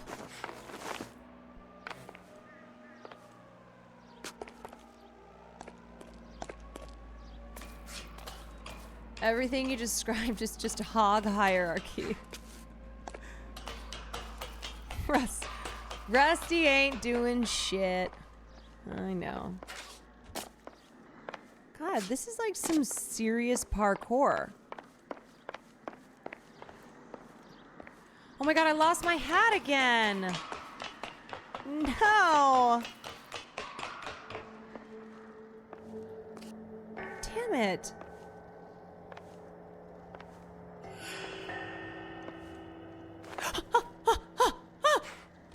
Come on, dude. Rusty's just below watching. Sometimes a step backwards is a step in the right direction. That's right. Nope, not that way. No, you idiot.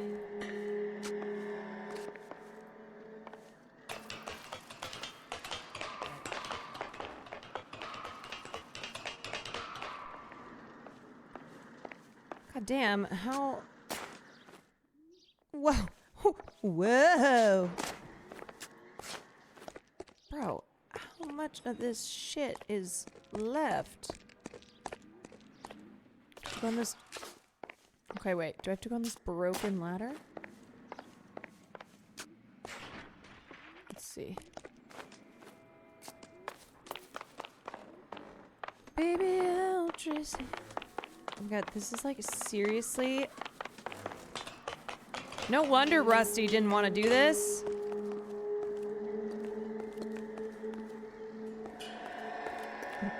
That's how you go up ladders. Nan, are we good for tomorrow?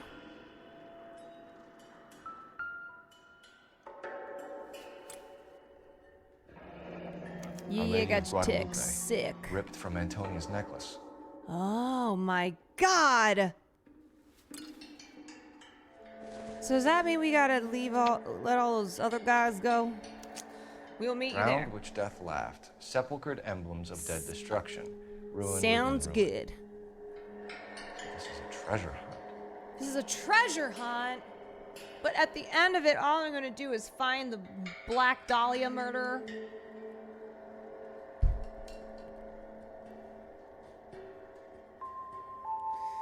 I read this as tit, and I was like, why does Nandre have one? Sometimes I like to remove them and then, you know, give them to my friends for safekeeping.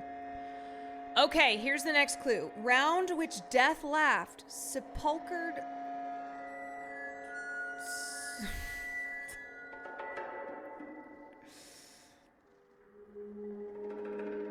Is that how you pronounce that word?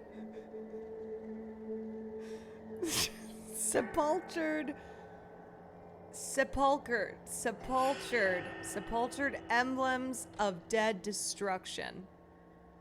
Ruin within ruin. Okay, the wrecks beside of many a city vast, whose population which the earth grew over was mortal but not humans. Oh, I know what this is. See, they lie.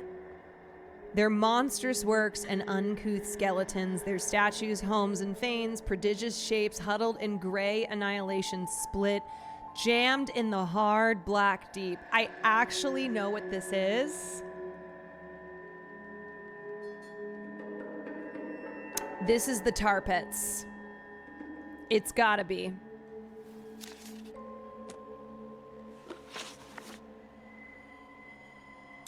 The La Brea tar pits. Now, how do I mean, I know where it is.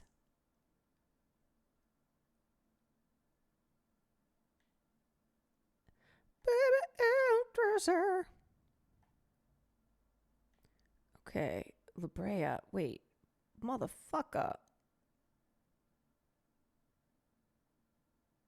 Oh, did they move? Oh no.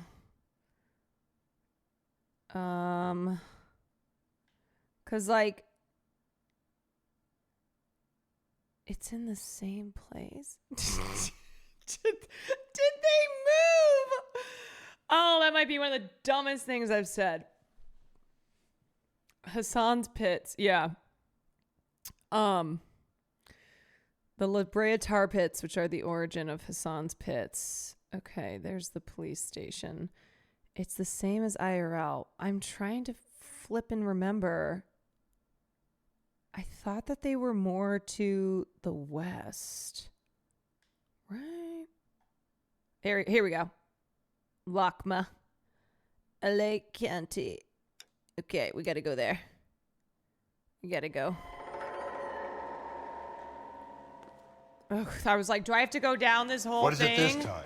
The religious medal from the Maldonado case. The Dahlia, Moeller, Maldonado. When this gets out... We still have to find the guy, Rusty. Another poem. Well, you must have some idea, yeah, right? Rusty, I do, Come because on, you're a Phelps. dumbass. We're on a roll here. Don't let me down.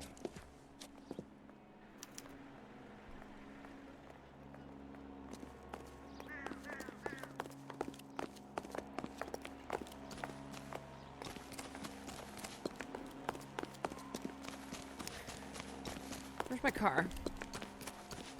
Where's my car? Wait, is this not... Did I not pick the right location? Uh-oh, am I gonna let Rusty down? He's gonna hate me. Motherfucker. Oh my god, please. Okay. Jesus. Dude, where's my car? Ugh. I really don't feel like having to...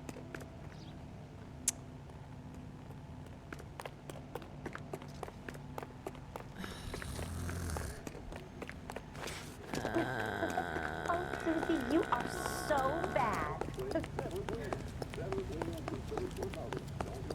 Did you read about the woman who stabbed her husband and pushed him in front of the car? Look up the car.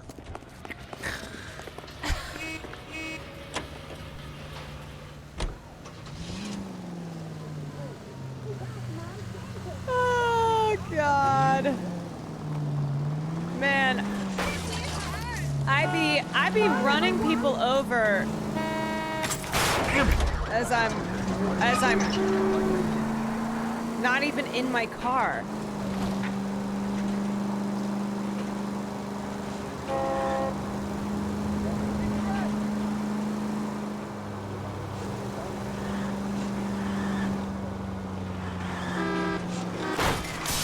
Oh my god. Oh my god.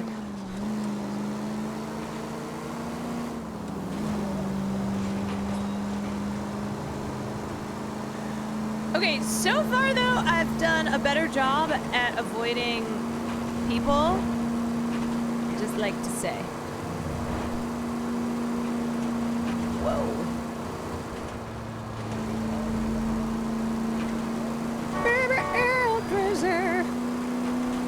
I'm just imagining the detective listening to that song as he's driving. Or Bust Down Tatiana. Oh my god! I want to see you bust down.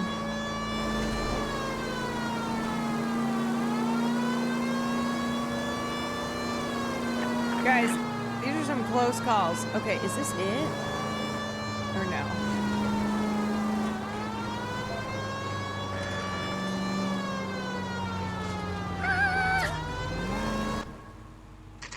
The Park Plaza, okay.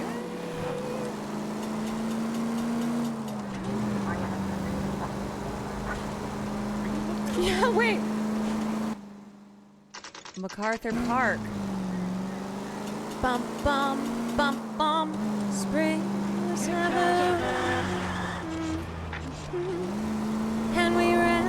one step ahead.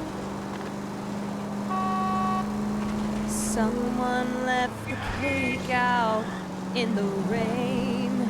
I don't think that I can take it, 'cause it took so long to bake it, and I'll never have that recipe again. Again. Okay, is this it?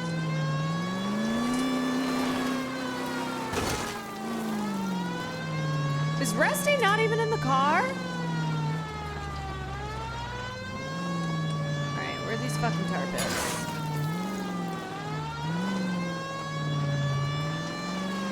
Okay, so here's the Lakma, right?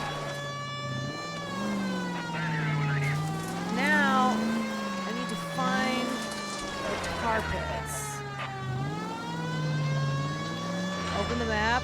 Alright, let me see. Bum bum bum bum bum bum. Spring was never later.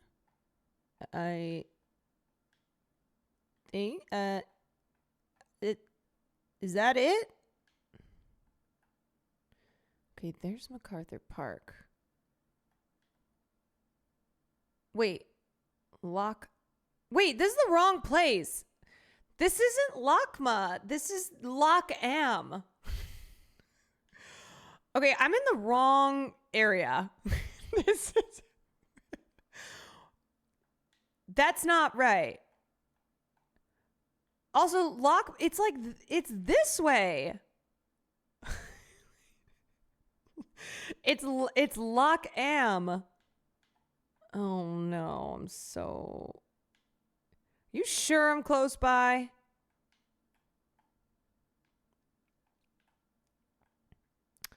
Okay, there's the set of racist D.W. Griffith's movie. Yes? Right here? Bro, why can I not fucking remember where these stupid ass... Okay, here's Wilshire. But Fairfax is like this way. Fairfax is like here. It's that way. It's way to the east. Okay, so right now I'm here.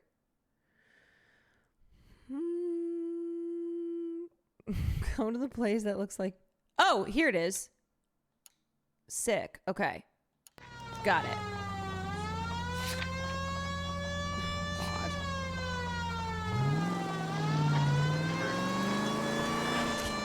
Alright, we're on the road again. On the road again. Na, na, na, na, na, na, na, road again. You idiot! You idiot. Idiot. Alright, here it is. Okay, how do we get in? That's the question. These people! These fucking people! Can I go this way? Nope, okay. I can't go up. Can I go... It's always the people's fault. No, it really is. Can I get up this way? Yes! Okay. Oh my god! Okay, here we go. Alright. This is... Okay. Just driving into the pit.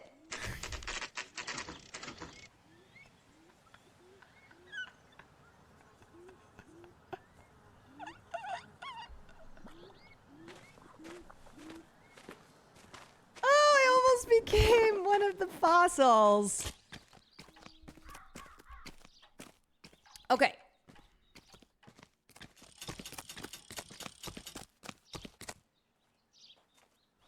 These are my best shoes, Phelps.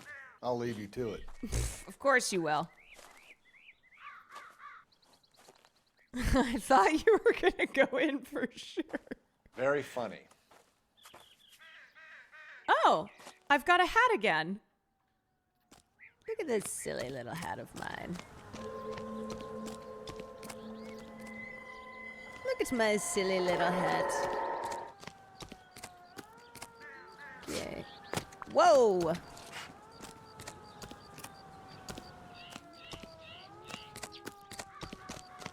Now, where's this freaking clue? Hardcore parkour. Is it over here?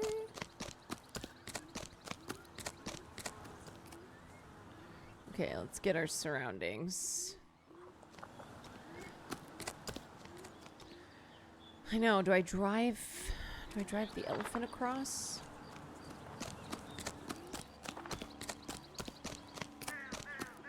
Just gonna go for a run in my little hat. Notice the apparel? So I gotta get in the pit. Wait, you saw my car hood? How do I get in the pit?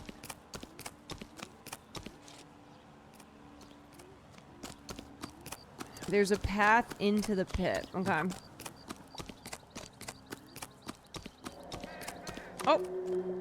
Is it doing the music? Because it's right here.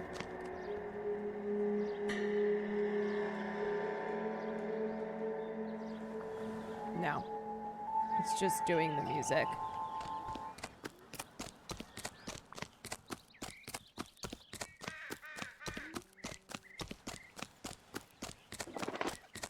It's just doing the tricky music that makes you think. Did I just run all the fucking way around? Okay, okay. Yes. Okay. So it's right here. Whoa! Okay. Gonna move on, Cole. Those boards are So I sinking. just did a. Wanna end up like the other fossils? Yeah. Oh God. Oh no!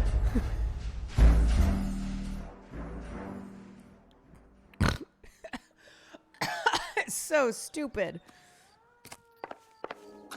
Easy. Gonna move on, Cole. Those boards are sinking.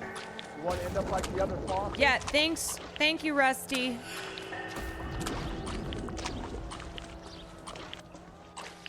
The gangway staked around, Phelps. Can you see it through the car?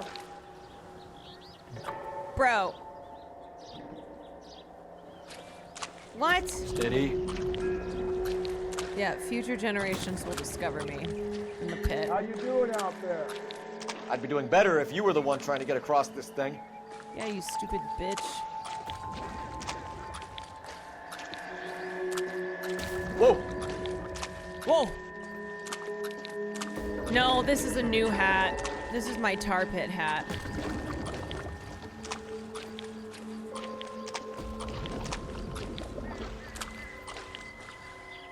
Why am I... Easy. Whoa. You don't want to fall in now, Phelps. That's at the forefront of my thinking.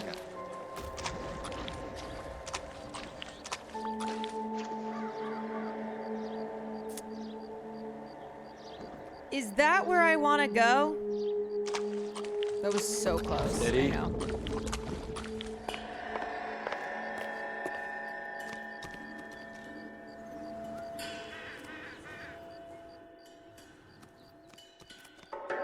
Alright, where's this fucking clue? Oh, here it is.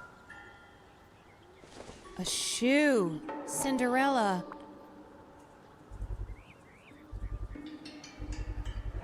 One of Teresa Terreldson's shoes. Damn, he has such a good memory.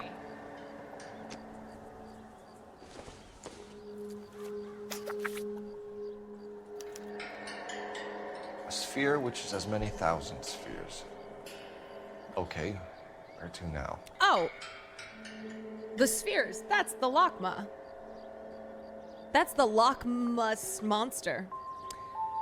Yeah, spheres, solid as crystal, yet through all its mass, flow as through empty space, music, and light. That is definitely the LACMA. If you've never been to Los Angeles, it's actually a cool thing. It's the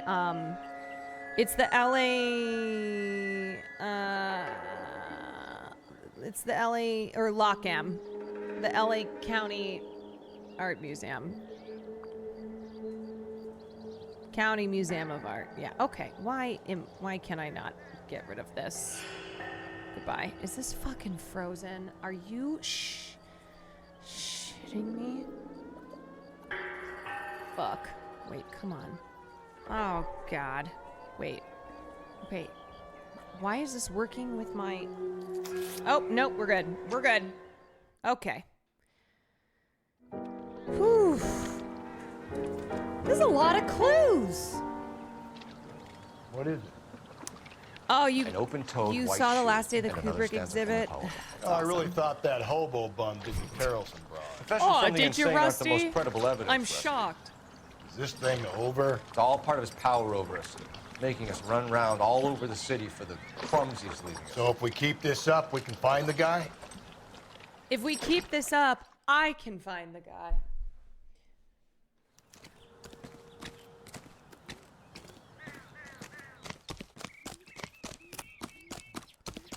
Yeah, so romantic.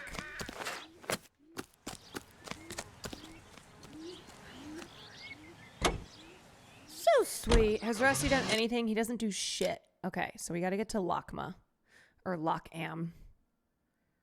LACAM. Okay. This is where we want to go.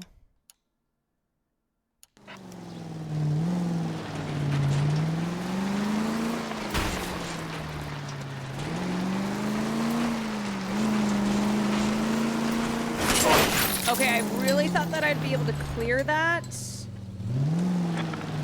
Okay, I thought that I would have enough velocity.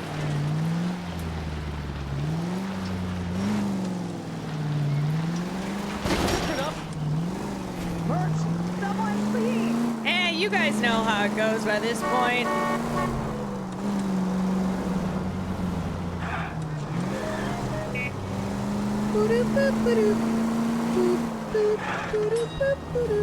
Okay. Here it is. Now I gotta reverse though.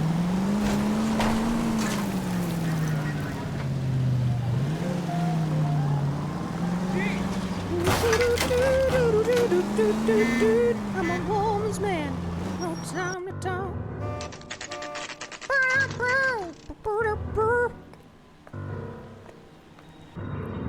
Stop leaving Rusty. You snooze, you lose.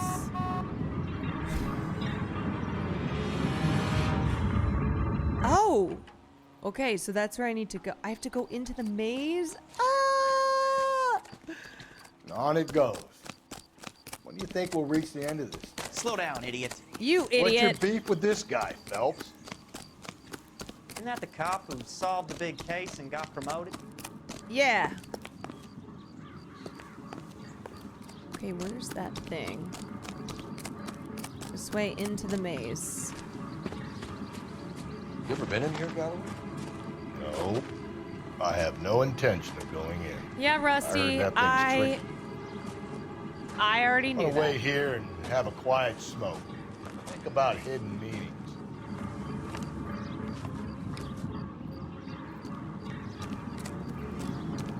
Don't worry, dude. I already knew that I have to solve this case on my own. Oh my god. Like, why is... See, this is why I don't wait for him to get in the car.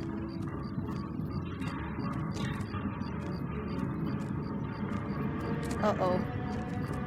Uh-oh. Okay, I'm assuming I go this way. Uh-oh.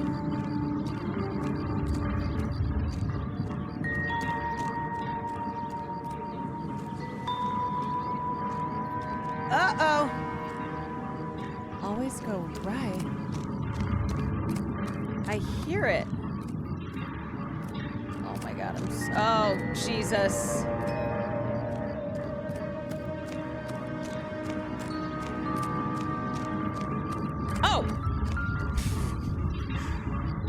How did that work?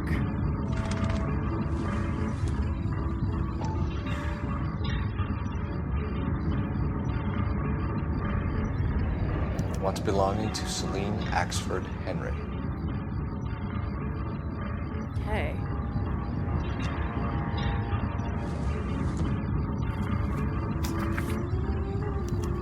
Thrones, altars, judgment Oh, seats. this is a film set. No, it couldn't be. It is.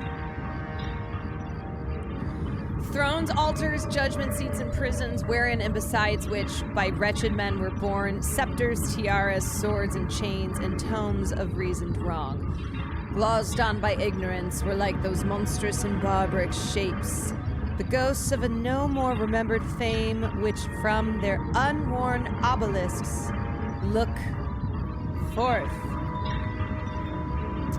This is a film set, and I already remember from the map. Okay, where is it? Where's that fucking set? Where is it?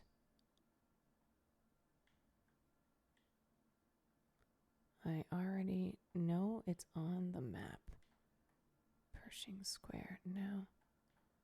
Main Street Terminal. Or it's Mar-a-Lago. Yeah. Okay, LA Public Library.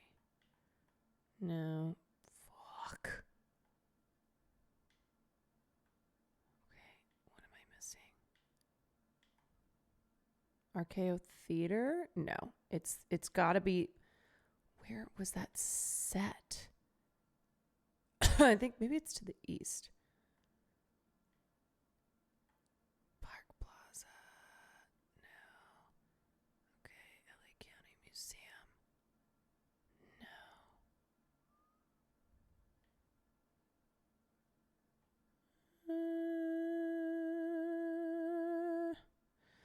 No. Well, here we are in Hollywood, so maybe I know I saw it on the map.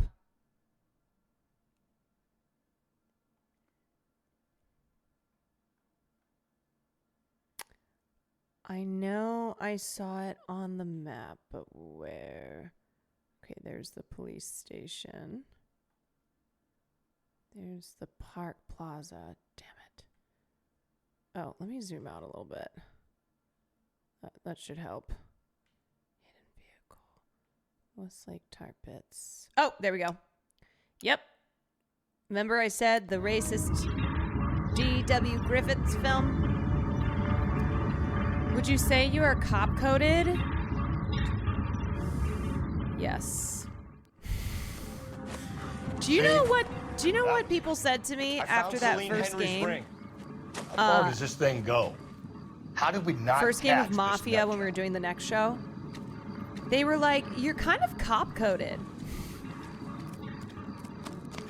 They were like, "You should be a cop." I said, "I'm gonna kill myself."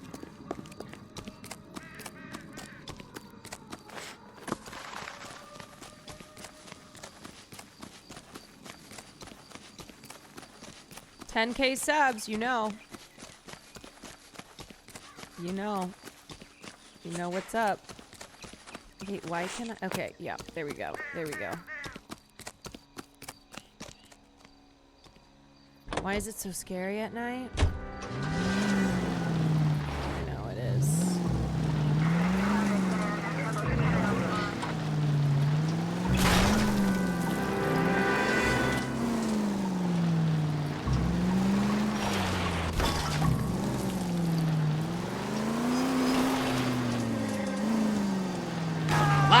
Sorry, Rusty. You know, sometimes I do that.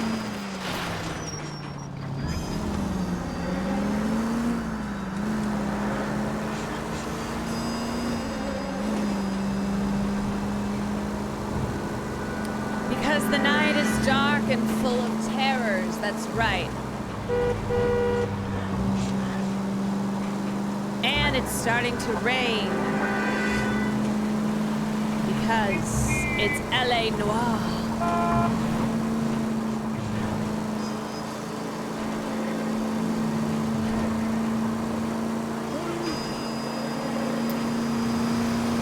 Do you drive like this, IRL? I drive exactly like this, IRL. I've killed a lot of people.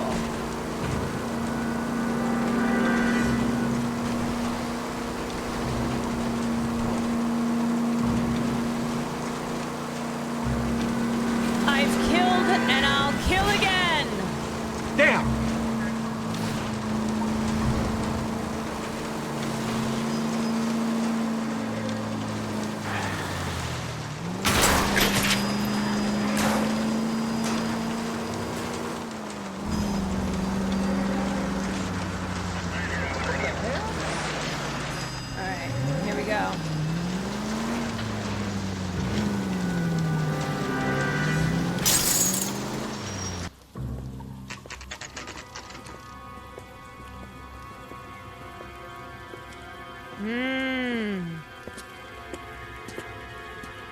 There's the throne up there. What Chatter said earlier, this is how Fetterman drives.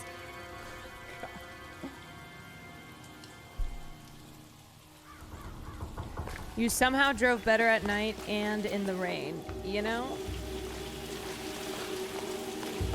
It's hard to understand how. I like that this is taking us to all of... I like that this is taking us back to all of the sites that we've been.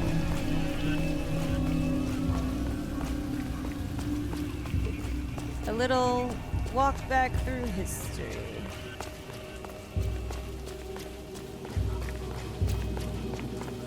I have no idea where the fuck I'm going.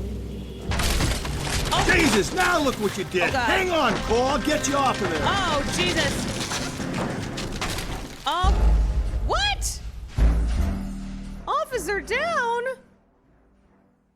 All right, well, here we go again. Thanks for nothing, Rusty. Jesus, now look what you did. Hang on, Cole, I'll get you off of there. Oh, I have to keep the platform in balance. Oh, okay. Oh. Forward. Okay. Now it's starting to... Okay, we gotta go back. Oh, we gotta go forward. Gotta make it to the next platform. Yeah. Get that thing as close as you can, then jump. Yeah, you got it. Okay. Woo-wee. God, I'm almost... I don't think I get paid enough.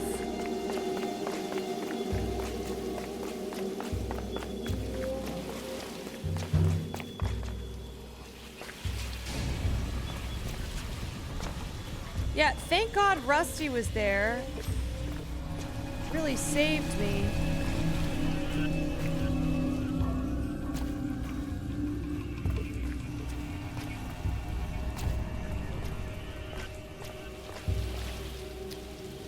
Okay, is it on that thing?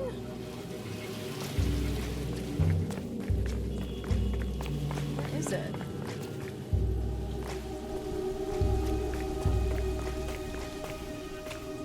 Oh.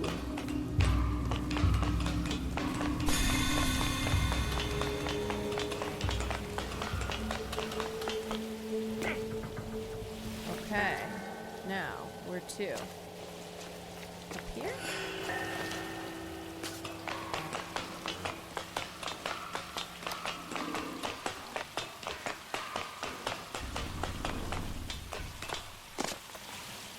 Oh wait, did I just go down to go back up? What the fuck is wrong with me?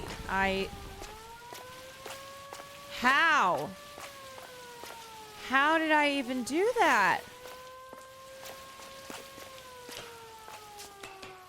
I get knocked down, but I get up again.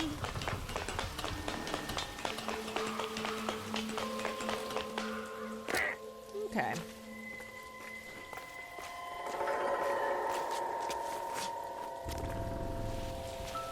Maybe? Yes. It's all about the climb, y'all. Typewriter ring. Evelyn Summers. Damn. I don't remember any of these broads. They're all just one broad to me. Place he calls home. End of the line. Remit the anguish of that lighted stare. Close those wan lips, let that thorn-wounded brow stream not with blood, it mingles with thy tears. Fix those tortured orbs in peace and death, so thy sick throes shake not that crucifix. Oh, fuck. Oh, those pale fingers play not with thy gore. Oh, horrible, thy name I will not speak. It hath become a curse, I see, I see. The wise, the mild, the lofty, and the just, whom thy slaves hate for being like to... This is so long! Why is this serial killer a theater kid? I know. Some hunted by foul lies from their heart's home, an early chosen, late lamented home. Yeah, okay, like S.A. Andy.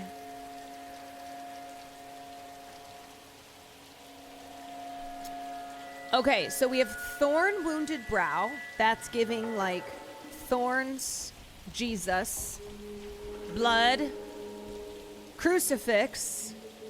So thy sick. I think it's important not to read every word, but to see the ones that stand out. So thorns, anguish, crucifix, curse.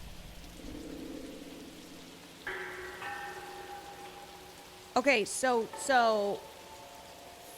cemetery, church, where else do you have Jesus stuff? Okay, well, let's check the map. Let's check the map. My grandma's house. Okay, so there's the theater. I might not even have this location. I don't remember a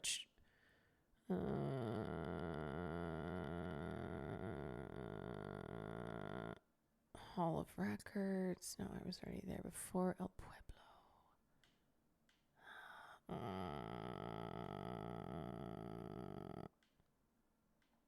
Yeah, I see these question marks, but...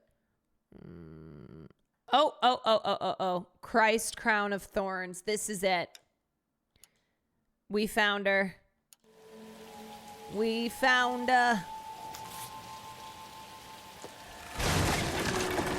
Oh, not again. Wait, new objective is to escape the set?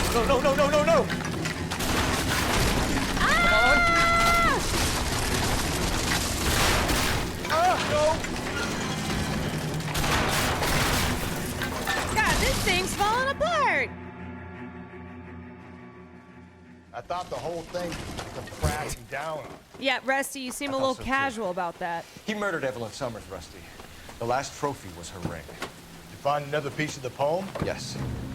The last piece. You sure, Find Cole? another piece of that. Let's find out.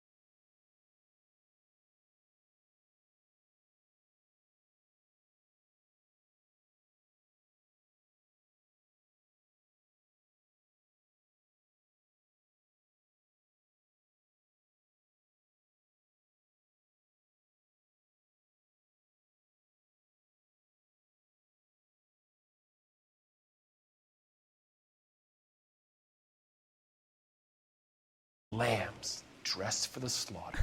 We'll see about that. I'm literally like, wait, I'm sorry, I don't remember you.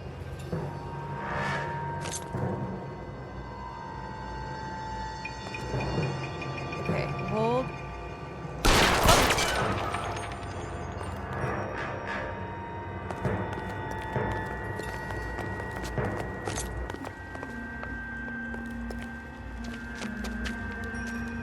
He was a Where did he go? tire bartender? Down the tunnel? Can't let the son of a bitch get away. From the first case? The house, Rusty. There must be another entrance into the house. Oh my god, I don't know why I think that's so funny to be like, I'm sorry, but I literally don't remember who you are. And he's like, yes, you do. Am I familiar now? I'm like, no. I have no idea who you are. LAPD, give yourself up.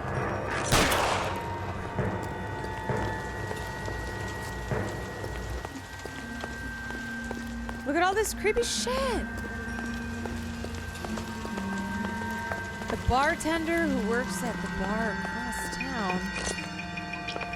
What a freak.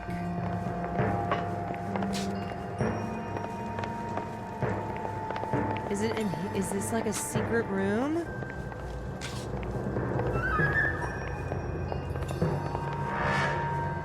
Rusty, can you get off my fucking ass?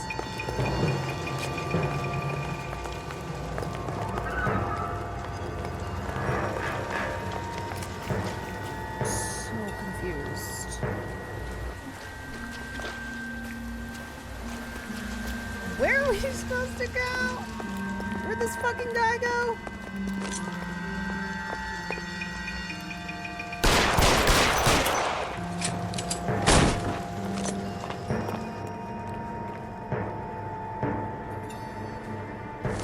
You kept shooting him instead of chasing him. Oh, I think I remember him now.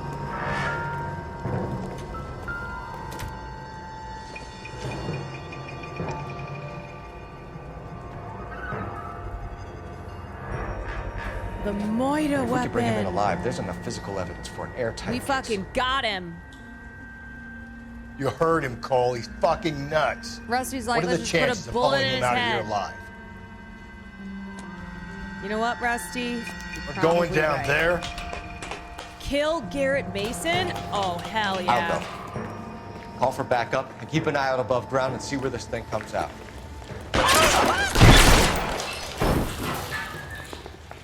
Interesting man, detective. Why the police force? You're obviously overwhelmed. Reinforcements are on the way. Cease and desist. Oh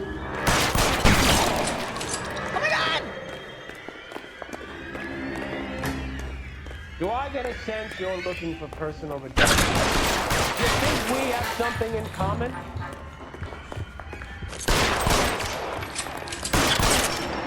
I fucking got him, didn't I? I shot that mofo in the back. Are you acquainted with Slaughter?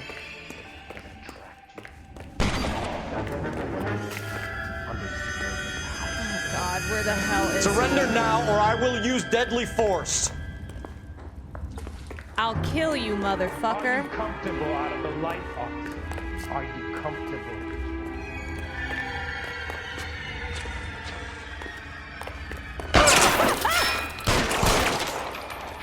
This thing has come to an end. Oh You my know God. that. God, this guy is so fast. God, he's so fast. Okay, he's going up the ladder. Go. Go, go, go, go. Ah, I died! I'm dead! Oh no! Okay, okay.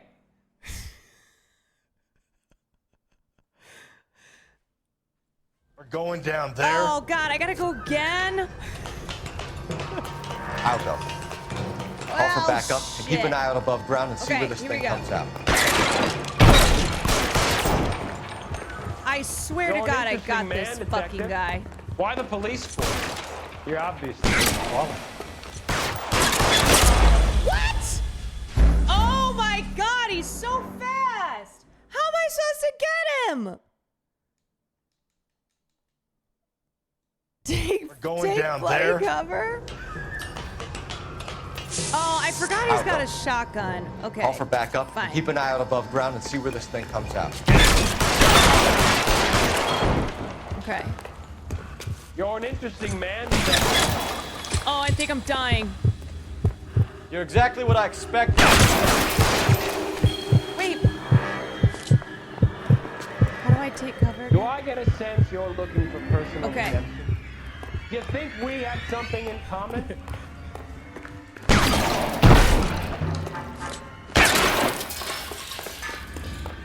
Wait, shoot him! Shoot him! Shoot him, you fucking asshole! Oh, wait, what happened? We're going down Oh, there. wait, here I am. Okay. I'll go. You guys, I don't know Call for why backup. I'm... Keep an eye out above ground and see where this He thing shot comes the out. hat, I know. Don't let me down, Rusty. I don't know how to... I'm not gonna lie, I don't know how to take cover. You're an interesting man, detective. Oh, like that? Why the police force? Oh, shit. You're obviously overqualified. Okay. Reinforcements are on the way. Cease and desist. I have so many bullets in me.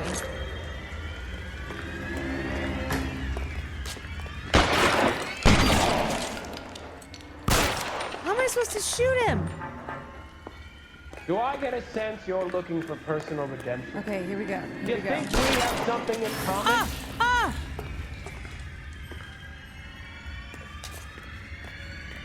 It's a chase? Okay. Okay. Surrender now or I will use deadly force. What am I even shooting at? What am I even shooting at?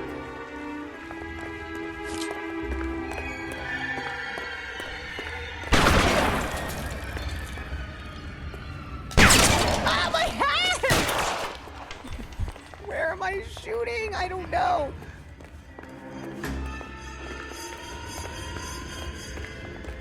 Are you acquainted with slaughter? God, like, where is this fucking guy?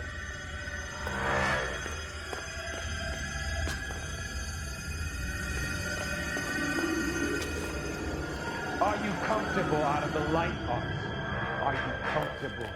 Okay, run after him. But I can't. This thing has come to an end. You know that. I keep getting shot. What the fuck, man?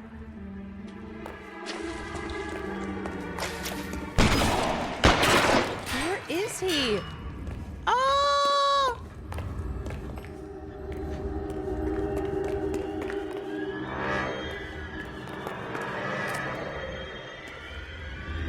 Guys, I'm so confused. Is this where I started?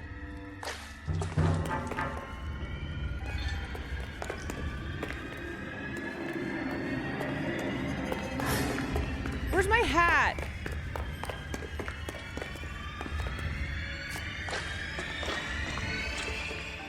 Did I lose him?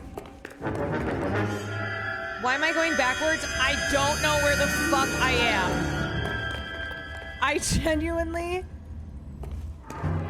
I don't know where I am. I'm so lost.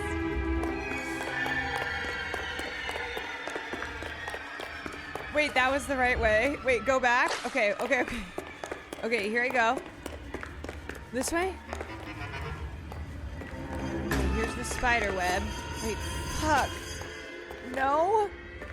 This place is huge! This way?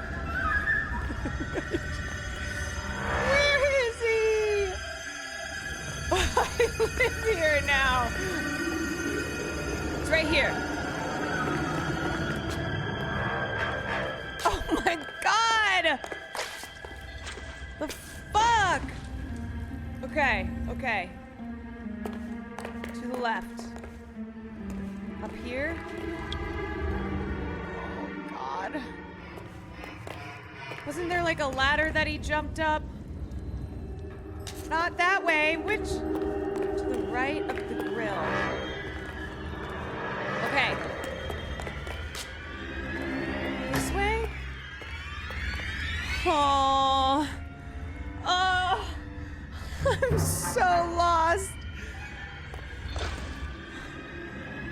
Okay. Okay.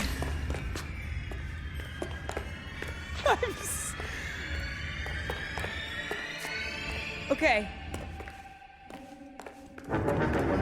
Ah!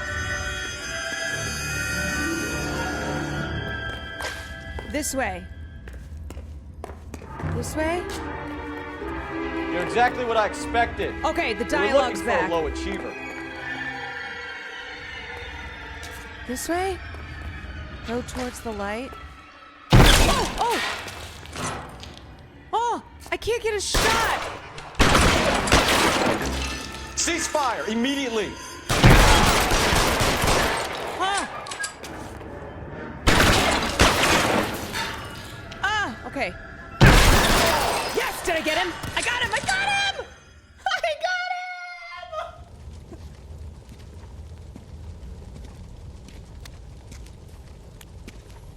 Where's the press, Cap? Oh I my think God, Phelps and I'm I should get a medal sweating. for this. And this has got to be the case of the year, right? I'm the case of the century when you sweating. think about it. You finished? Yes, Skipper. Good.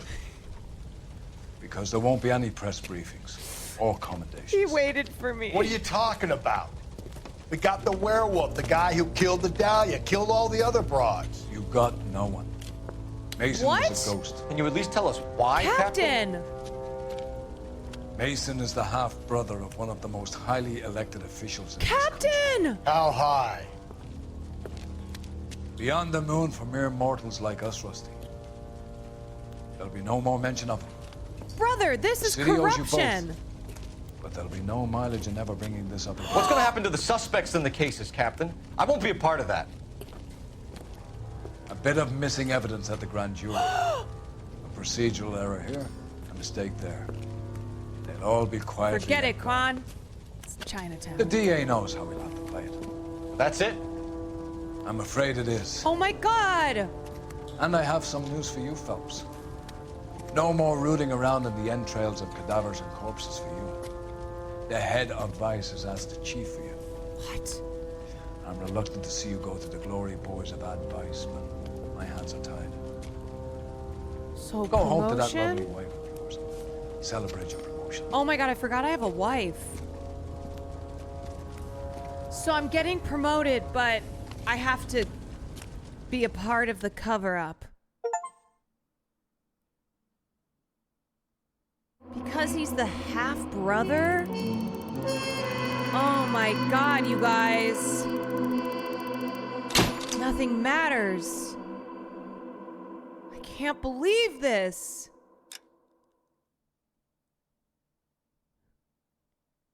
I can't believe this. Breathe out, kid. You'll go purple. You I'm sent me a scared, very Sarge. important Everybody's TikTok? scared, kid. Anyone who says he isn't is a damn liar. How many times have you been in combat, Sarge? I was with Raider Battalion on Peleliu my first time. It's time Was it sensitive. bad? I gotta watch this scene. It's always bad. Will this be bad? As bad as it gets, kid. But you stick by the Marine next to you, and he will stick by Are you gonna die? So, some of the guys, they aren't very friendly, Sarge. They've lost a lot of their friends in the last couple of days, kid. They think if they don't get to know you, that they won't have to grieve for you if you get killed. They're wrong. It doesn't work that way. Don't worry. No Marine in this company will let you down. Whoa. Whoa, you guys. Wait, how much vehicle damage did I do? 50K? Wow. Wait, I can't believe this. Corruption in the LAPD? Pfft. Who would have thought?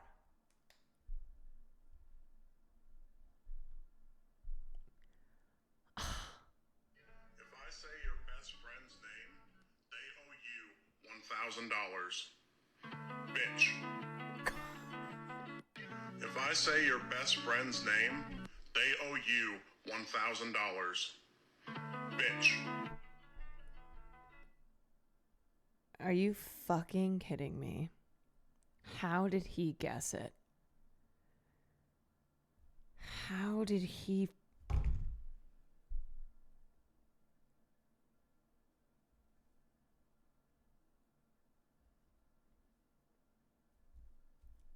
I'll take cash.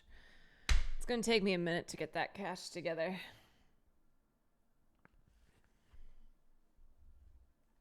Man. All right. Well, you guys, I'm Vice now. I'm Vice. I'm gonna miss Homicide though. All these dead broads. Lunette, thank you for the 24 months for the cash. Yeah, for the cash. Can we watch the Vice intro cutscene? Yeah, we can. And I get a new partner. No more Rusty. Wait, but where's Rusty? Phelps, welcome to Vice. This is your new partner, Roy Earl. Take a seat. What? A special request was made to transfer you to Ad Vice. Roy Earl? We need a man with your kind of starch on this desk, son. Oh, okay. We have 2 dead Negroes found in an apartment this morning on Yucca Street. Oh. Number 6358, apartment 5. We got better things to be doing than wasting our time on 2 dead junkies. Did I ask your opinion, detective? 2 men dead on U.S. Army issue morphine. That makes it an advice case. Can we get Read matching it. hats? I'll do you one Yes, sir. further. Can we get matching suits? Can we get the whole fit? Why are they walking like that? You and the lieutenant have some history? You could say that. We used to be partners. Oh, drama tea. So, you're working with the big boys now, Cole? I guess so, Roy. I thought homicide was the primo assignment. No, That baby, may be it's the Vice. case. I asked for you personally, Phelps. I had to pull a few strings to get you over to Advice. How does it feel? The lieutenant seems to think I'm doing okay. Yeah, because I'm Okay. part of the corruption. Don't get humble on me, Phelps. You're doing great. I'm part of You're the department cover-up. pinup boy. War hero and crime fighter. What a combination. I can assure you I'm no war hero, detective. I'm out of here. Damn. Let's rouse some hopheads. Wait, I'm sorry. Is that our car that we get for Vice? I used to be indecisive. Okay, that's Well, pretty sick. Not for sure. All right, you guys. That is a close. That is the close of my time in Homicide. Uno mas. I would, but my ass really hurts. my butt is really sore. I'm just being honest. I'm not gonna even try to get you guys to bribe. Go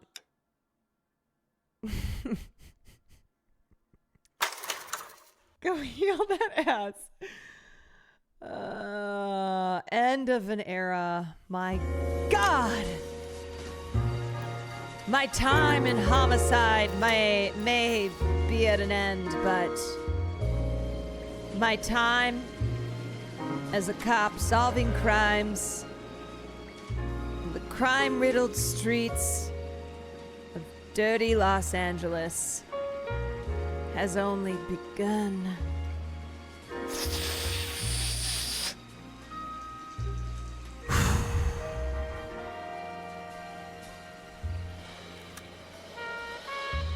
Is that why you always talk about wanting to join the force in real life? That's right. I have a sub goal of 10,000 subs. 10,000 subs and I apply for the LAPD. I might be 90. I might be 90 by the time that happens, but even if I am, promises made and promises kept. Yeah, I'm the guy from The Rookie that I can't believe you're still watching that fucking show. Krista, thank you for the gifted sub. You'd have met on our conscience and have been happy about it. Why else is he doing this? You're the new face. Your of the driving has department, Phelps. improved. Thank you. Modern cop tries to understand why the perp does what he does. Me? Okay. I just drop the hammer down the whole lot. Yeah, we know, Rusty. Trying to row. Sometimes the timing on someone being like, you know what, Caroline, your driving's gotten better. And then I do something insane. A video game with driving mechanics hates to see me coming. That's right. That's correct. This is you at the end. Good morning, Philadelphia. With us today is Frank Reynolds, local business owner and a man with a harrowing story. That's right. A few days ago, 3 thugs tried to mug me. Now, I want to be very clear about something. These pieces of garbage, they don't know who the hell they're dealing with. Excuse me. Do you think maybe you could eat that sandwich later? I'm starving. There's nothing to eat in this show. Let's get back to your So these punks, Yes. I don't know if they wanted money or they wanted something more sexual. Wow. But it's a lucky thing I had my pieces. Your pieces? My guns. Oh. Anyway, I started blasting. Bang! Wow. Bang! Well, I don't see so good, so I missed. Then they ran away. I ran after them. Okay. Bang! Tried to shoot them in the back. But I don't run so good either. Anyway, you guys all think I'm a hero, and I'll accept that responsibility. Now, weren't you concerned, though, that an innocent bystander may have... crime in this city is out of control. Thank God I went down to Gunther's Guns and picked up a spare. I don't think one would have done it. I'm gonna go out and buy some more. Okay. And I think you should, too. Don't be a victim. It's time to fight back. Thank you, Frank. So anyway, I started blasting. Yeah, that's kind of how I operate. With driving, with gun shooting, when life imitates art. That's right. When life imitates art, life finds a way. Okay, you guys. Wait, Sam, are you still in here? Paging Dr. Witch. I was going to say that we are going to start Subnautica soon. I don't know when. I don't know when. But maybe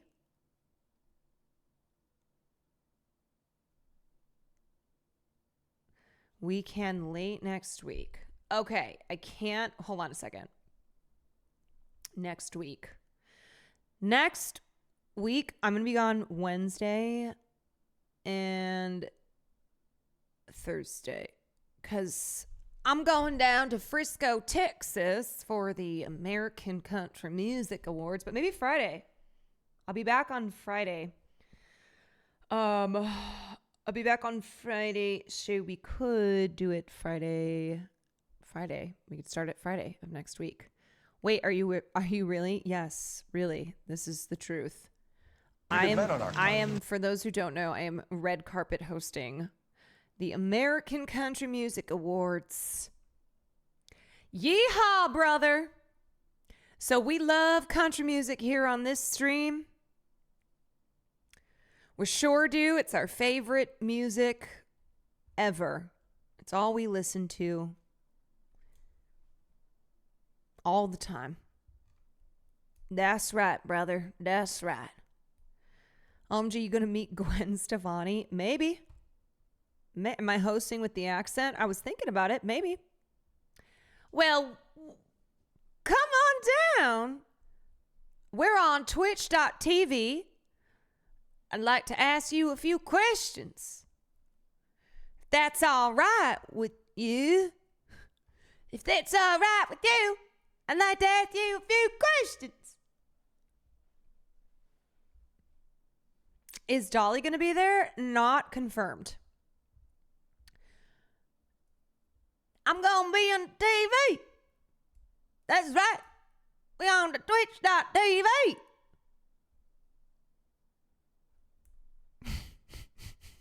I'm starting to sound like Cartman.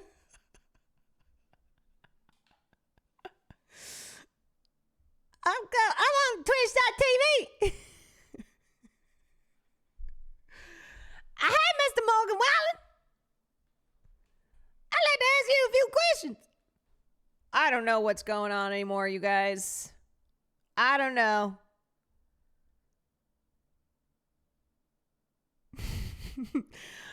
So I don't know if Dolly's going to be there. I don't know if Nicole Kidman. I don't know if Nicole Kidman will be there.